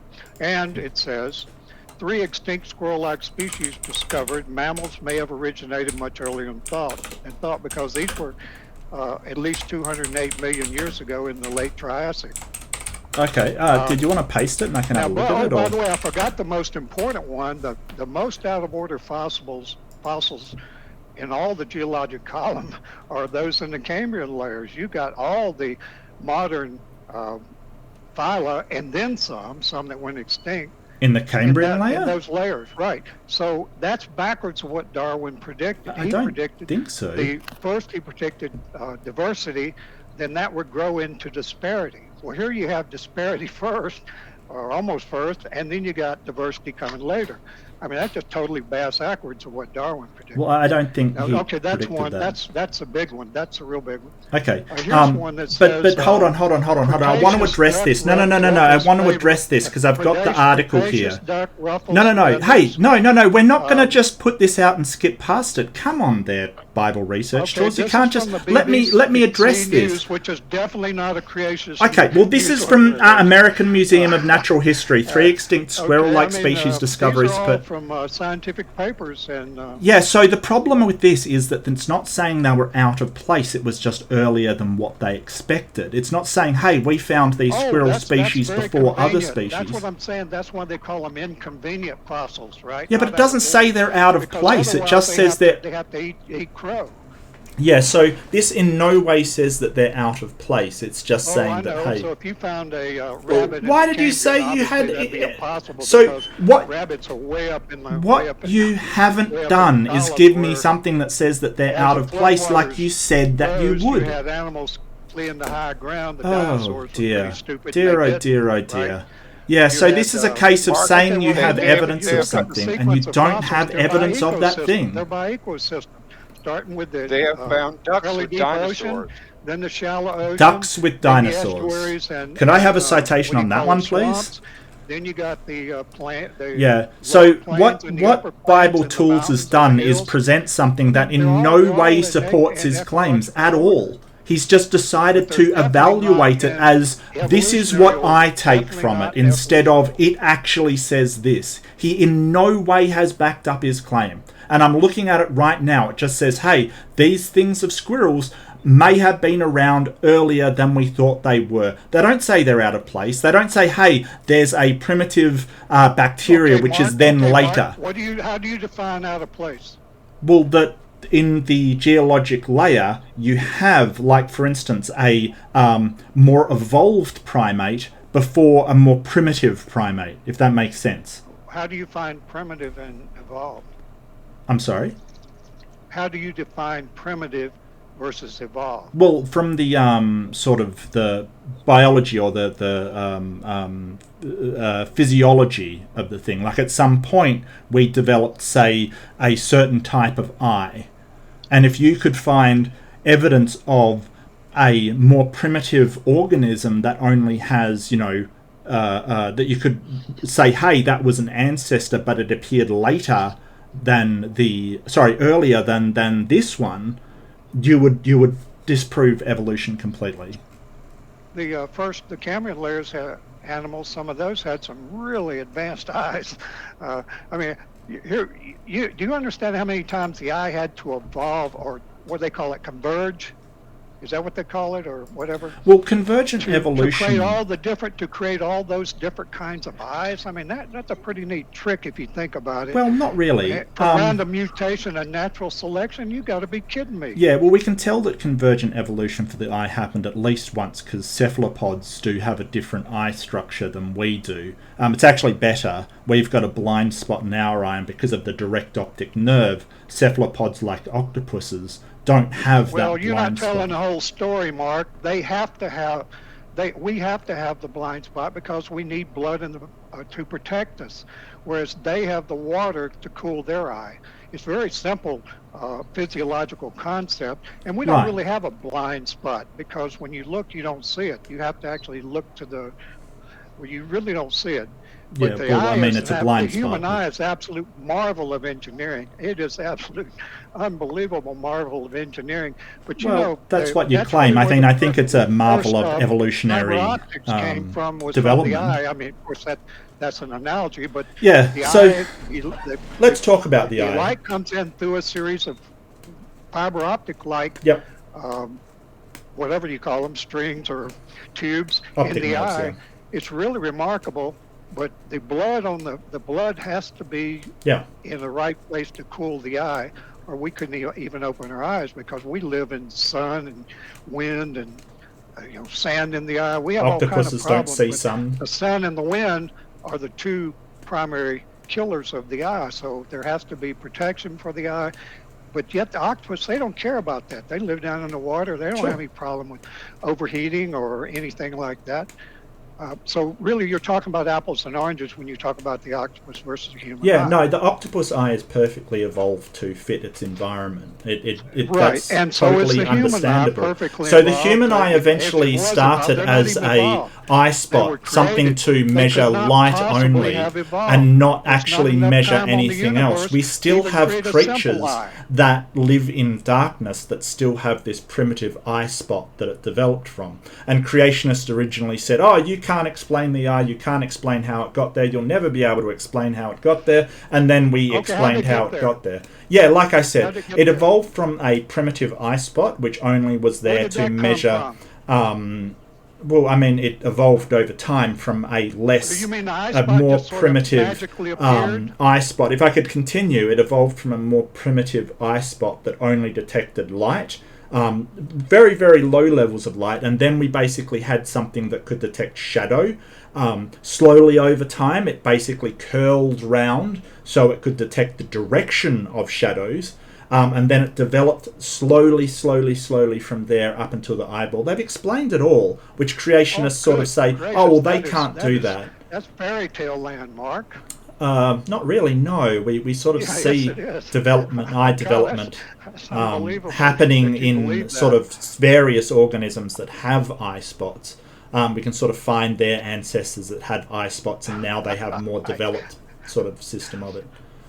So the icebox just magically appeared, and then it magically well, evolved. I never said Even magically. with the waiting time problem, the waiting time problem makes that totally illogical. So Mark. magically would be a god creating these things out of thin air, which I must admit I haven't seen, but if you could point to an example of where a god has created something out of thin air, I would love to see that. Could you please... Well, that's what you believe. You believe life was Well, formed out of thin air. no. We're talking about the eye here. Could you give me an example of where you've seen a god create something out of thin air? Yeah, I see it everywhere I look. Oh, really? So you could show me that happening. Go for it. Show no. Show me that happening right now. So show me that happening right now. Well, he's already created everything. He took 6 days. Oh, so you can't and he show rested me. on the 7th. So cool story, bro. You can't show me. Well, No, I you can't tried, show, I you can't guess. show me any evolution. I could not show one evidence of example evolution. You can't even show a cannot show me single any segment of evidence of verifiable creation. You've got nothing data for for creation. evolution. And Zero. that's why creation is not a science, because you cannot show any evidence of Evolution it. has never been a science. It's philosophy. It's one of the actually not pillars even of good medicine. philosophy. There's 2 pillars of more like, medicine. There is pseudoscience. germ theory of disease and the theory of evolution make up medicine. So it is definitely a Make up science. what? Oh, you mean because a lot of people believe it's science?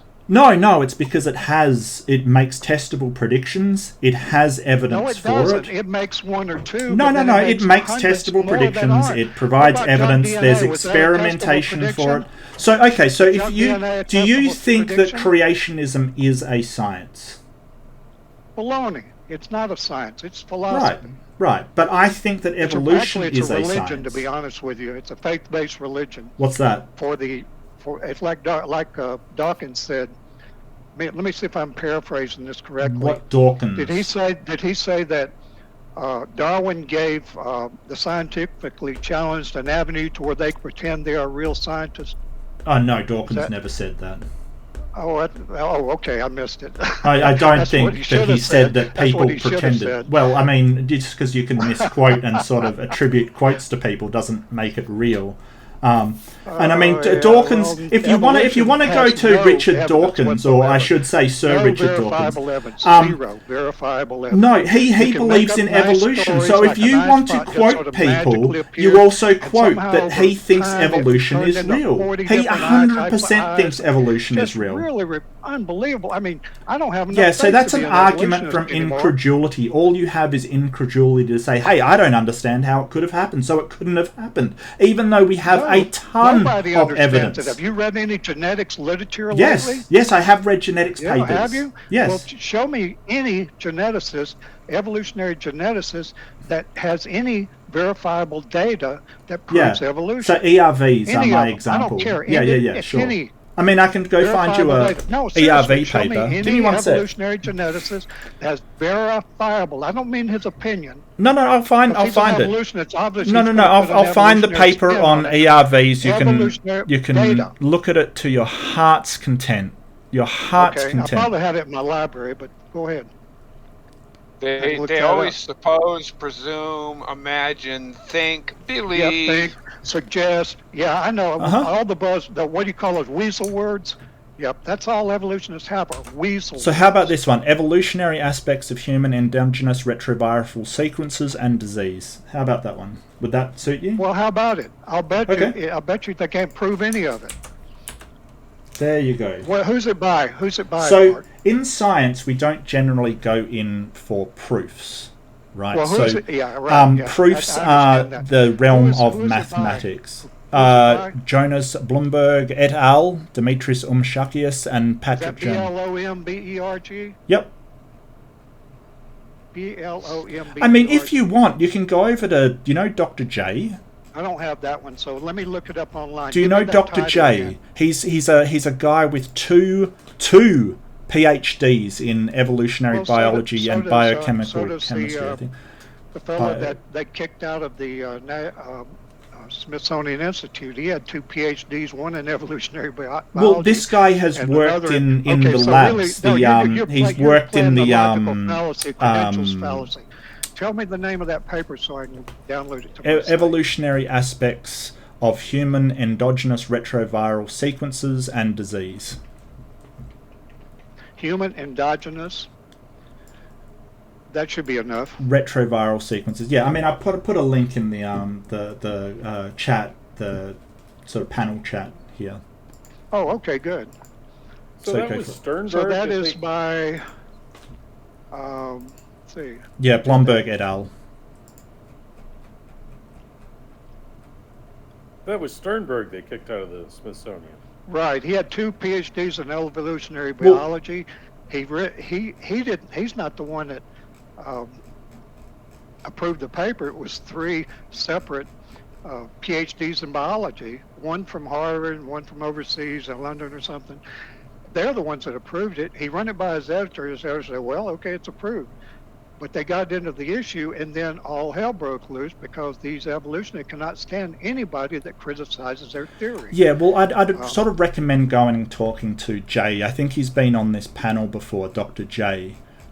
He's very, very knowledgeable, has worked in one of the labs that didn't experiment. He is not knowledgeable. Yes, he is. Brainwashed by evolutionary. Yeah, I mean, everyone that disagrees with you is brainwashed, right? I'm brainwashed because I disagree with you. Well, it's convenient for you. It's convenient for you to think that everybody that disagrees with you is absolutely brainwashed. And then I could say, hey, you're brainwashed by your religion. And where does that get us? Where does that get us? To just me saying you're brainwashed and you saying I'm brainwashed. It's so silly. It's anybody that opposes you is brainwashed. It's terrible. I was taught to question everything. Science does question everything. About what you said earlier, that science does not look for proofs. Yeah, so that was the whole idea behind that. Yeah, so proofs are generally So proofs is generally in maths. We provide proofs, kind of thing. Science is based upon the highest graduation of science is a theory, and a theory is a model that makes testable predictions, has been evaluated, and basically that we have an overwhelming amount of evidence for it, like the theory of gravity or germ theory of disease. The reason why it doesn't go into proofs because science is never 100% certain of anything. Everything is up to being questioned, and everything you can go and try to disprove any theory you want. They will accept that. But if you do not pass peer review, not if it's creationist. Well, you have to meet up with a certain rigor that science says that you have to have in order to have your work published as a response to one of these theories. If you don't meet that standard, then that's not the fault of science or the people doing it. That is your fault because you cannot be rigorous, you cannot be robust, you cannot get evidence, and your evidence may be flawed that it doesn't lead to the conclusion that you've interpreted. That isn't the fault of science. That's yours. I've seen a lot of really good peer-reviewed papers by creationists and ideas. Intelligent designers.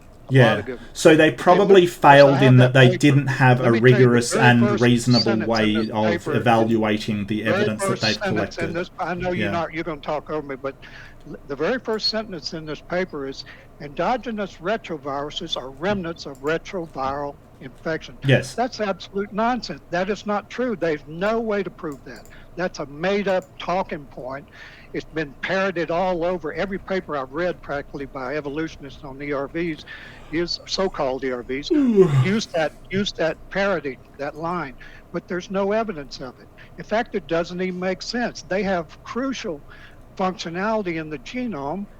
How'd that come in there and just sort of take over? Well, I mean, I already gave you a paper. Doesn't make any sense. Yeah, so, okay, Bible Research Tools, you've got to stop putting stuff out there and then trying to move past it so I can't respond. Okay, you're doing it all the time. You're saying this thing, and then I'll move on to this other thing. Stop. Well, that's what you do, Mark. I don't. I just address what you bring up. So I've already put out. I've already put out a paper. Like I already posted this about how transposable elements have potential to be beneficial. Right, so because the ERV, or the HERV in this case, has just and that's human endogenous retroviruses, ones inside humans, because it has the potential for mutation like any other genetic sequence within us. They have the potential to change into something that is A, innocuous, it does nothing, or B, is actually beneficial. And I'll repost the paper because you wanted it right here. When is it changed to something beneficial? Well, it has to be, so ERVs have to be inserted into the germline. If something is not beneficial, just say for a start, the organism has to survive with that ERV in it. And that's why there's only, I have to remember, 208, I think, genetic sequences that we can attribute to ERVs within the human genome, because usually viruses are extremely detrimental when inserted into our DNA, like the AIDS virus or the HIV virus, more specifically. So they first have to survive, and then what happens is they go through mutation, and that mutation may turn into something that just doesn't matter. It may just stop the virus working and producing more viral elements. Down the line, it may mutate into something that is incredibly beneficial, but it's through the normal genetic patterns, such as transposition or duplication, or because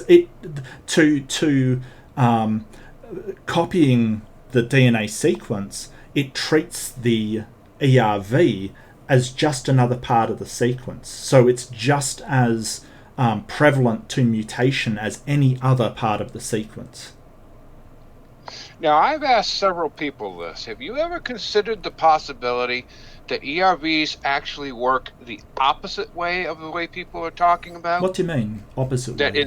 That instead of a virus injecting its code into our DNA, right, that our DNA broke off and became the virus? Yeah, it mutated.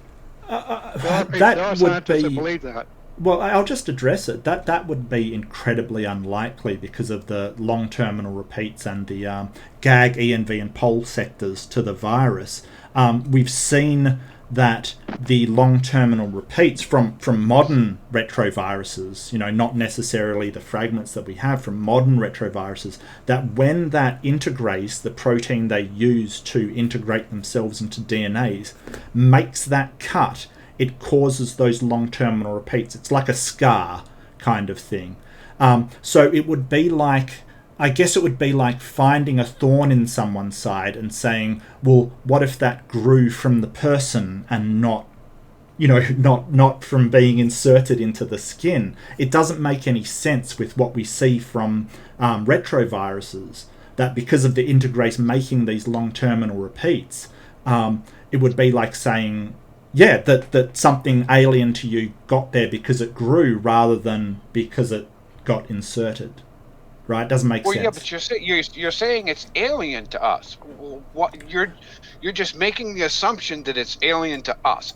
What if it was part of our evolutionary theory to be true? So the reason. What if it was part of our genetic code? It was not alien to us, but like as in, say, cancer, where something goes wrong with our genetics. Okay. Cancer can be spread throughout the body. Well, how does it get spread throughout the body? They're finding now that it moves similar to viruses or fragments that break off and go into other cells.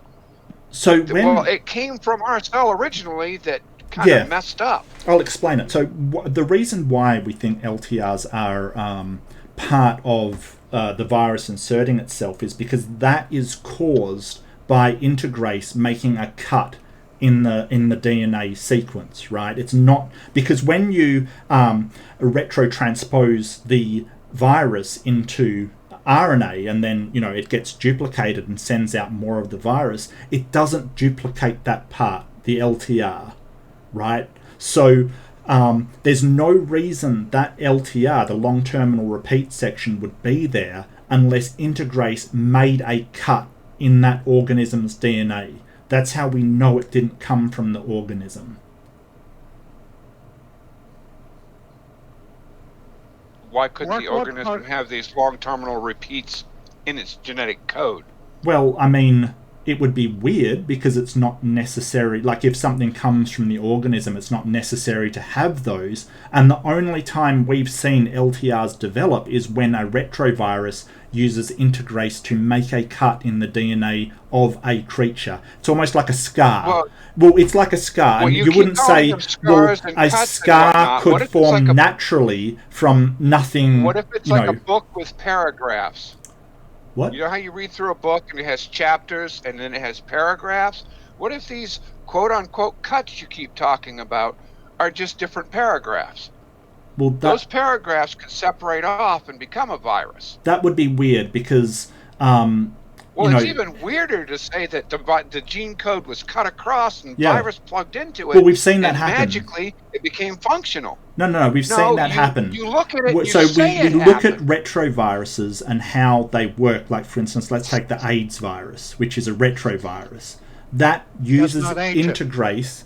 Well, yeah, it's not ancient, but it uses integrase to make a cut in the DNA so it can insert its own genetic sequence in there, right? So for those LTRs to exist, we've never seen it occur naturally where there hasn't been a cut made. Like, you don't just get the genetic code producing it. But what we've seen a ton of is retroviruses using integrase to make that cut, and that cut has long terminal repeats because of what the integrase does. Now, I'm going to float a theory by you, Mark. Sure. You can take it however you like. The human body, the way that it was set up with the genetic code, has an enormous potential to repair itself. Now, in the process of repairing itself, it can swap genetic code. I don't think DNA can repair itself. How would it... That seems weird. I don't...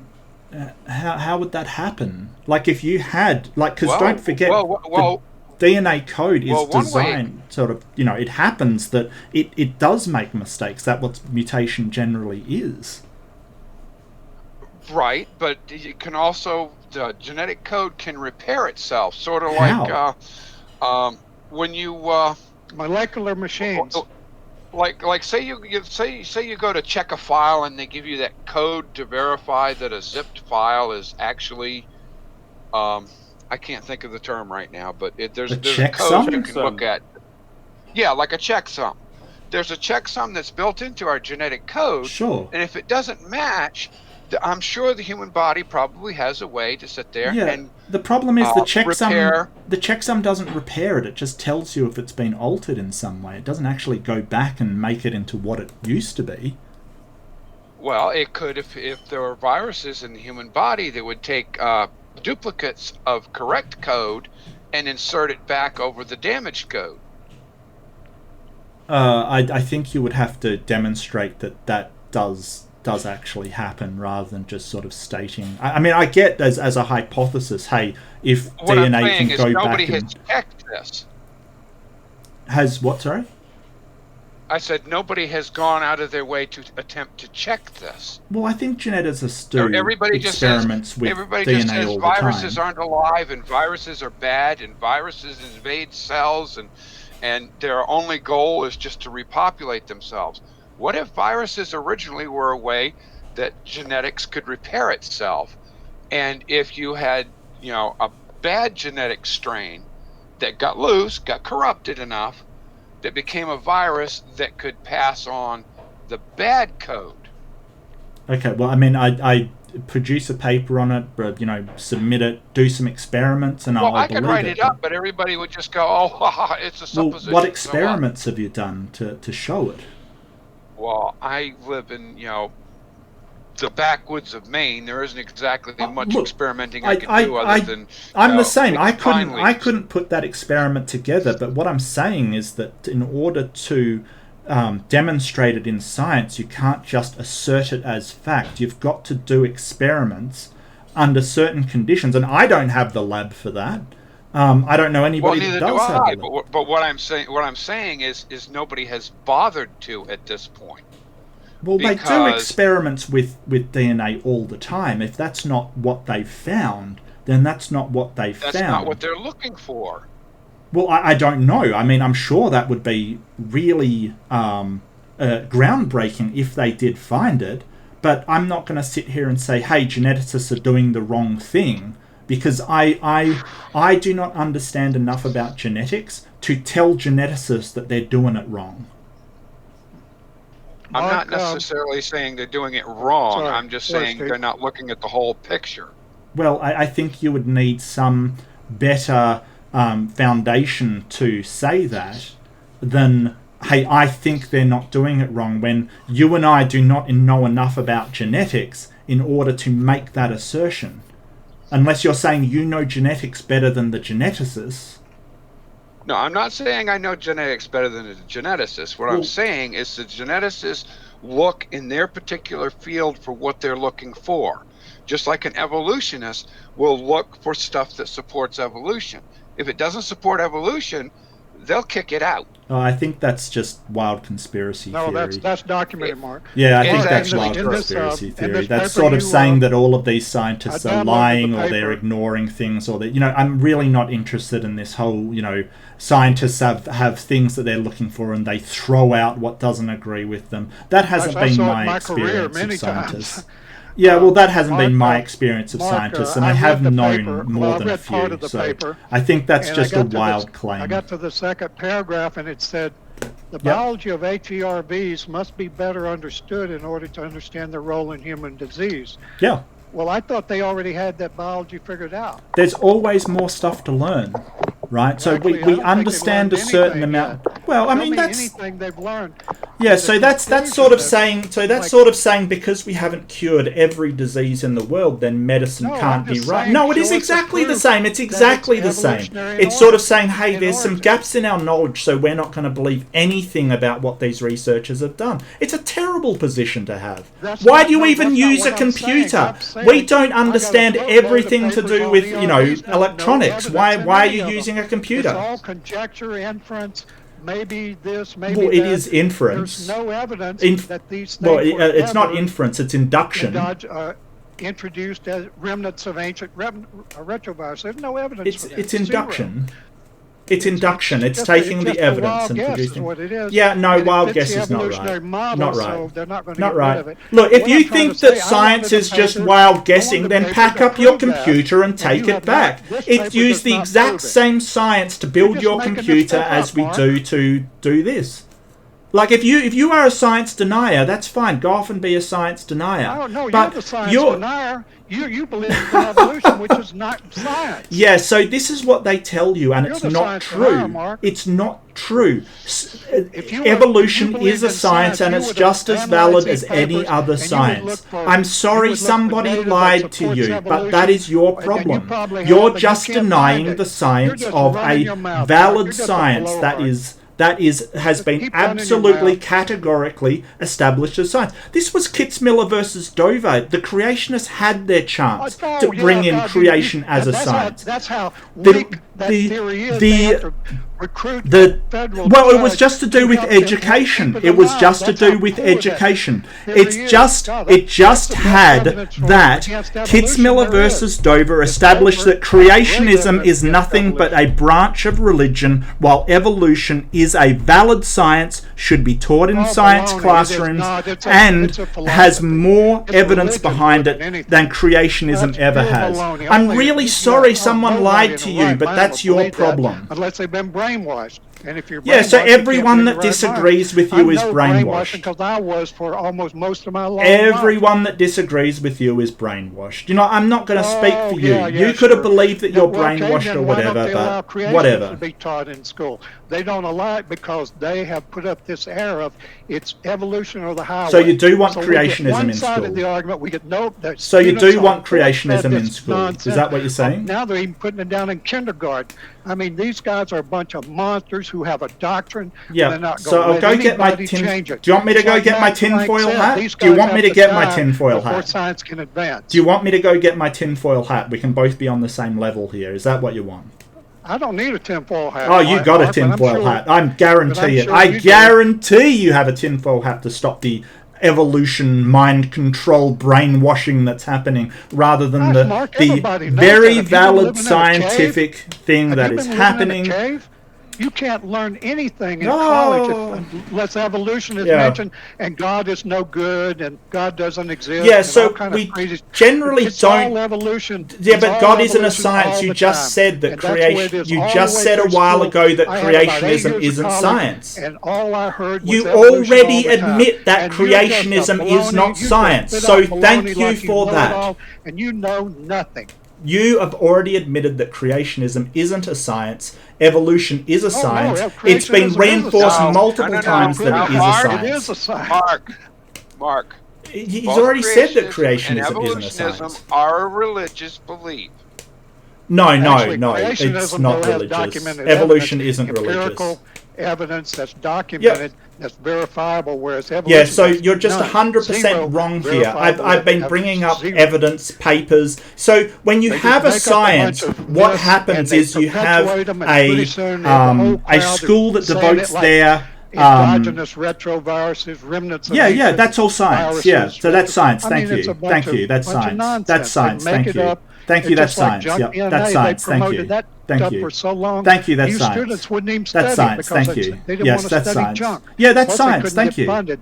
Only Yeah. So pretty soon, there what were we some have that when did we it have a very much science above is truth because peer-reviewed evolutionists didn't journals, want to hear it. papers, My and DNA a was standard God. structure where I people remember investigate Brandon and Cole do got experiments. forensics Garbage and from the noise. NIH. Yeah, well, I mean, Bible had wrote a research book tools where he will not mocked shut up. All he does is creationists talk for and believing talk that and all talk. junk, that there was no junk in the DNA. But then in 2015, he had to eat crow. Yeah, he just said, well, we talks, don't call that Stephen. junk He anymore. just talks and Well, talks and why? talks. But why did they say it in the first place if they didn't know? Because it fit the theory. Anything that fits a theory, they're going to promote it. It doesn't matter who makes it up as long as it sounds good. And that's been the case from the beginning. Darwin promoted this theory, had zero evidence. You will not find any evidence in the entire book. Yeah, I've been giving Revolution. evidence all night. He over-extrapolated living organisms, what we see breeding mainly.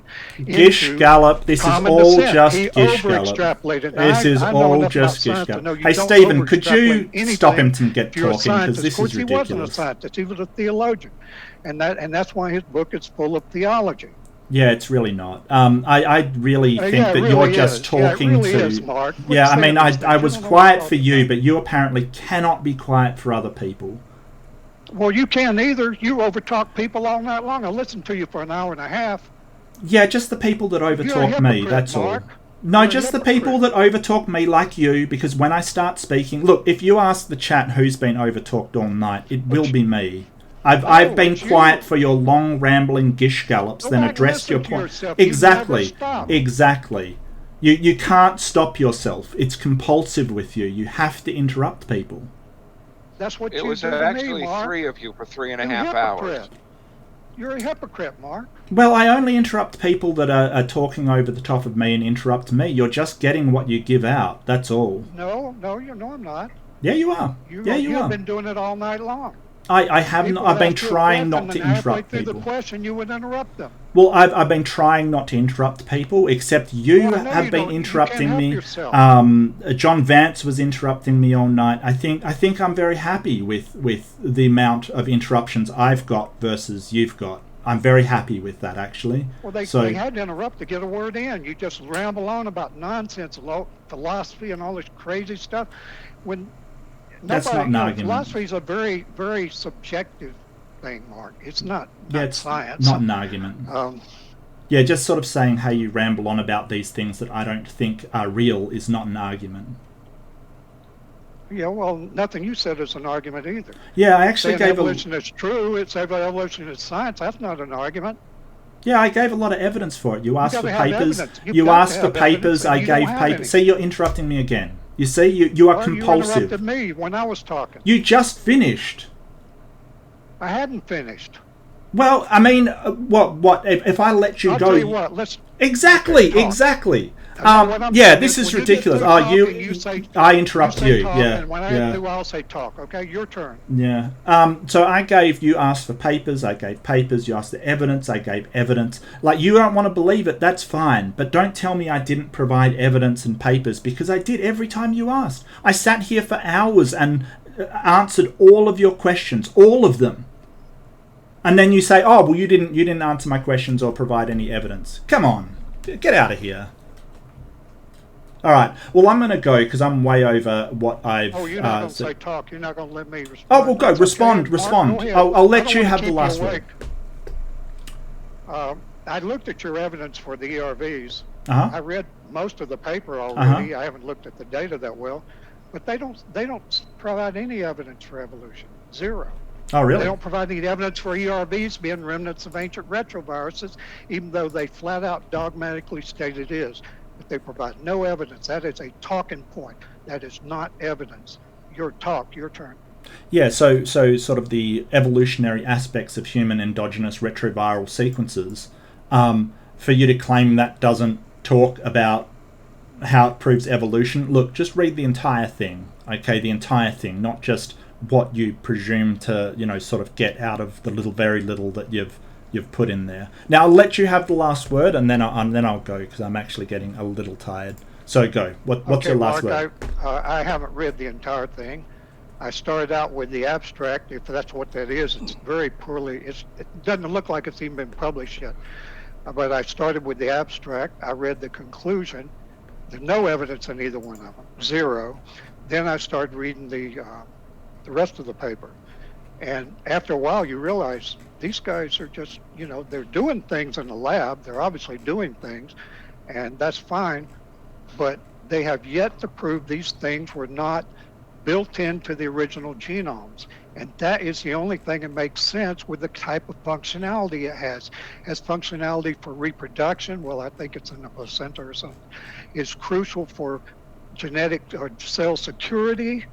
I mean, how does cells survive till these things sort of magically showed up and incorporated themselves in there and suddenly became, instead of invading viruses, became functional saviors? I mean, it doesn't make any sense, Mark. To you, yeah. I'm sorry. I'm going to go because I'm way over the length of time I said I would. So, fantastic talk. Thank you so much for talking with me. I appreciate it. Thank you, Mark. Do thank John for letting me in here and letting me go on my rants and stuff. I really appreciate it. And thanks to the audience. Mark, what time is it in Australia? Oh, it's 3:26 p.m. But I have to do sort of cooking. I have to sort of prep for dinner tonight, so yeah, not too bad. 3:26 a.m. here. Yeah, so where I am is it's almost midnight in Alaska. Yeah, so where I am is like go. plus 8 hours. So if you're on Eastern Standard, it's like -4, so it's a 12-hour difference, which is crazy. Okay, I've been waiting 4 hours to ask you a quick question. Oh, really? Okay, all right. One more. I got to go after this though. I really do. Way back then, when you were talking about how somebody would be morally higher if they did not produce more kids, they would have a higher moral standing, morally superior because morally superior because of the fact that the world is getting overpopulated. Maybe. What happened? What happened theoretically in your soft whatever it was there? What happens if 100% of the population, for let's say the span of 50 years, decides to be morally superior and not have kids? Yeah, so that wouldn't be good for the well-being of humanity. Okay. But I don't think that would happen anyway. I think that people will want to have kids, and I don't think they're immoral for wanting kids. I don't think that's the case.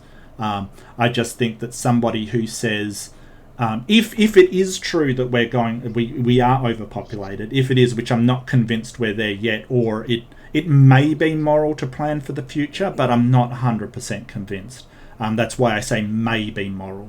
I don't think that it is immoral to have kids even in the face of that. I think that's fine.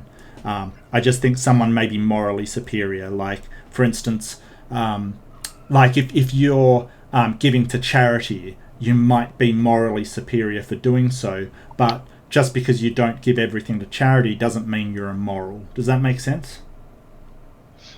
Well, it does, but I think everything has to be viewed that, it can't be extremes either way. Yeah, I get that. Extremism is rarely good. I would agree with that. Sort of my moral structure that I follow may not be what everybody else follows as well, and I don't see a point in enforcing it sort of violently or sort of otherwise on people. I think that I'm just going to argue from what I think is moral and let people choose for themselves, really. That's fine. I just wanted you to consider it. Yeah, sure. If everybody shot for this moral superiority, then we'd be, toast. Yeah, but moral relativism says that under certain circumstances it may not be superior anymore. So at the point in which you're doing it to the detriment of humanity, then it isn't moral anymore. Yeah, but then we have to have a common faith in the future. That opens up a whole other can of worms. Yeah, and I mean, there's certain ways to predict future events better than others, and I personally think that science is a better way to predict the future than other means. You may disagree and may say, that the Bible can predict it better. I personally don't believe that, but that's up to you, I guess. Anyway, I'm gonna go. That's last question, but thanks for having me. All right, Mark. Hey, good night, Mark. Do you have a? Hey, Mark. Yeah. Thanks for being a good sport. Yeah, no worries. You got the works. You got the whole 9 yards tonight. I did. That's okay. I understand it. Like it's okay. It's no problem at all. I get spicy. I get passionate. Other people get spicy. Other people get passionate. It's fine. It happens. I'm becoming more and more of a veteran of the debate circuit, and I think that being passionate about your beliefs isn't a bad thing. Even if you do some things that you are. So I apologize to anybody that felt that I was getting a bit spicy. But I think it's good. I think it's a good thing to talk about, your beliefs and the differences and that. So thanks. Sorry, Alyosha. Please tell me I'm selling. Yeah, it's Alyosha. Alyosha. Yep. Okay, fantastic. That'll do. Thank you so much. Good night, Mark. Good night or good morning. All right. Bye-bye. Behave yourself. Yeah, I will.